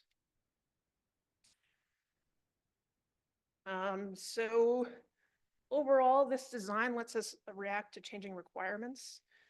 We have a lot of changing requirements. As I said, we have 10 instruments. That's 10 different teams who are all collaborating with to make one system that will work for everybody. So we have made a lot of changes to a lot of the different pieces of this code. But the core kind of structure is the same. So I have a little simplification here. First step is a file arrives. It kind of enters a little queue to make sure we're not processing files at the same time when we shouldn't be. If we can decide that processing is ready, it will, if it's yes, then it will just start processing, which then usually outputs a file and kind of resets the cycle. Otherwise, we have to wait and see and wait for all the files to arrive. This will always end up triggering processing eventually, as long as all the input files are available, because if the first file arrives and it's not ready because we need file number 2, once file number 2 arrives, we'll go through, we see we already have file number 1, we can start processing. That works.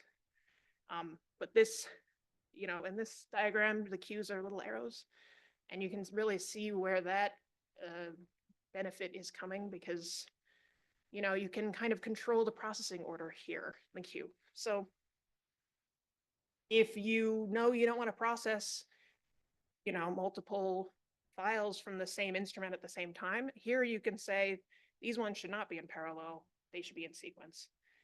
And you only have to change it there. Whereas, everything else, all the other bits can still be in parallel. You can handle dependency changes. Like I mentioned before, the 10 instruments each have different dependencies. If you want to handle the different dependency changes, you only need to change that one box. You only need to change the one microservice that is deciding if processing is ready to start. So you don't need to touch anything else in order to do that. You can swap out different algorithms. So, if we wanted to use the same system on something else, another mission, it would be pretty simple to just swap out the processing algorithm as long as the inputs look the same. And it would all work exactly the same way because each microservice has its own little sphere of control that does not necessarily depend on the larger system being the same. And you can insert monitoring at any of these points to keep track of what is coming in, what is coming out, how fast we're doing it, everything like that. It's quite easy to take a peek at each of the individual steps to make sure that they're all operating as expected. And when one piece fails, it's usually obvious what went wrong. If the file processing dependency checker fails, we know that that is a bug in that one small piece of code, which is about 100 lines long, and we don't need to go digging through all the other complex code we have. So in summary, we use event-driven processing to make flexible, reusable, and quick pipelines. And together, these two pieces can work together to make processing that is happening kind of just in time and with minimal overlap between different services. Thank you.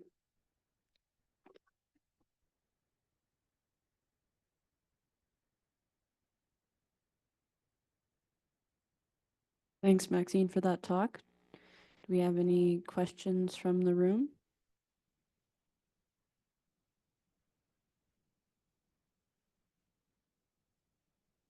So I kind of have a curiosity question, and I'm just wondering if you have like an automated testing suite for these various microservices, which I'm assuming you do, because from the layman's perspective, it's harder to break these microservices, and it's easier to fix them when they do break. But there's also more things that can break. And when something does break, there could potentially be more systems that rely on this microservice. And so I'm just wondering kind of how that balance works out and how testing plays into that. Yeah, definitely. So this is a key part of the infrastructure as code part. We can run unit tests on the actual infrastructure itself, which do run automatically every time something comes up. And then if someone does come along and accidentally break it, it's really easy to revert the change in Git and redeploy the old version. So even if you did break something, the test didn't catch it, it's actually quite easy to go back and undo it. So overall, onboarding is not actually as bad as it sounds for how complex the system is, because each little piece is actually not so bad.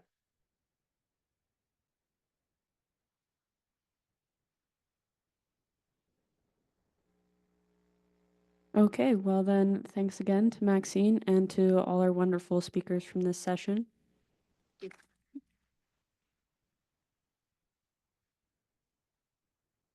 So now we're on break, and we will be reconvening at 2:50. So we'll see you all back here then.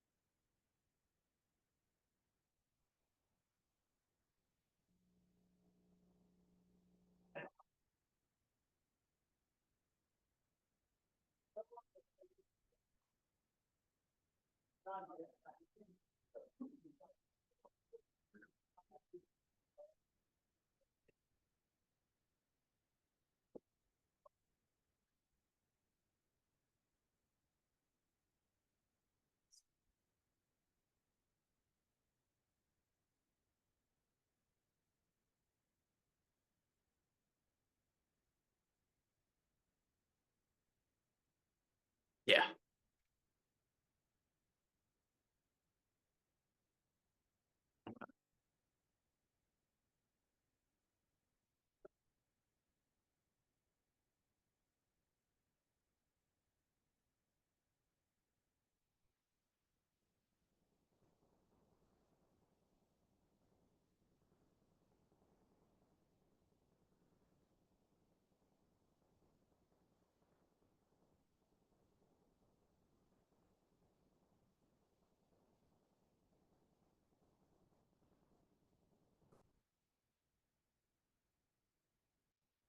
I'm Polish German. Yeah, a lot of consonants. Hello, everyone. Welcome back for the afternoon session of the Improving Scientific Software Conference. Next, we have Isaac Schluesche, using Julia for next generation atmospheric analysis software. Yeah, thanks so much, everybody, for being here. My name is Isaac. I'm a master's student up at Colorado State, and I'm excited to talk to you guys about some software development work we're doing in Julia and our experience using Julia for, or excuse me, yeah, some software development we're doing in the group and our experience using Julia for it. First, I want to acknowledge my co-author, Michael Bell, thank NOAA and NSF for providing funding for the work, and also thank the conference organizers for providing me some travel support to be here as well. So I first just want to start off with a little bit of background about the group, talk about a little bit what we do just to kind of motivate some of the work that we're doing later. So we call ourselves the TC Rams group, and I don't know if many people have met my advisor, Michael Bell, but I always say that he could have had a pretty successful career in marketing given his adeptness for coming up with acronyms. It's like nobody else I've ever met. But those of you familiar with meteorology can probably guess what the TC stands for. It's tropical cyclones. Pretty much everything we do is in service of either observing or modeling tropical cyclones. The R stands for radar and also field experiments, but this is where I'm going to spend a lot of time in the talk. This is kind of where I work in the group. I've got CPOL listed, which is one of the radars that we manage. We're also involved in the APAR project, which is the Airborne Phased Array Radar, being developed by NCAR, and we're developing some software for that. We also work kind of on the modeling side of things as well, all the way from the mesoscale to the climate scale. Scythe is a numerical weather prediction scheme that we're developing, and I'll cover in this talk. And we're also quite involved on the software side of things. Now, Jen's going to cover Elrose in her talk next, so stick around. But I'll also talk a little bit about Ronin and Daisho, as well as Samurai, which are some analysis tools that we're developing. And so I mentioned at the beginning of the talk, obviously, we're doing things in Julia, and this is a question that we get a lot. Why are we doing things in Julia? Obviously, Python's a really popular language, especially in the geosciences these days. And if you're looking for something like performance, why not use Fortran or C, something more typically accepted? There's a couple things that we found really attractive about Julia. It attempts to solve what the developers have kind of coined the two language problem. So the tension between having a nice syntax, dynamic typing in a language, something like Python, or something being performant, something like C or Fortran. And so Julia attempts to accomplish this, and I would hazard does so pretty successfully by using a just-in-time compiler along with multiple dispatch philosophy.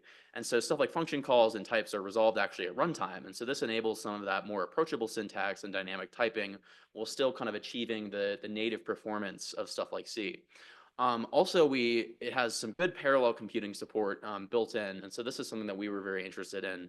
Obviously, for stuff like numerical weather prediction work, parallelism is pretty critical. So I'm going to start out by talking about a piece of software on the radar side that we're developing.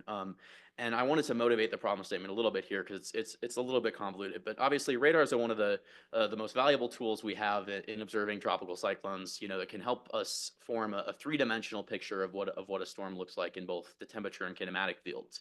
However, obviously, a beam of electromagnetic radiation is not going to distinguish between a tree or a bird or the Earth's surface or something interesting like a cloud. And so in order to get good analysis products out of this data from trees and birds, et cetera, has to be removed. And the way that this is done typically is by a radar meteorologist sitting down and going through these sweeps over and over and removing each gate that they think is non-meteorological data. And I want to give a quick shout out to Paul Reeser and John Gamache from AOML and Kelly Neighbor from UGA. They've done a lot of this hard work for the data we're using in this project. There are some automated methods that do this, but they remove too much of the good, interesting data that we want to keep. And so our task here was to kind of develop something that expediently removes all this bad data, but also retains a lot of the good data. And so a previous graduate student in the group, Dr. Alex DeRosier, came up with what we're calling the Random Forest Optimized Non-Meteorological Identification, or RONIN, see what I'm saying about the acronyms, technique.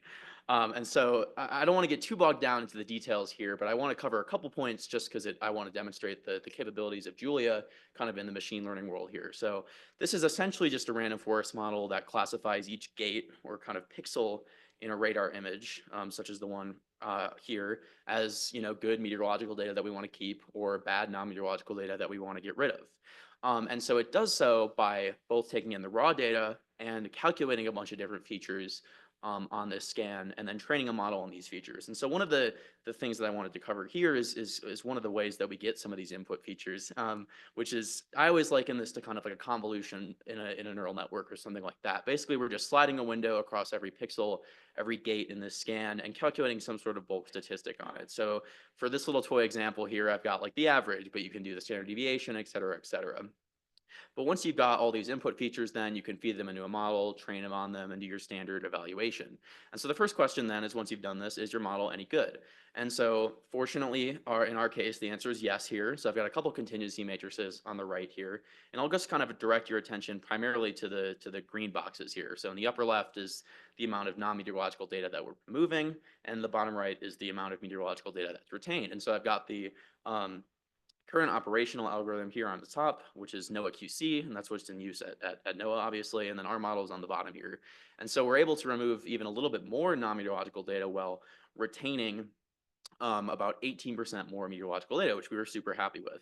Also, Julia is extending some of the scikit-learn interface, and so you can kind of tune this model to prioritize either retaining non-meteorological data or removing the meteorological data. Also note that this outperforms the kind of initial Python implementation as well. And then obviously, I talked about at the beginning of the talk, one of the reasons we really picked Julia for some of these projects is because of its inherent speed. And so then you ask the question, is that the case for this? And also succinctly put, yes, it's a lot faster.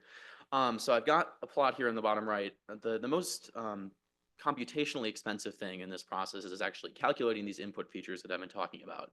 And so I've got a plot here showing the time it takes to calculate 5 of these separate input features. And you can see pretty broadly across the board, the Julia version of the code is on the order of 10 to 100 to even sometimes more than that times faster than a Python scan or the Python version.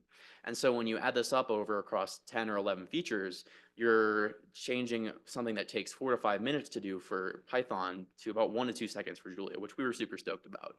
And I'll add a disclaimer here. I won't claim to be the best programmer ever. And so I think somebody with, some detailed knowledge could obviously get down in here and really optimize this quite a bit more, but it's kind of a good proof of concept for that. A couple other things we wanted to highlight. Obviously, the other side of that, 2-language problem coin is the syntax. And so I think this is something that we're also really happy with in this. So on the right here, I've just got a little code snippet, and this is basically all the code it takes to train a model, get verification on that model, and then produce one of those little matrices that I was showing earlier. And so we were really happy with kind of the level of code clarity on that. And I mentioned before too, a lot of the Julia machine learning interfaces extend some of the existing functionality in Python. And so that gives you great support for doing stuff like probabilistic prediction, model evaluation, feature selection, and that's all kind of folded into this. One other thing I wanted to highlight, just kind of on a cool software development pipeline perspective stuff, is this package called Documenter.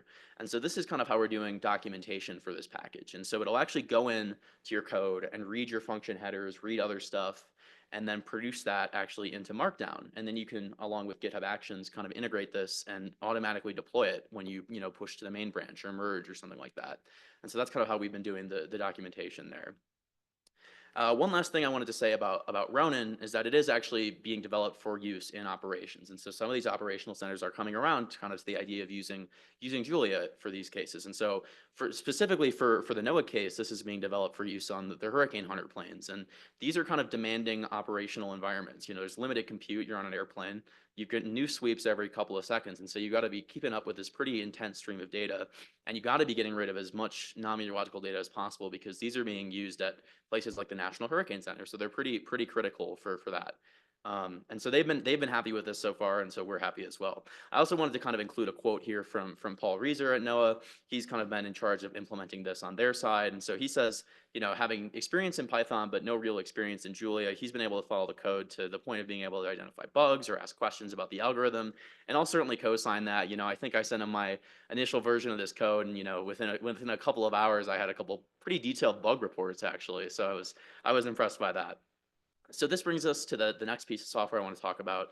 So, I've mentioned a little bit what we want to do with this QC data, but, how do we do it? And so there's a couple of different packages and techniques that we've used in the past. One of them is called Fractal, one of them is called Samurai. Both of them are used in C++, and they're both kind of used to make these three-dimensional wind and kinematic analyses that is really kind of the end goal of this radar pipeline. And obviously, Samurai is a little bit more advanced to provide the thermodynamic analysis. But right now, we're kind of folding these into a new package we're developing in Julia called Daisho, after the two swords that a samurai uses. Michael, like I said, he's great with the names. And so this is integrating both the functionality of kind of the traditional solver of Fractal, along with the variational solver of Samurai, and also including some techniques for polarimetric analysis. I'm going to jump over kind of to away from the observation side now and briefly talk about Scythe, which I mentioned earlier. So it's a numerical weather prediction model we're developing aimed at investigating idealized tropical cyclone vortexes. It uses a couple different equation sets, the shallow water and Euler equations, as well as in a couple of different couple different coordinate systems.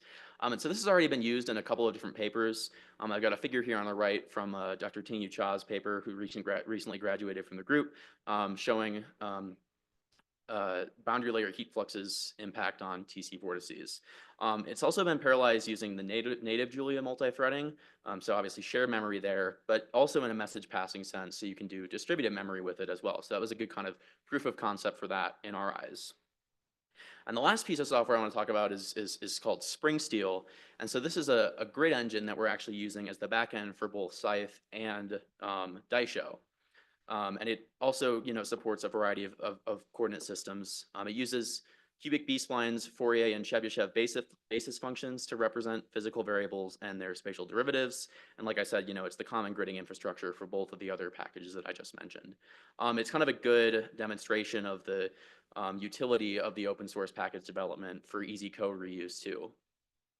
And then this is one last example I wanted to show here. So this is one part of the implementation for Spring Steel. And so you can see, this is similar to the C++ code on the left here, pretty lengthy. And you can basically accomplish this in just about one line here in Julia. So another kind of demonstration of the more intuitive high-level syntax there while still maintaining that performance. And with that, I will thank you for your time and take any questions.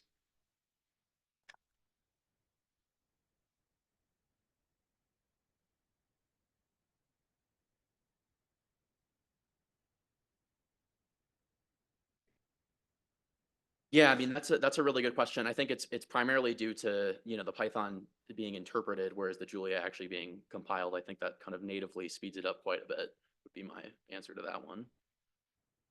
Sorry, I was reading off the, the Slido. Oh, no. Sounds good. Just wanted to, so for Ronin, yeah. Can you speak at all to the level of effort that it was to do the port from Python to Julia?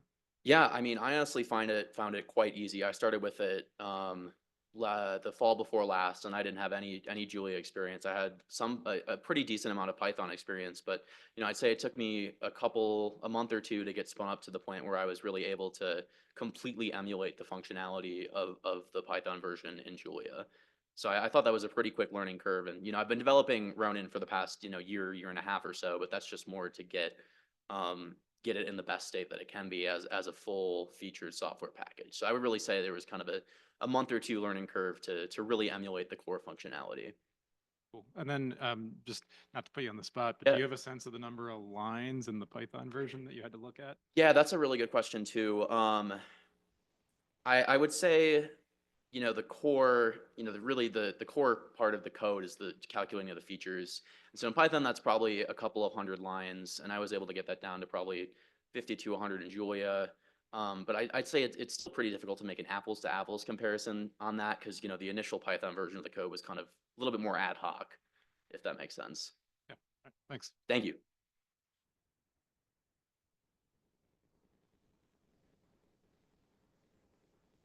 Any other questions? All right, thank you very much.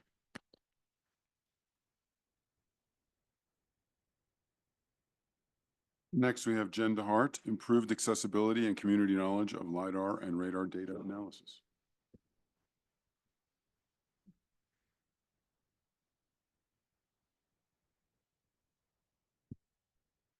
Hello, my name is Jen. Oh, internet connection is unstable. That's fun. This is actually going to be a co-presented talk alongside my collaborator, Ana Espinoza from Unidata. I'm from Colorado State University, Michael Bell's group as well, just like Isaac in the last talk. And I'd like to thank our co-authors, Brenda Javernick, here in the room from EOL, as well as Julian Chestang, who's also from Unidata. And today, yeah, we're talking about improving accessibility and knowledge of LiDAR and radar data analysis. And specifically, I'm going to be talking about our LROS software package. So LROS is the LiDAR Radar Open Software Environment. And so the goal of this project is to develop common software for the weather, LiDAR, radar, and profiler community. And so it's a joint project between CSU and EOL, most recently funded by 2 successive NSF grants starting in 2016.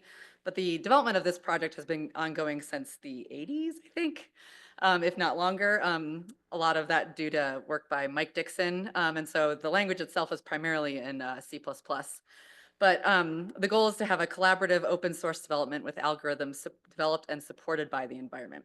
And so if you look at this kind of gnarly flowchart on the right, I don't expect you to read any of this or really take it, all of this information in. But basically, if you think of all the steps in between data acquisition to displaying data, either scientific analysis, web displays, there's a lot of steps that are involved, including quality control, grid transformations, deriving value-added products, et cetera. And so across this kind of really messy workflow, LROS has over 400 applications.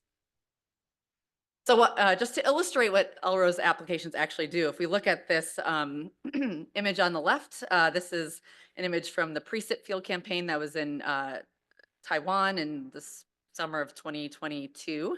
And we had the EOL's S-Pol radar set up on the northwest coast of Taiwan. This here outline is Taiwan, and we can see some incoming precipitation indicated by the radar. So basically what LROS applications do is they can take this kind of minimally processed data and process it further through a bunch of different applications and provide estimates of precipitation as shown here at the bottom left. So how heavy is it raining where, as well as if we look at this top right image, we can get 3-dimensional winds. You can see this southwest to northeast flow pattern off the northwest coast of Taiwan. And that was by the Samurai tool that Isaac mentioned in his previous presentation. I should note for completeness, we often use more than just LROS. So we use other open source tools like PyArt, which is developed at Argonne National Lab, as well as things like CSU radar tools. And I'll note too that even this image on the left has already gone through minimal processing to even get this product. We can also, LROS also does other sorts of processing, including making mosaics, so combining data from multiple radars that are nearby into one image that's shown on the left. In the middle, you can do hydrometeor identification, so basically distinguishing between light, moderate, and heavy rain, or where is it snowing, these kinds of things. And then on the right, we have tools for data display, and we'll do other things like data conversion, storm tracking, and more. So LROS is a really powerful software set, but it's also quite complex.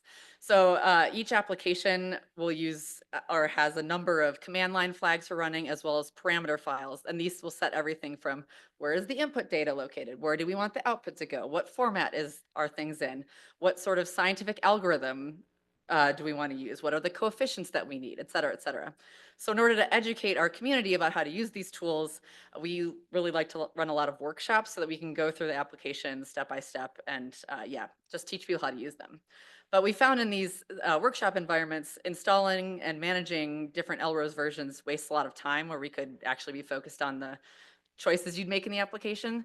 So we found we needed a quick and easy way to access software data and any workshop materials, and that's a consistent set so that each person has the same materials. We needed the resources to support computationally expensive applications. So Samurai, for example, that's the wind retrieval, is really quite expensive. We also like to have terminal-like functionality. Some people prefer to run things in the terminal or edit with VI, as well as the ability to edit text files. And then we also need to visualize the data along these different steps so that the users understand what's going on. A lot of this can be done in Python with, Matplotlib or PyArt, but we also have some GUIs that we sometimes like to use. And, sometimes you just want to use something simple like NCView. You want a really quick and dirty view of the data. So that led us to the development of the LROS Science Gateway. So a Science Gateway is just a web-based resource for accessing data, software, and computing services.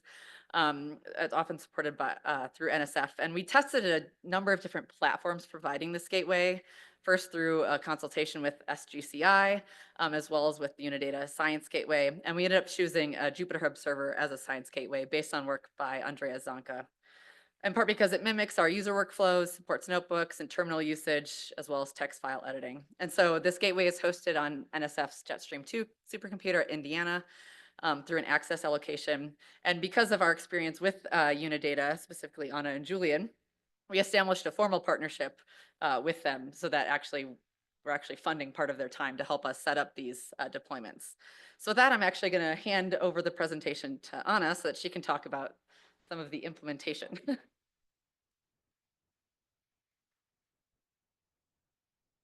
Hello. Once again, my name is Ana Victoria Espinosa, and I work with NSF Unidata.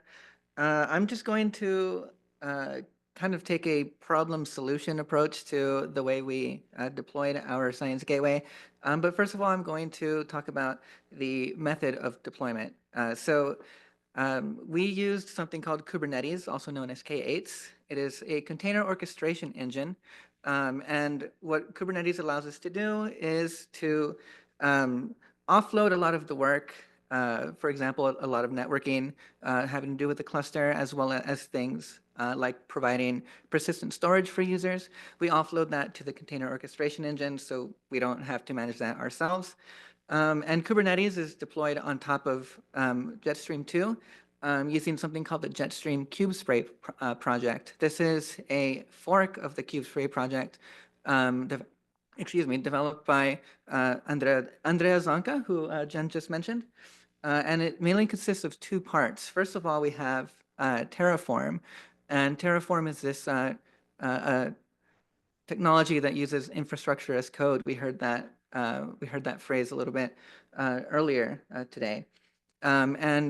Terraform is going to allow us to deploy all of the virtual machines, all of the virtual routers, all of the virtual network infrastructure.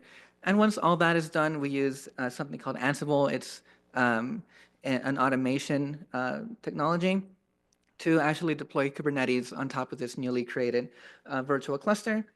And then finally, we're going to use something called Helm. It's kind of like a Kubernetes package manager to finally deploy the Jupyter Hub on top of that. So I'm going to now show you a little bit more of the internals of what a freshly deployed Kubernetes cluster is going to look like here. And here in the blue, we have our entry point for our end users. This is called the control plane node. It's going to be the one that manages a bunch of the Kubernetes system pods. In Kubernetes land, a pod is their version of a container. But the important bit here is that you're going to go through an ingress. This is an Nginx server that's going to proxy you into the Jupyter Hub proxy shown here in orange in the middle worker node, which then is going to route you to either Jupyter Hub for authentication and administrative purposes, or otherwise, if you already have a single user server running, it's going to route you to that single user server, which are shown in green. You might notice that in this particular example, we have some single user servers shown in green again, running alongside these orange Jupyter Hub core pods or services. And this could potentially be a problem. Computationally intensive tasks such as Samurai that Jen had mentioned can kind of suck up all of the resources on one of the worker nodes.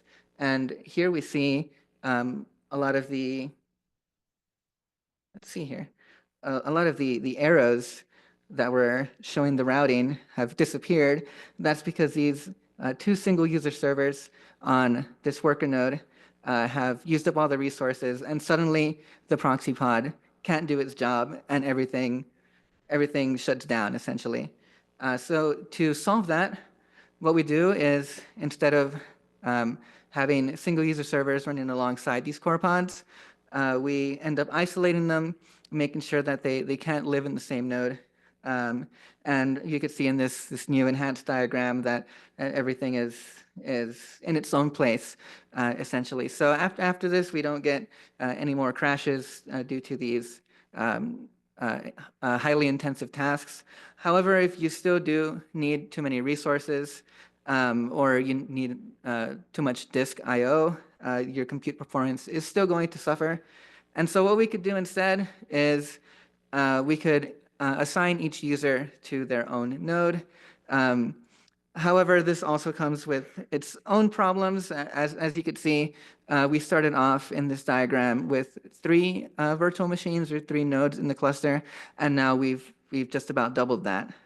So as you can imagine, this can get expensive. And just as a quick bit of context, the time on Jetstream 2 is limited by the number of service units, which maps to CPU core hours, essentially.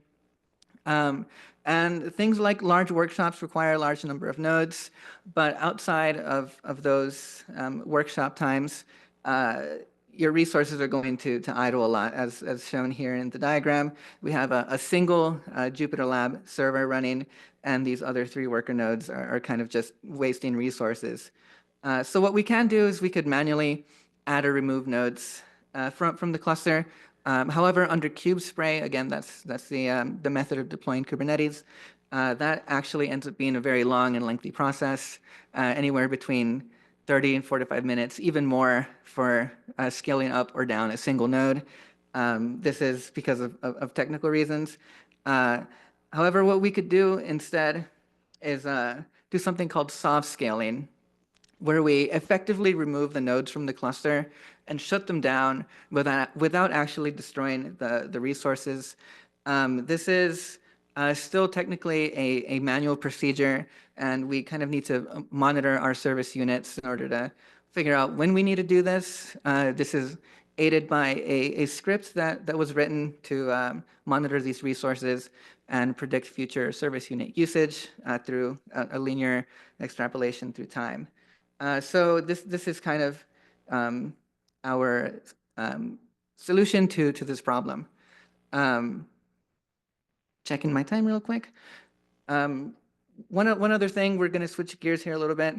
Jupyter Lab is typically limited to notebooks and command line interface apps, but as Jen had mentioned, sometimes you want these other existing visualization tools, including some Elrose apps such as Hawkeye. And these are kind of made inaccessible via the Jupyter Lab interface, since they do require a desktop environment on which to run. However, since these containers are essentially running Linux under the hood, you could install anything in these containers as you would in a normal Linux system. And what we've done, without going too much into the technical details, we've produced a virtual frame buffer X server. along with a VNC client server combo, proxy through Jupyter Lab to get you something that looks like this. So this is a browser-based interface to Hawkeye, which once again is running in a desktop environment, accessed via Jupyter Lab. You could see this second tab somewhere up here. And both of these are running alongside each other. So you have your rapid data viz as well as your data analysis in Python or whichever other tools you might want to use, all in the same place. A few more slides before I hand it back to Jen.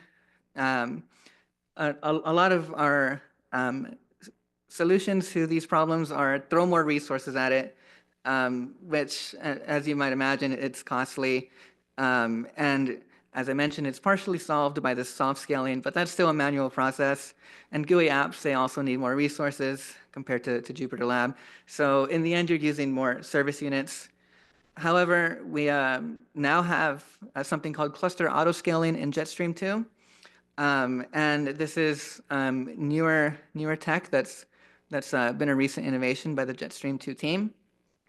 And autoscaling allows resources to be created and destroyed in a more on-demand fashion, which means users can visit the gateway, use their resources, which is fired up in a matter of minutes. And then once they log out, these same resources are destroyed without any manual intervention by the gateway team. And once again, this allows for more efficient use of our service units. With those implementation details, I'll hand it back to Jen to wrap things up. Yeah, so thanks to Anna and Julian's work in that space, just can highlight some of our capabilities. So we've developed a variety of tutorials for teaching people how to use the LROS tools.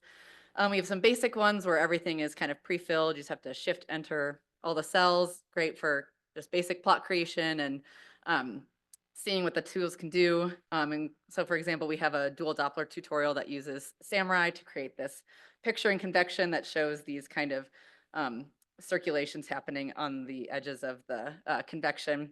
But then we've also noticed that in some tutorial workshop settings, it's not great for actually learning how to use applications.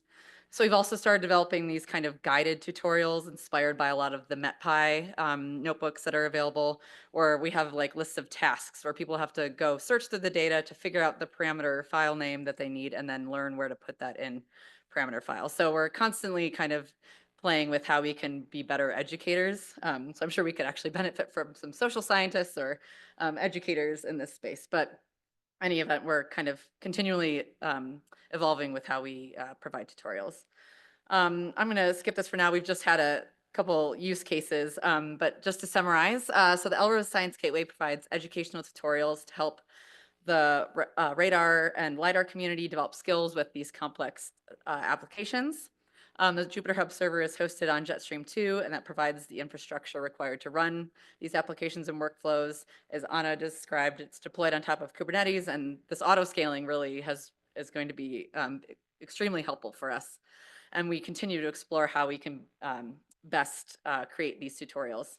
And I also just wanted to end with the fact that this partnership between like the kind of EOL, CSU, LROS team and Unidata has really enabled efficient use of our expertise and time.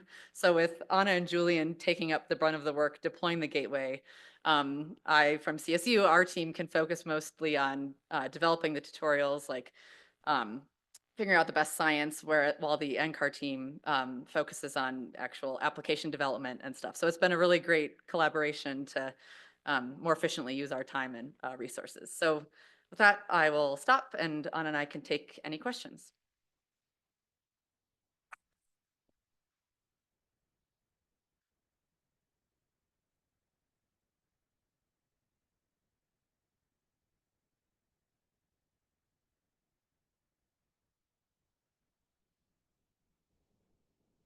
You said I could do an interpretive dance, so maybe I should. Interpretive dance is always welcomed at these conferences. I have a question for Anna. Why did you choose to use Kubernetes and Terraform? Asking because I worked at a previous job where I did that, and then now at this job, everything's in AWS, so it's like EKS and CDK rather than Kubernetes and Terraform. So I'm curious why you went with the Kubernetes Terraform approach rather than keeping things like consolidated in the cloud in AWS. Yeah, so it was mentioned briefly that Jetstream 2 is an NSF-funded cloud. And one of the main reasons why we do use Jetstream Kubespray is because there's a lot of good support available for that via our collaborator, Andrea Zonka, over at SDSC and Jetstream 2 as well. So we learned how to do it that way, and we're continuing to do that this way until recently when we have this auto-scaling procedure done. For a little bit more context on the auto-scaling, Jetstream 2 now has Kubernetes as a service. And so we're going to ditch Kubespray for the much simpler Magnum service that we have via OpenStack. Jetstream 2 runs on OpenStack Cloud. Thank you. Thank you for the question.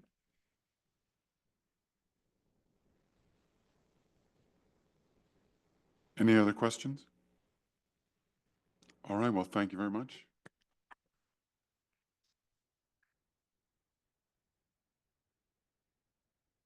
Next talk is by Amit Ruhela on Introduction to TAC HPC Perfstats. Second.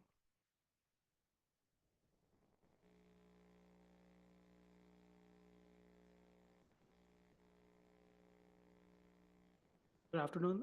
My name is Amit Ruhela, and I'm a researcher and manager at in the HPC group at TAC. TAC is a Texas Advanced Computing Center, and it's a supercomputing facility.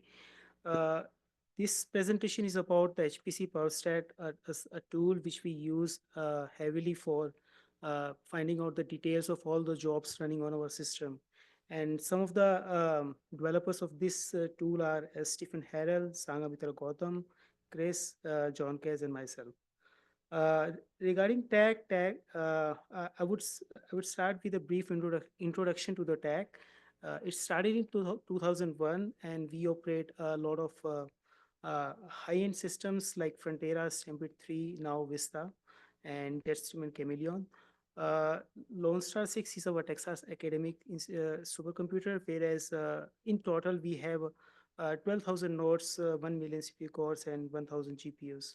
And there is like 190 staffs, including 70 PhDs, working on the system to build the system and to manage it for all the users. These are the systems which we have managing, and as you can see, we went from Intel to NVIDIA platform. The systems have becoming increasingly complex, and users are never responsible for running the application in a performant way. They run it to the level they can optimize, but most of the times we see a lot of issues, and then it comes to us, back to us, like why the application is performing so worse on our system, or why there are some issues, why the system failed. And whenever there is an issue, or whenever some user abuse our systems by running a job which instantly instantiate thousands of processes continuously hammering our file systems, and then administrators block those users to run on our systems, and then the user comes back to us and asking, oh, why my application performs so bad? So at that point of time, we use these kind of tools, which I will explain in a couple of slides, how it's useful to us to retro inspect the performance, or retro inspect the performance, the issues which are there with this application. So these are the systems which we have, but let's start with the HPC Perfstat. So HPC Perfstat is an infrastructure for autonomous. It works autonomously. The user is not aware of that, and it's a low overhead. It runs every 600 seconds, get the system details, and store it someplace, which can be analyzed later. So it collects a lot of system performance, and we integrate this information along with the job schedulers like Slum, which we use, and then we show it in a comprehensive way to the users. So the two information, node level information, as well as the job information, are combined together on this interface. A typical interface looks like this, but we'll see in detail in a couple of other slides. So what it collects, the first is CPU usage, how the cores are being used, how many cores are being used on a given node, what was the performance of each core, what are the socket level memory usage, swapping and paging statistics, system load and process statistics, block device counters, inter-process communications, file system usage. So currently we support NSF, Lustre, and Panasys file systems. Then interconnect fabric in terms of InfiniBand and OmniPath, CPU counters and uncore counters. So uncore counters are the one which are basically for not related to a core, but they are related to the memory controllers, cache, NUMA coherency, and power control units. So this is a top level architecture, or it's a flow diagram which shows can't see my. So if so text a daemon is running on each compute node every time on our system, and it collects the information about the nodes every hour if the job is not running. But if a job is running every 300 seconds, we collect the information about various parameters. So all this information is being collected and stored in a text server periodically. And when the user starts a job, it starts collecting, it starts at the beginning when the jobs run, and it also collects when the job finishes. But apart from that, it collects the information every 300 seconds. And then these information, node information is combined with the slum information and then showed to the user. So this was the higher level, but if you go into the details, the text at server consists of a RabbitMQ, which ingests the data coming from the nodes. And then that in nodes information is combined with the job scheduler information in a data pipeline, and some analysis is being performed. And that all the information is then stored in a timescale database, which is then used by web server to depict various information. Apart from this, we also collect the information of all the jobs, like what executable they are running, what dependencies does it have, and that information comes from the Exalt, another application running on our system. So if you do module show, then it will show you that Exalt is running behind, and then there are some other information like PFS trace, which is a parallel file system, information coming from the parallel file system. And Purdue people, they use job failure and performance statistics from the Frisco library. This is the web interface at TAG, and when you click that interface, it will show you the systems which are basically giving the text set information, Lone Star and Frontera. And when you click, it will ask you to log in. And once you log in, it goes to the Tapis server, and that Tapis is the way for authenticating all the clients accessing this information. And once you click that, then the first screen which you see is like this. So this is the top level information. Most of the users are concerned with this, but we can go in more details. I'll show you next slides. But the first information is how many jobs, like this is a system level information, and it shows how many jobs, how long the jobs run on given day, like how many hours they were running it. Then how many nodes did they use? The third thing, which is queue wait, which shows us how much time users are waiting for their jobs to run, to start running on our server.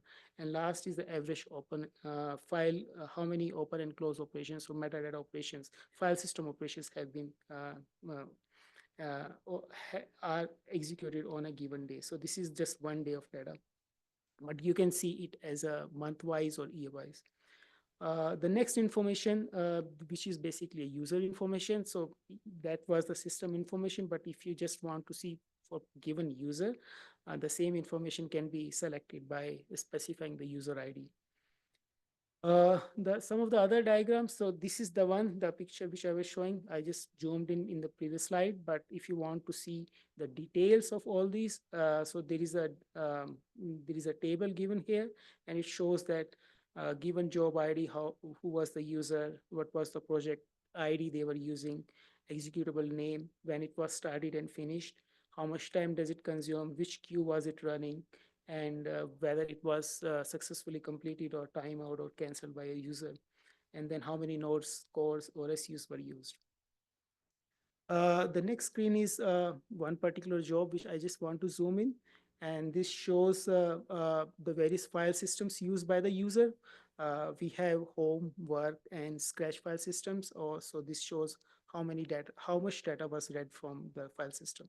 And this was this is the executable which was used, what path was it, and what was the working directories. And once you click in the job level matrices, or the process level, first the process level matrices, then you will see what was the memory consumption for that particular job, what was the affinity of the processes, and how many threads were each process were using. In terms of job matrices, there are a couple of job level matrices which are shown here. And apart from that, the modules and libraries being used by the applications are obtained from the Exalt, another application, and they are shown on the right-hand side. This is a system plot. On x-axis is the rack number, and the y-axis is the node within a rack, and it shows like how the job is distributed across the entire system. And as you can see, it's pretty dispersed, so you may feel some kind of performance degrade. The best is if a job runs within a rack or within a sub-rack.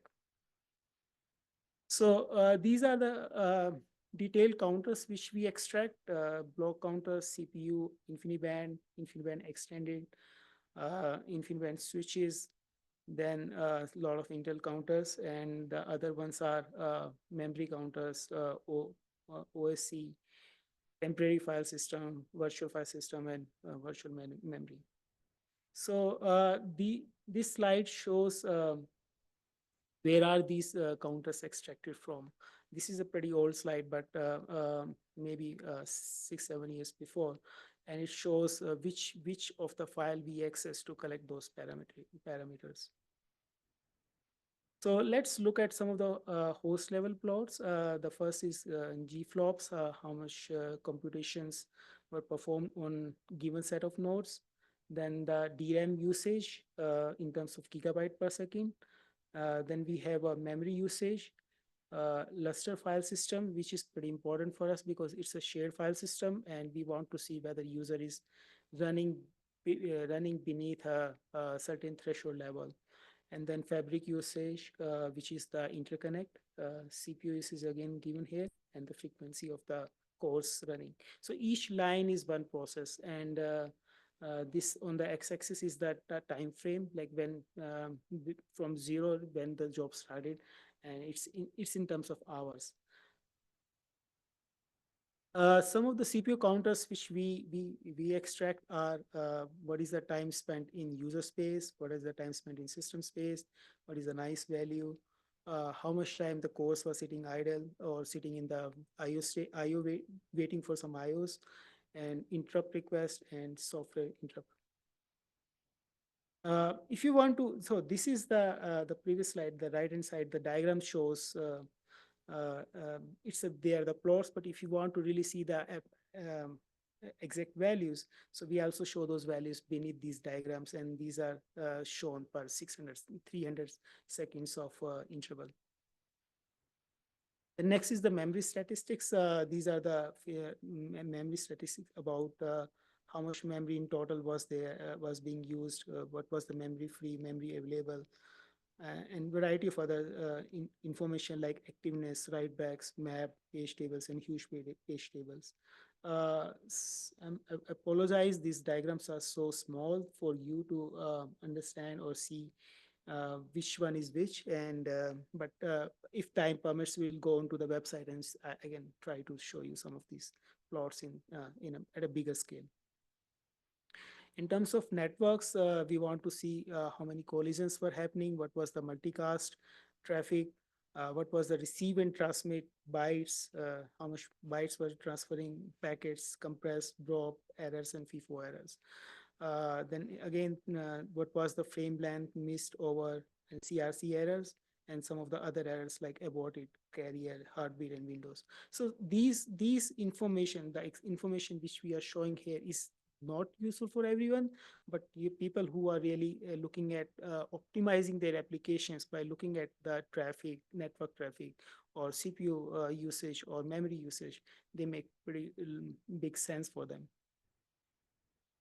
Then we also collect luster matrices, which is shown here. And in the next slide, this is some InfiniBand switch net traffic, like receive and transmit bytes and packet size.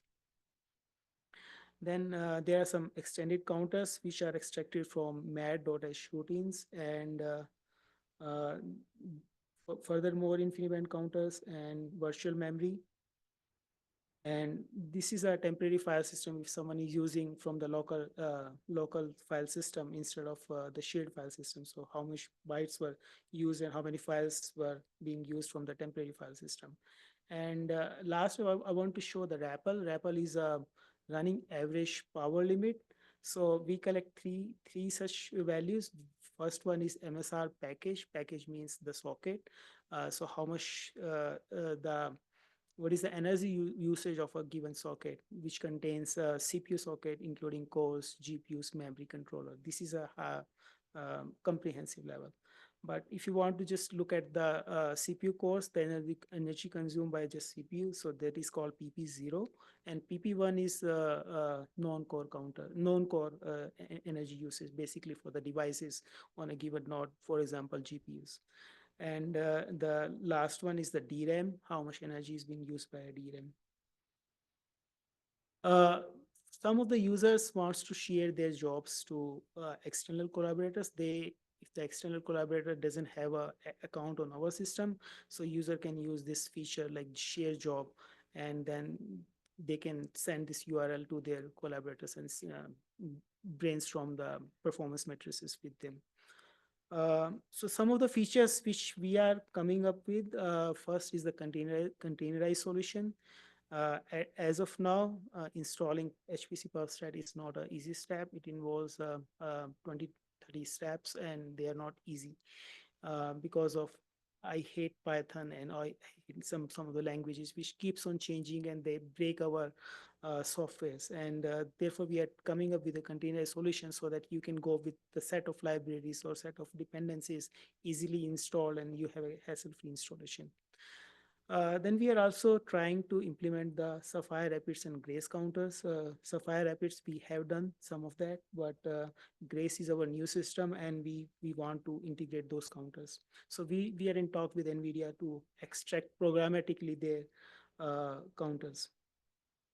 Then we are also looking at providing the comprehensive installation instructions and how to use our tool.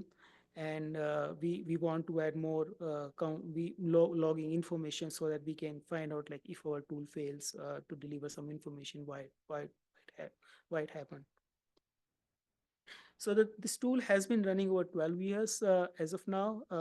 It has helped us several users as well as the system administrators to look at their jobs and tell them like this was the issue with their job, why the memory usage was so low, because people are not running any other, like there are tools like vTune is there and some other tools are there which can give you the performance, but if you haven't those tools like Intel vTune, even if you run it for a couple of seconds, it can generate gigabytes of information, and that tool can be quite cumbersome to analyze. It can give you a quite comprehensive information, but if you're not using that and if you want to inspect your job later, then this HPC PubStat helps. And we have been collecting this information for last 12 years, and it's like several terabytes of data we have. And this data is also shared to the NSF XD mode folks from Buffalo, and they also show this information like what jobs are running on our systems and how the resources are being consumed and what was waiting time of jobs on our systems. So we want to make it we want to make this tool to be used worldwide. We have changed our name from TagStat, which was like tag statistics, to HPC PubStat, and containerized solution will be helpful for many other supercomputing facilities to leverage this and collect the information of their of the jobs running on their systems. So yeah, that's all about. How much time does it have? Okay, so I was trying to show text that. So once you log on to this system via type is URL authentication. So the other feature which I wanted to show you was like it can give it can analyze the jobs for a given day. For example, let's click on the jobs which have run on 6th of this month, and it shows you like you can click on this link like flag jobs. These are the jobs which TagStat analyze and find that they are not performant. For example, these are the users which are requesting top metadata requests like file system. They're abusing the file system or using more than given threshold. Then who are the users which are doing more communication? These are the users whose jobs have a node imbalance. They're not using the jobs appropriately, or they are not using them completely. These are the time imbalance, and this is high CPI. CPI means cycles per instruction. Lower is the better. And these are the users which have more than 0.8%, 0.8% CPI. And once you click on any given job, for example, this, you can also see not only the information collected by the TagStat, but also you can, if you click on client logs, which is the Splunk. So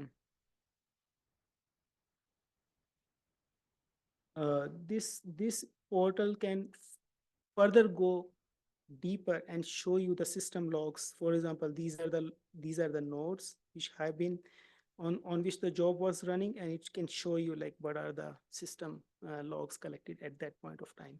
So most likely when we want to analyze a job, we just go to the end of the job and see why the job failed. Was it a system error or was it an application error? And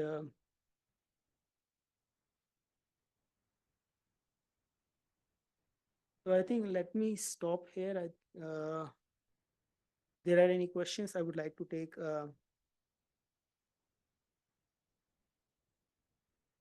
I have one question. When you store your data, are you storing that in like an HDF5 or an NCDF file, or are you storing that? So the data is stored at two levels. One is the long-term backup. So we store it on Ranch, which is a tape-based file system, and that data is being shared to the XD mode. But the other data is stored in a timescale database. So so all the data which is coming from the nodes is being collected by the TagStat.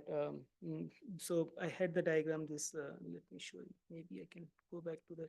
So though the information is huge, it's a terabyte, and right now the bigger issue which we are facing is as the database becomes large, data ingestion is a bigger issue. Like if you want to store each query, it has to log the entire database, and then the data is ingested. So we are trying to improve that, but yeah, it's a timescale database as well as the file system, but it's all like plain text files. Okay. Any other questions? Yeah, just curious. The database, does that just go back from the start of the system, or is there? Yeah, it's from the start of the system, so it's several terabytes.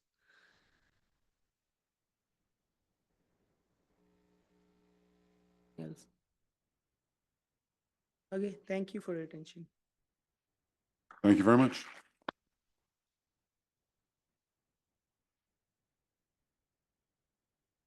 All right, for our final talk of the day, we have Namita Shah from Carpentries to Curriculum, Benefits and Drawbacks of Adapting Open Educational Materials to Meet Local Needs.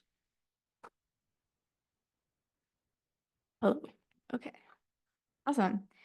Well, hello, my name is Namita, and this is my presentation on From Software Carpentries to Curriculum. So a quick agenda for my short 15-minute presentation. I'll go over a little bit about the background, methodologies, and takeaways and future direction. So before we get in, who am I? I am a senior at Arizona State University with Barrett Honors College. I'm majoring in CS with a minor in data science, and I got into this community and space because I used to work as a research software engineer and still do until graduation at ESU, where I designed web apps for the summer of June 23 and continuing the following semester. And then I also worked at Princeton as a research software engineering lab under a chemical and molecular biology lab. And so naturally, after working there for quite some time, I got into the RSE space and got involved into computational sciences. But more importantly, I really like education. So my future aspirations are to eventually go into academia at some point, while still staying in the RSE space. But to get into how we came about this, so I worked, like I mentioned, as RSE under the Digital Innovation Group at ESU. And for those of you who are unfamiliar with the term RSE, it's basically software engineers who work in research labs to help with computational tasks, to say it in layman terms. But the why, so there was a need to supplement. There was an already existing 1 credit hour lecture component that taught fundamentals of software engineering at ASU already. And after going to a lot of RSE conferences and talking with different people in the space, we saw that there was a need to have a formal traditional class for graduate researchers who maybe didn't come from computer science backgrounds, who came from biology or physics. And they didn't have they're learning all these materials on the fly. So a lot of RSEs often acquire essential software engineering skills informally or on the job. And you'll see a lot of times that they transition from their regular chemistry research and then naturally evolve into software engineers. And so from a curriculum developer's perspective, I was curious to investigate how to develop this new curriculum without actually reinventing the wheel. And so this class is called CAS 592, and it's called Fundamentals of Software Engineering. And it already exists as, like I said, a lecture component, but there is no lab component to it. And so that lecture component is completely online right now, and the lab component would be in person. And when I began my research, so this was also part of my Barrett honors thesis, which we have to do at Arizona State as part of the honors curriculum. And when I started, I had so many questions of how to create this new course. There's a lot of logistical questions with this, like where do we even start? What materials should we even be covering? How do we structure lessons to fit into a semester-long course? And then more personal questions out of my own curiosity, what was it like from the lesson developer teacher perspective? Especially because as a student, I wanted to know the psychology behind teachers and know how to get really good grades from the other side of the table. And how do we actually make this content engaging for students from different backgrounds? Because just from personal anecdotes, I've noticed a lot of people in my CS classes that doze off in between.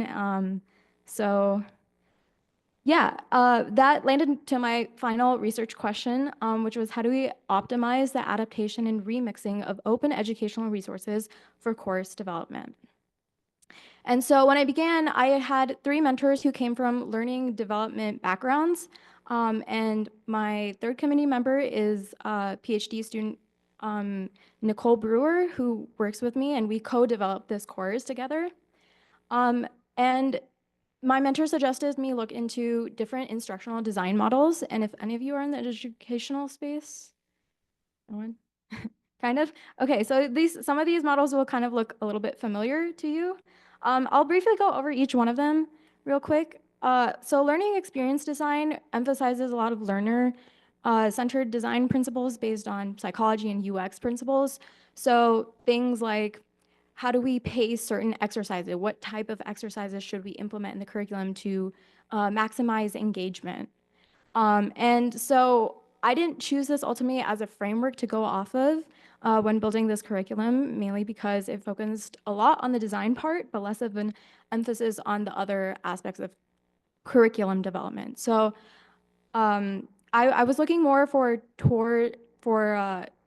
a framework that explained things from beginning to end. And so while this principles were extremely useful, and I was going to use this later on. I didn't use it as a North Star to develop the coursework. And there is another framework called Quality Matters. This provides a widely recognized rubric for ensuring course quality in online education. And so I also did not choose this as a framework because our class would be hybrid employed. We already had a lecture component that was online. And more importantly, this was directed towards the evaluation aspect, which we were going to do this semester, but then it got delayed a semester, which I will explain in a bit too. But Quality Matter was essentially vetting the course before it got deployed in the first place. And we hadn't even reached that stage yet. We were starting from scratch, essentially. And then another framework is called Universal Design for Learning. And so this is to create inclusive learning environments that support diverse learners. And so this was more of an emphasis on accessibility and differentiation. And my focus was on structuring the content rather than redesigning for diverse learning needs. And another problem was it's hard to know what the audience needs are without actually knowing the audience member's background, especially since this was our first time running it. So the last model is the ADDIE model, which is probably the most used framework. It stands for Analyze, Design, Develop, Implement, and Evaluate. So analyzing is identifying what the learner needs are, target audience, existing resources, a lot of emphasis on that part especially, because a lot of other frameworks don't provide a lot of guidelines on how to use things that are already existing out there. Design, so actually structuring the content, developing, actually creating and adapting the materials, integrating open source content, and then implementing, so delivering the course, and then evaluating, which is assessing how effective that course is. And so this actually provided a systematic and iterative approach to course creation. And not only is it used in higher education, it's also used in corporate training, research environments, to develop instructional materials. And so this ended up being the model that I chose as a framework because it provided a step-by-step process that would help us actually systematically design and structure the course. And so the analysis and design phase especially ensured that we could actually adopt some of the software carpentries modules without actually losing the pedagogical integrity. And so a couple methodologies. So we started off actually on lesson 2, but I'll cover lesson 1 first, which was about Jupyter basics. And so this is like a rough percentage of how much of each we covered. We haven't gone around to the implementation or evaluation phase because the course is not deployed yet. It's scheduled to be launched next fall. But we started off with developing instructional objectives and learner objectives. And this was purely based on our own intuition because there was no specific guideline or website we were going off of. We already know what the adjacent syllabus is for the lecture component. Now we want to develop the lab portion, and based on that, we developed the first few objectives. And this is the design. So as you can see, it's super messy, and it's a whiteboard session that's all chicken scratch that we jotted on their big high-level topics of what do we want the students to learn in this session. And then we eventually turn it into something a little bit more refined with lesson slides. When do we insert the activities? What sort of exercises do we want them to do? And explanation. And then we actually got to the developing part, which is probably not always the easiest transition. And we landed on the slides versus the slides and the notebook format. So the students would be sitting in class. It's a 50-minute class once a week, so it's a very short amount of time for 13 weeks. And they would be going, we would present the slides, but they would have the notebook textbook as reference material. And then there was lesson 2, which was command line basics. And we got through also a good portion of that too, but not as much for the development phase. And again, we did not implement or evaluate this yet. So this was a little bit different than lesson 1 because we actually had something to pull off of. So this is an already existing lesson, and this is a widely common topic of navigating command line and exploring shell. So we already knew this existed through software carpentries that had been developed and vetted by many people. And we looked at, when analyzing this, we were looking at the questions that were already there, the objectives that were outlined for each portion. As you can see, there's 7 on the left-hand side, and also the estimated time. So we wanted to essentially cover this entire 1 through 7 in about 50 minutes. One of these was only 40 minutes, so we knew there was a lot to be modified here, but it did provide a good guideline of how long each lesson would take. And from there, we stole a lot of the existing objectives on the software carpentries and slightly modified it to our own use case. But not only was there objectives, there's also really good examples on the software carpentries that we did not want to reinvent. And so one of the examples is Nell's pipeline. And luckily, software carpentries has Creative Commons license, which allows anyone to repurpose it for their own use case with the proper accreditation. But with these examples, they also provide all the necessary files that are needed for these examples. So it's like maybe a 1 gigabyte folder of all the files and text files that are needed. So we also utilized that. And then we got to designing into how do we actually structure our curriculum or our lesson for that day. And that's arguably the hardest part, just because you'll notice that as you go through the motions, a lot of things are prerequisites for the others. So even if you wanted to add in something, there's a precursor for that you might want to cover before you get into it. So it's a lot of rearranging, and it helps visually to whiteboard it all and cancel out stuff. And again, we turned it into something a little bit more refined for our sanity. And then we started developing again, same format as last time with the slides and then a textbook Jupyter notebook. And so what are the takeaways? So what worked? We followed the ADDIE model, which made it a lot more organized. But when we initially started, it was kind of sailing in the fog. There was not much structure of how we were doing it. We knew we had an end vision, but there was no way of getting there until we kind of looked at the ADDIE model and figured out how do we want to approach structuring the curriculum. Whiteboarding and brain dumping absolutely helps without actually figuring out its right place, and that slows it down by a lot, trying to fit puzzle pieces where it is, as opposed to just laying it all out there. And at this point, so this was actually, we inverse developed, so this was the second lesson we were developing, and at this point we felt pretty comfortable with the presentation in notebook format, because that was also a topic of debate that we were considering for a long time, is how do we actually present this to the class? Do we just go through a notebook and have them slide through? But yeah. And then roadblockers. So from a technical standpoint, figuring out which platform to host on. So at least in the first lesson, they haven't actually set up anything yet. And so it's a small class of 15 students, and some students may already have things set up, some may not. We don't know their baseline. And so for the purposes of this lesson to understand Jupyter basics, we just wanted them to understand the platform itself without having to actually get into the nitty-gritty of technical details. And so we considered other options. There's a platform called Binder that also hosts the Jupyter Notebook. But we ultimately just landed on Google Colab because a lot of this presentation was less activity-based and more us talking and getting to know one another. And then from a curricular developer standpoint, designing this lesson was one of the roadblockers was figuring out what does done actually mean to us before we move on to the next portion, because we often get like stuck by certain things that we're not totally content with, but it's such a major blocker, it's elongating the entire process.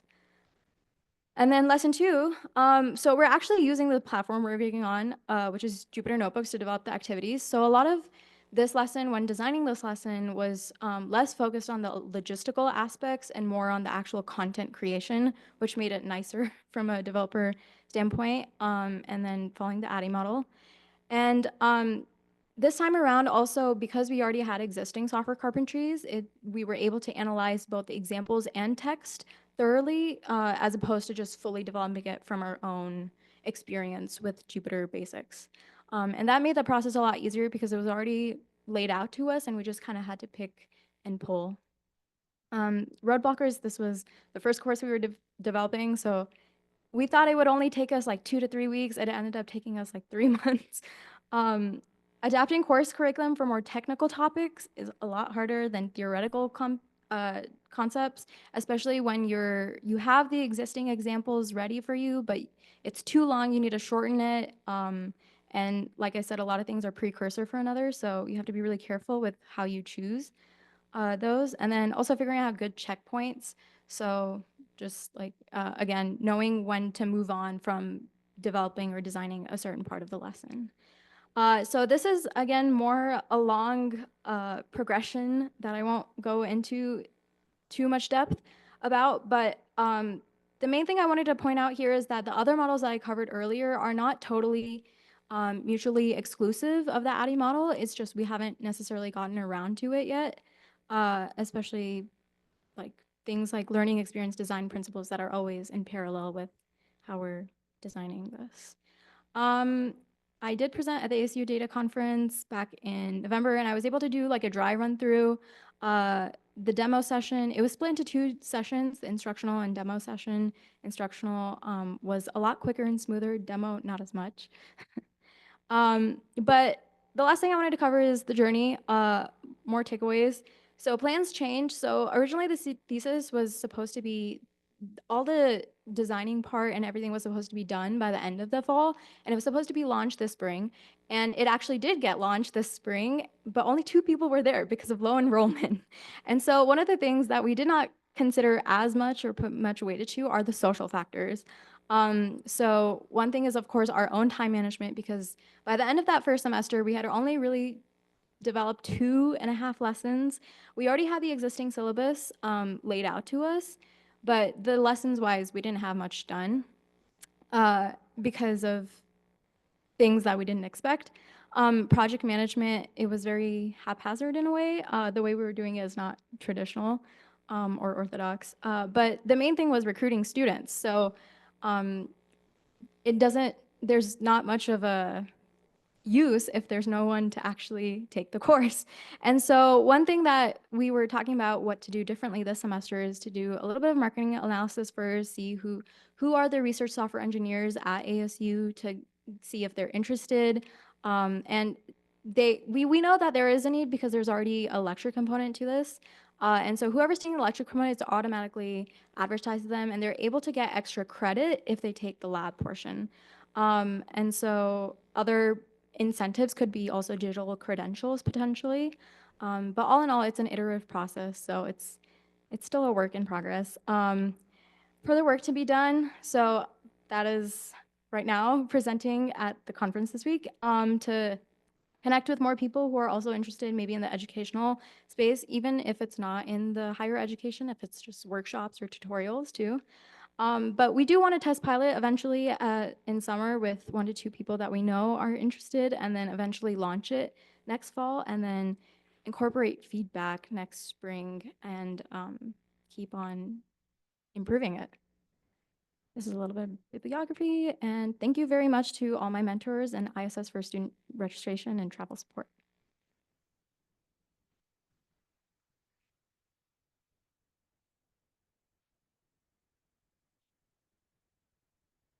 Thank you for that very interesting talk. And I don't have a question, but I do want to say that this is something that is absolutely needed. So yeah, keep pressing forward. I was just speaking with a colleague about scientists who are not willing to learn new software techniques and how they are falling behind and will continue to do so. So this is very important work. Thank you. Does anyone else have any questions?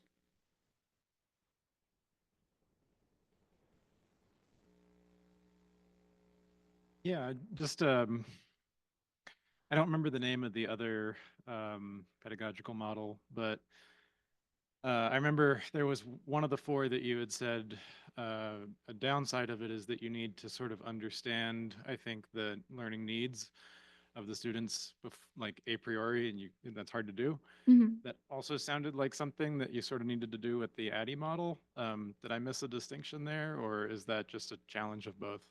Yeah, that's a challenge of both. I think for the, I believe it's the universal design for learning methods. I may be butchering that, but mainly because it wasn't a fully holistic process. But yeah, that component is still there in the ADDIE model, but just maybe not as much emphasized, especially because the universal design for learning process emphasizes a lot about students like learner diverse needs. Whereas the ADDIE model is a little bit more general, like it's not specific to the student. It's more, we know that this background, like the students are coming from a graduate background who don't have computational sciences. That's the bare minimum we really need to know. Whereas the other model, it's a lot more individualistic to the person. And how do you actually change your curriculum to make sure that each one is getting accommodated individually? Okay, thanks. Yep.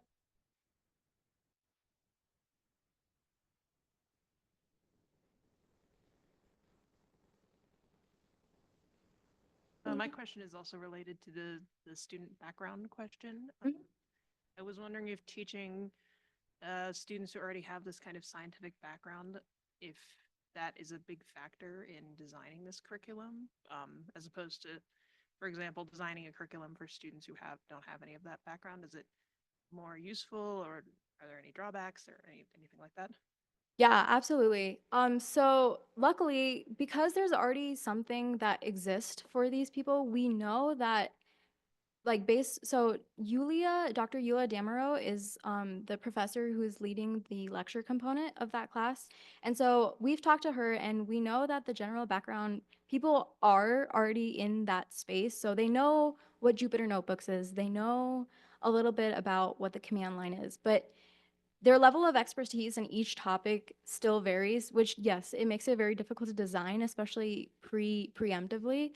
But we assume that everyone comes in with like a general knowledge. We're not teaching Python in this class. We're more so teaching tools and also like other things like extensions or how to make their life easier, how to like optimize that workflow, rather than like the actual like languages. It's more so like the use of tools that they might have already known, but maybe not in a formal way, or like a methodical way that we would be providing them. Definitely a knowledge gap in a lot of software classes. So Yeah. thank you.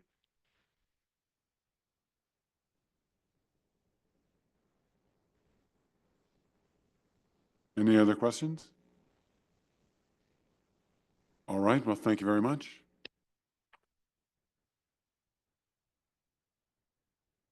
And that concludes today's program, except there is a 1-hour office hours session for help with the proceedings, if anyone would like to take advantage of it. Otherwise, we will see you all back here tomorrow morning. Thank you.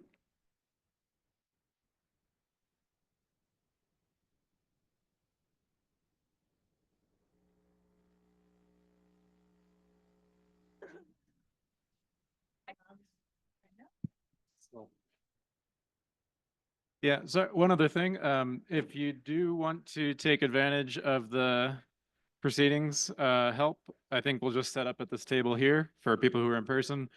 And I assume the Zoom is still online. I think you can reach out to us for help on that as well, and we'll sort of either have like a breakout room or, just work with you one-on-one. But yeah.